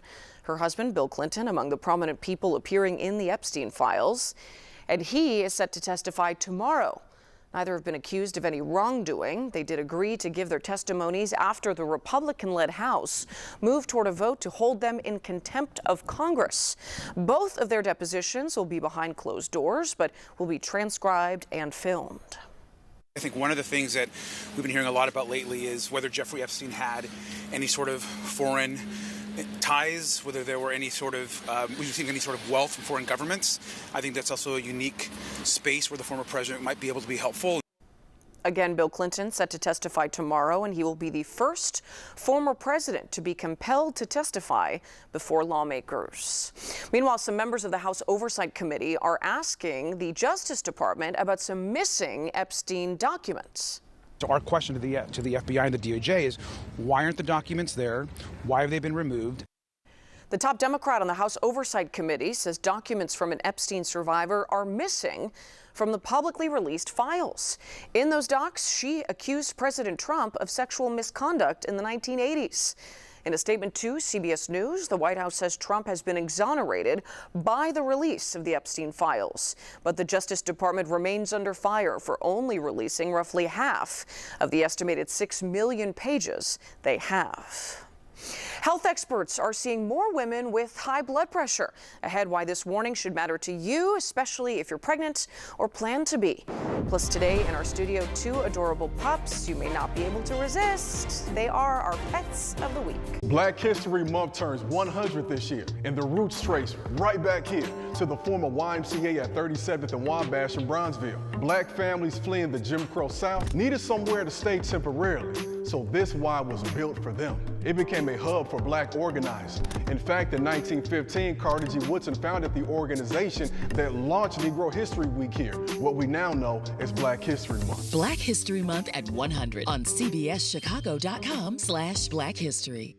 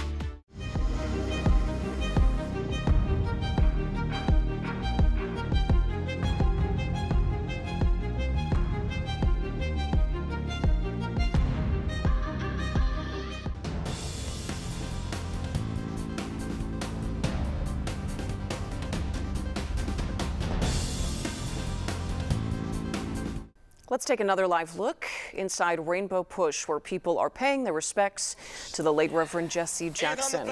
Jackson will lie in repose there today and tomorrow. Then next Friday, a people's celebration is scheduled at House of Hope. We will be at Rainbow Push all day and have continuing coverage on our digital streaming network, CBS News Chicago. The American Heart Association has a brand new warning for women. The organization says nearly 60% of women in the U.S. could develop some type of cardiovascular disease by 2050. That is a significant jump from the 44% of women who are currently living with heart disease. The projected rates for Black women are even worse. Researchers say fueling the increase are higher rates of high blood pressure, diabetes, and obesity, which are also rising in young girls and young women. If you are of age to be pregnant, you are of age to have cardiovascular disease. Pregnancy is a major stress test on the heart. If you develop, whether it's preeclampsia or gestational diabetes, that is a sign that there's something wrong. But if you also are planning a pregnancy, you should do everything possible to make sure your blood pressure, your diabetes, your weight are under control heading into that. There is some good news here in the findings. Rates of high cholesterol are expected to decline, and healthier eating, physical activity, and smoking rates are also improving. Back to First Alert weather and our last cold day before a wild warm-up, David. Yeah, big warm-up, and it's well-timed with a Friday, especially when you look outside right now, Marie. I know we woke up to beautiful sunshine, but just like that and just on time, clouds have pulled in like a blanket. Let me show you a map of that happening on the floor. You can see this thick, dense overcast pulling into Chicago from the west, and look upstream. There are plenty more clouds coming. As far as rain and snow, it's quite unlikely where we are today, but mainly gray skies will be the story through the rest of the day before the beautiful day tomorrow. So tomorrow, when we make it out of the 40s and into the 60s with the sun out, it will be a wonderful end to the week. Gusty southwest winds pushing us to 64 in the southwest suburbs, more than 20 degrees warmer than normal. But when we get that dry, warm air combined with the fraction of rainfall that we've had recently this month, there will be a fire danger. Notice drought conditions have returned to some of our far suburbs south and west of the Chicago area. This weekend, we are now homing in on, after a very warm Friday, a return to winter, and just how this goes down. On Saturday, temperatures peak at 33. That's a nearly 30-degree drop from Friday as colder winds blow in, and daytime snow looking quite possible, especially from Chicago and I-88 northward. On Sunday, we may have a mainly dry day, but the temperatures are even colder, and evening and nighttime snow are likely to return. When you add up those two rounds from Saturday daytime to Sunday nighttime, 1 to 3 inches now looking quite possible across much of the area. Here's a first look on the radar. Saturday, clouds streaming in from Saturday northward, from Chicago northward rather, some light snow possible during the day. Sunday, we get a break between systems, but this southern storm now looks pretty convincing to throw a swath of snow our way Sunday night into early Monday morning. The heaviest snow with that one especially will be south of Chicago, which is why we're talking 1 to 3 inches, that 3-inch mark most likely south of I-80 as opposed to in Chicago. Check back tomorrow for updates though. Today, 41 degrees, a sprinkle or flurry under mainly gray skies. Tonight, not as cold. Southwest winds starting the warm-up, 33, then how about 61 with breezy sunshine tomorrow. Jackets are back on with some on and off snow this weekend, then early next week, another round of a wintry mix as we start to warm up on Tuesday. There's no Black History Month without Chicago, y'all. And it all started right here at This Y on 37th and Wabash in Bronzeville. In 1915, while attending the Lincoln Jubilee, Dr. Carter G. Woodson gathered 4 colleagues in this building and founded ASALH to preserve Black history. 11 years later, that organization launched Negro History Week, which became Black History Month. 100 years of Black History Month. Get more on cbschicago.com/blackhistory.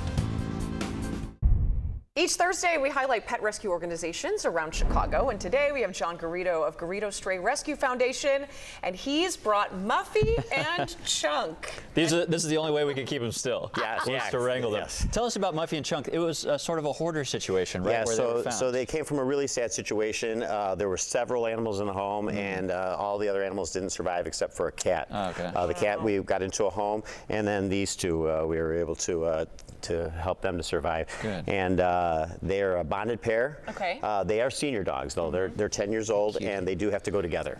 Good to know. Okay. What sort of home? You said it was somewhere where they can run around. Obviously, based on the hot laps they were doing in our studio. They have some energy. Right. So you hear senior, and you see that they're being calm in our hands right now and everything. There might be 10, but they're going on 1 because they literally act like puppies. They are definitely full of energy. So I would say, though, any home, just about. I mean, they're good with kids. Probably, though, I would say a home without other dogs. I see. And So it's just because the two here's the deal. So Muffy here is a little bit of a bully. Okay. Yeah, so they like other dogs, but she wants to be in charge, and so they team up together, and they definitely can push around other dogs. So they've had 10 years of just being them. Yeah, keep it just them. Yeah, so A diva with her right-hand man over here. That's right. Quickly, we have about 30 seconds left. Tell us about the event you have coming up. We have an event. It's going to be on March 8th. It's going to be 1 to 4, and it's at a place called the Fairway, which is right next to Tam Golf Course. Okay. And that's at 6676 West on Howard. If people are going to go, get their tickets now because we need to give them a head count over there. Bluey is going to be there. Characters going to be a lot of stuff for kids to do. Kids are free for the event, and it's going to help us and Famous Fido. So Garrido Stray Rescue Foundation and Famous Fido. Good luck to these guys. Thank you. John, thank you so much. Thank you for watching here at 11. Let's get this pair a good home. We'll see you back on TV today at 4. Thank you. Y'all, there's a war on our history right now, but Illinois is one of few states that mandates that Black history, a vital part of American history, be taught. And that's partly because Black students fought for it. In 1968, a few months after Dr. King's assassination, as many as 35,000 students in Chicago walked out weekly demanding Black history be taught. And they won. They made history to preserve history. 100 years of Black History Month. Get more on cbschicago.com/blackhistory.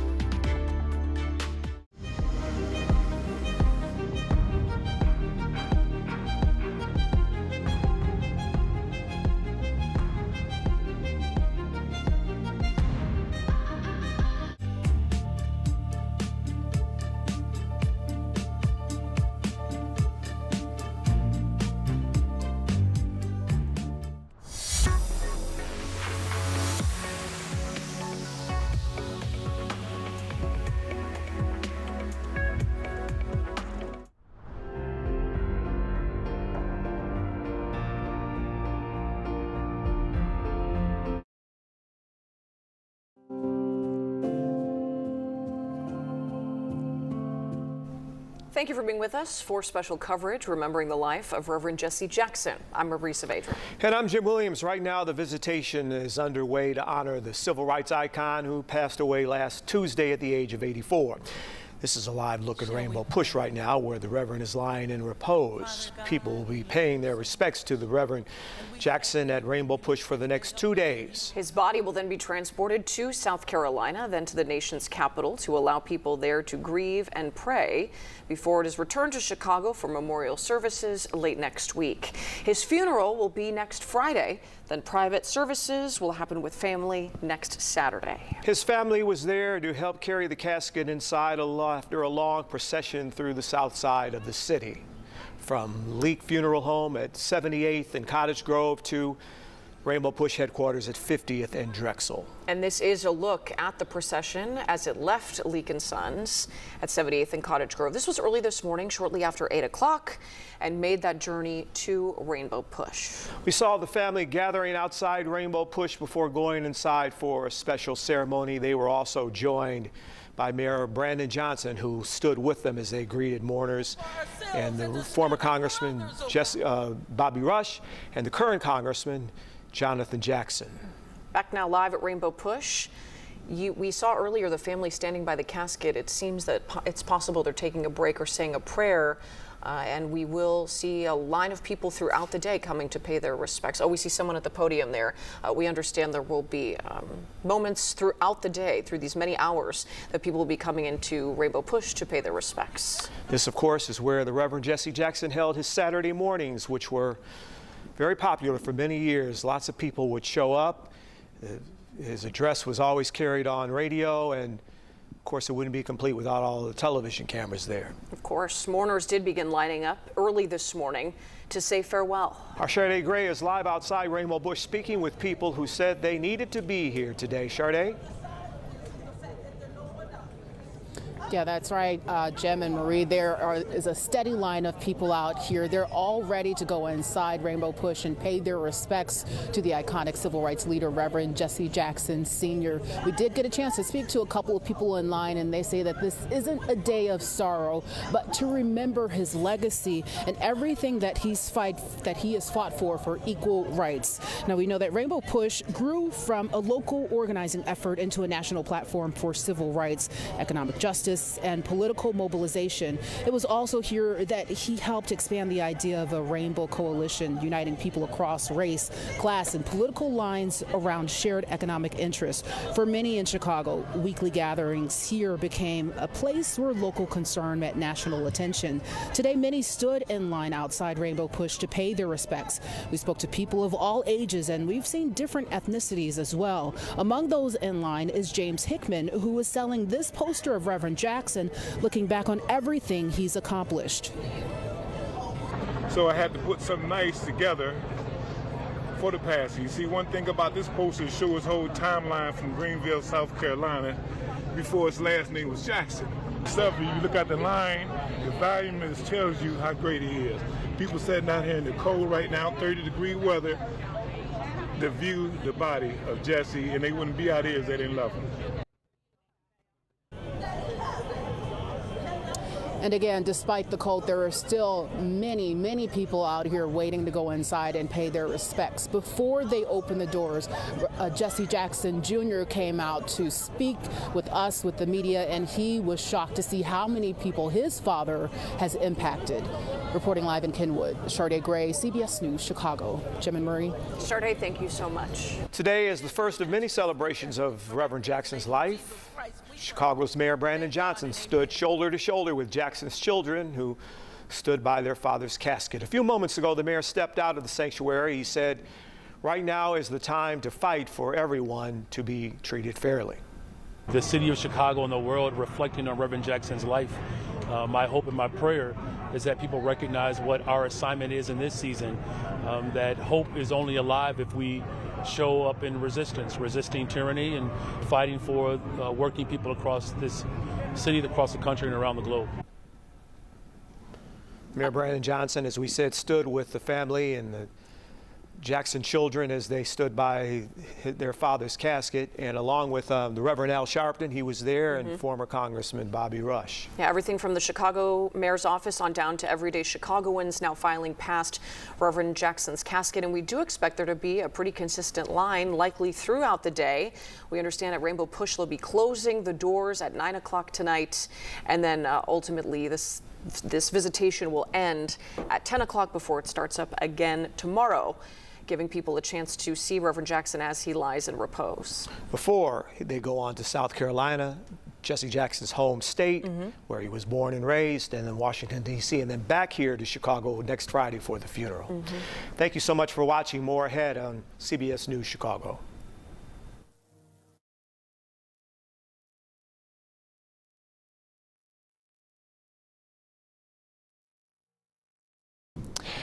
Watching for some accumulating snow coming back in 2 different rounds this weekend after spring-like temperatures late this week. Saturday into late Sunday, we have 1 to 3 inches expected. Heaviest snow totals likely south of Chicago. We'll keep you advised. Ahead of these big swings in temperature today, we're a little bit warmer with gray skies. A sprinkle or flurry possible with a high of 41. Tonight we clear out, but the warm-up continues. Southwest winds keep us actually above freezing in Chicago. Warm-up from 41 today to 61 on a spring-like breezy day tomorrow. Keep an eye out for high fire danger, though, because of the low humidity and gusty winds.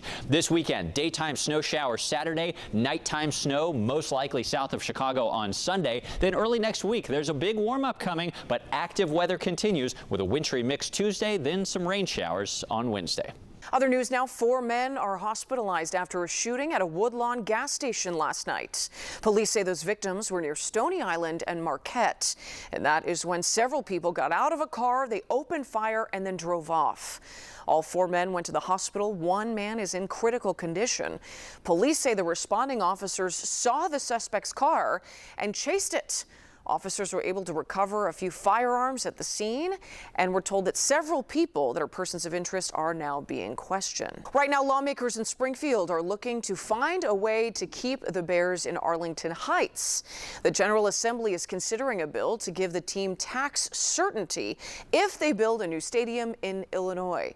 HB 910 would allow people to ultimately have a mega project with an investment of $500 million or more to negotiate a freeze on a property tax assessment.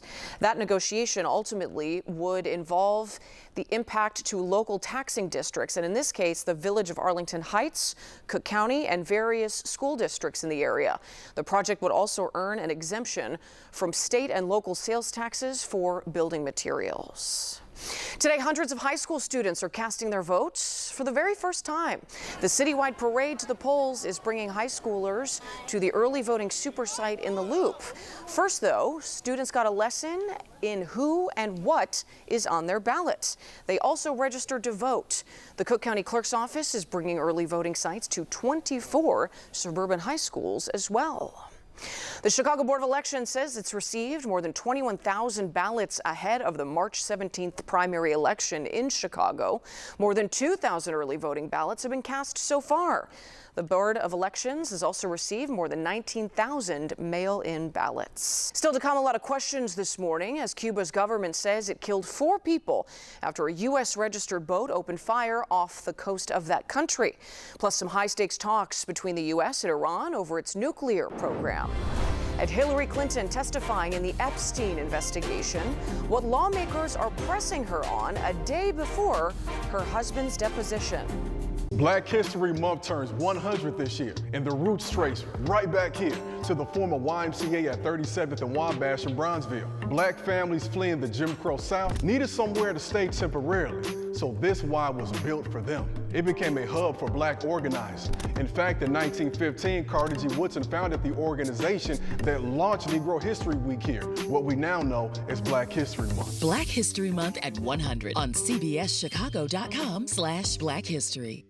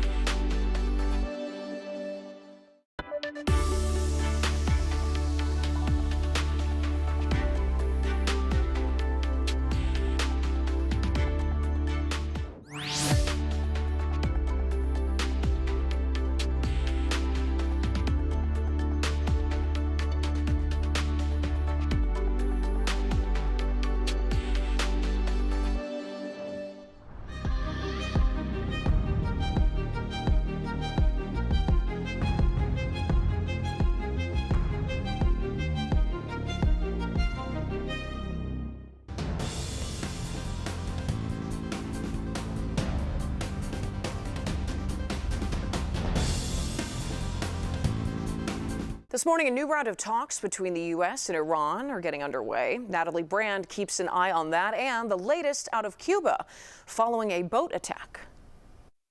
In Geneva, President Trump's son-in-law Jared Kushner and Special Envoy Steve Witkoff sat down for the latest round of indirect nuclear talks with Iran. I think a fair, balanced, and equitable deal is achievable. Iran's foreign minister said the country is also prepared if a deal is not reached with a massive U.S. military buildup in the Middle East. There would be no victory for anybody. It would be a devastating war. Ahead of the talk, Secretary of State Marco Rubio said President Trump still prefers diplomacy, but he warned Iran poses a grave threat to the U.S. After their nuclear program was obliterated, they were told not to try to restart it, and here they are. You can see them always trying to rebuild elements of it.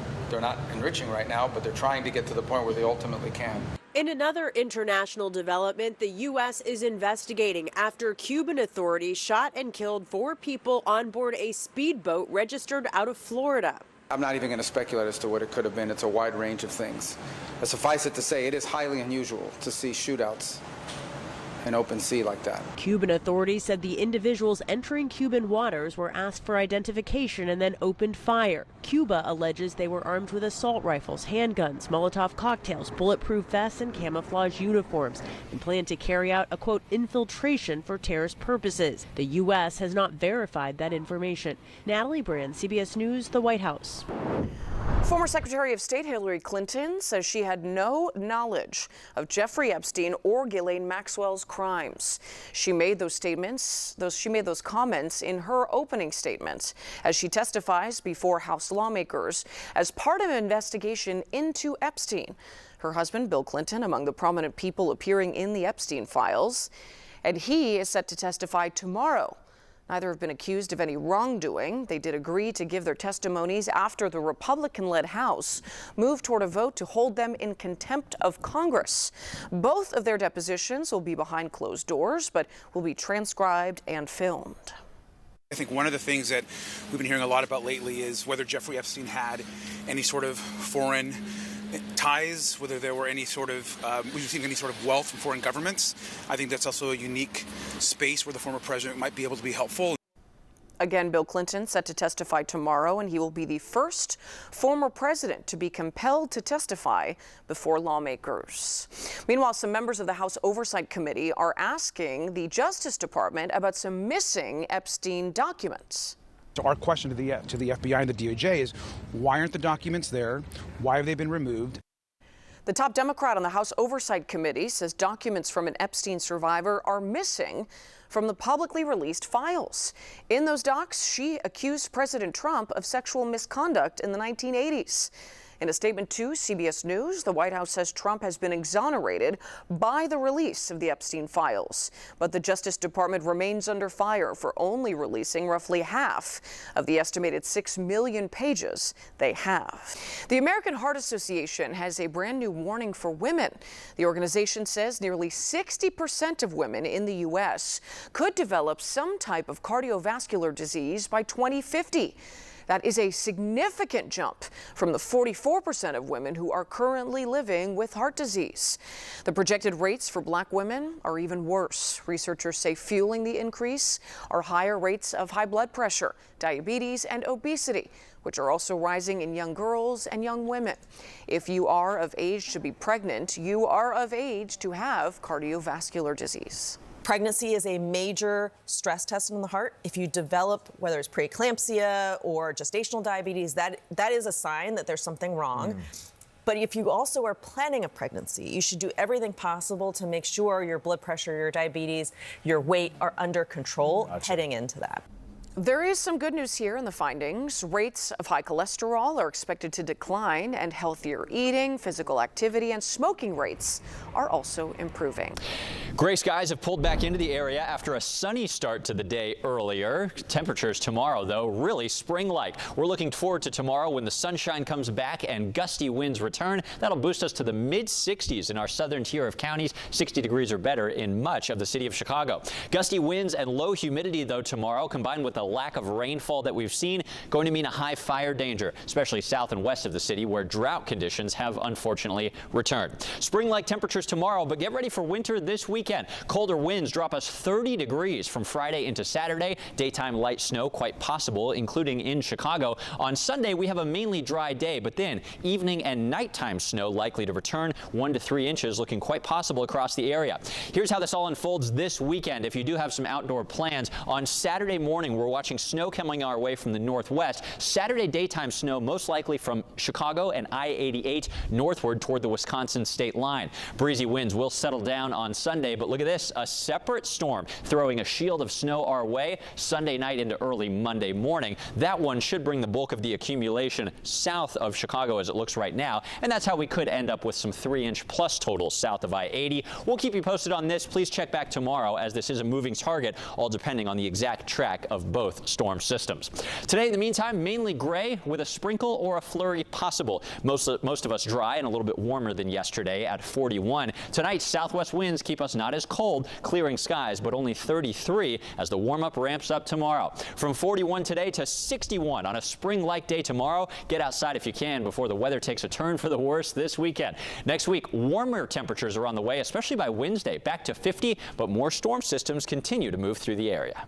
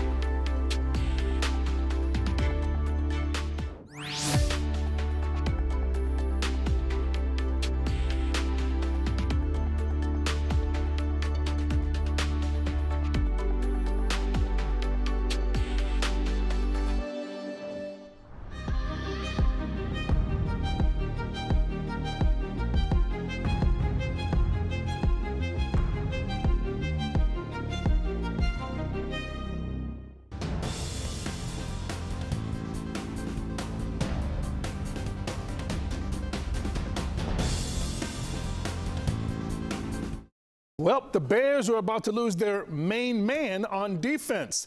Veteran linebacker Tremaine Edmonds has reportedly been granted permission to seek a trade while the league is gathered in Indianapolis for the NFL Combine. If Edmonds can't find a taker, he'll likely be released, saving the Bears the $15 million he's due in the final year of his contract. Still in his prime at almost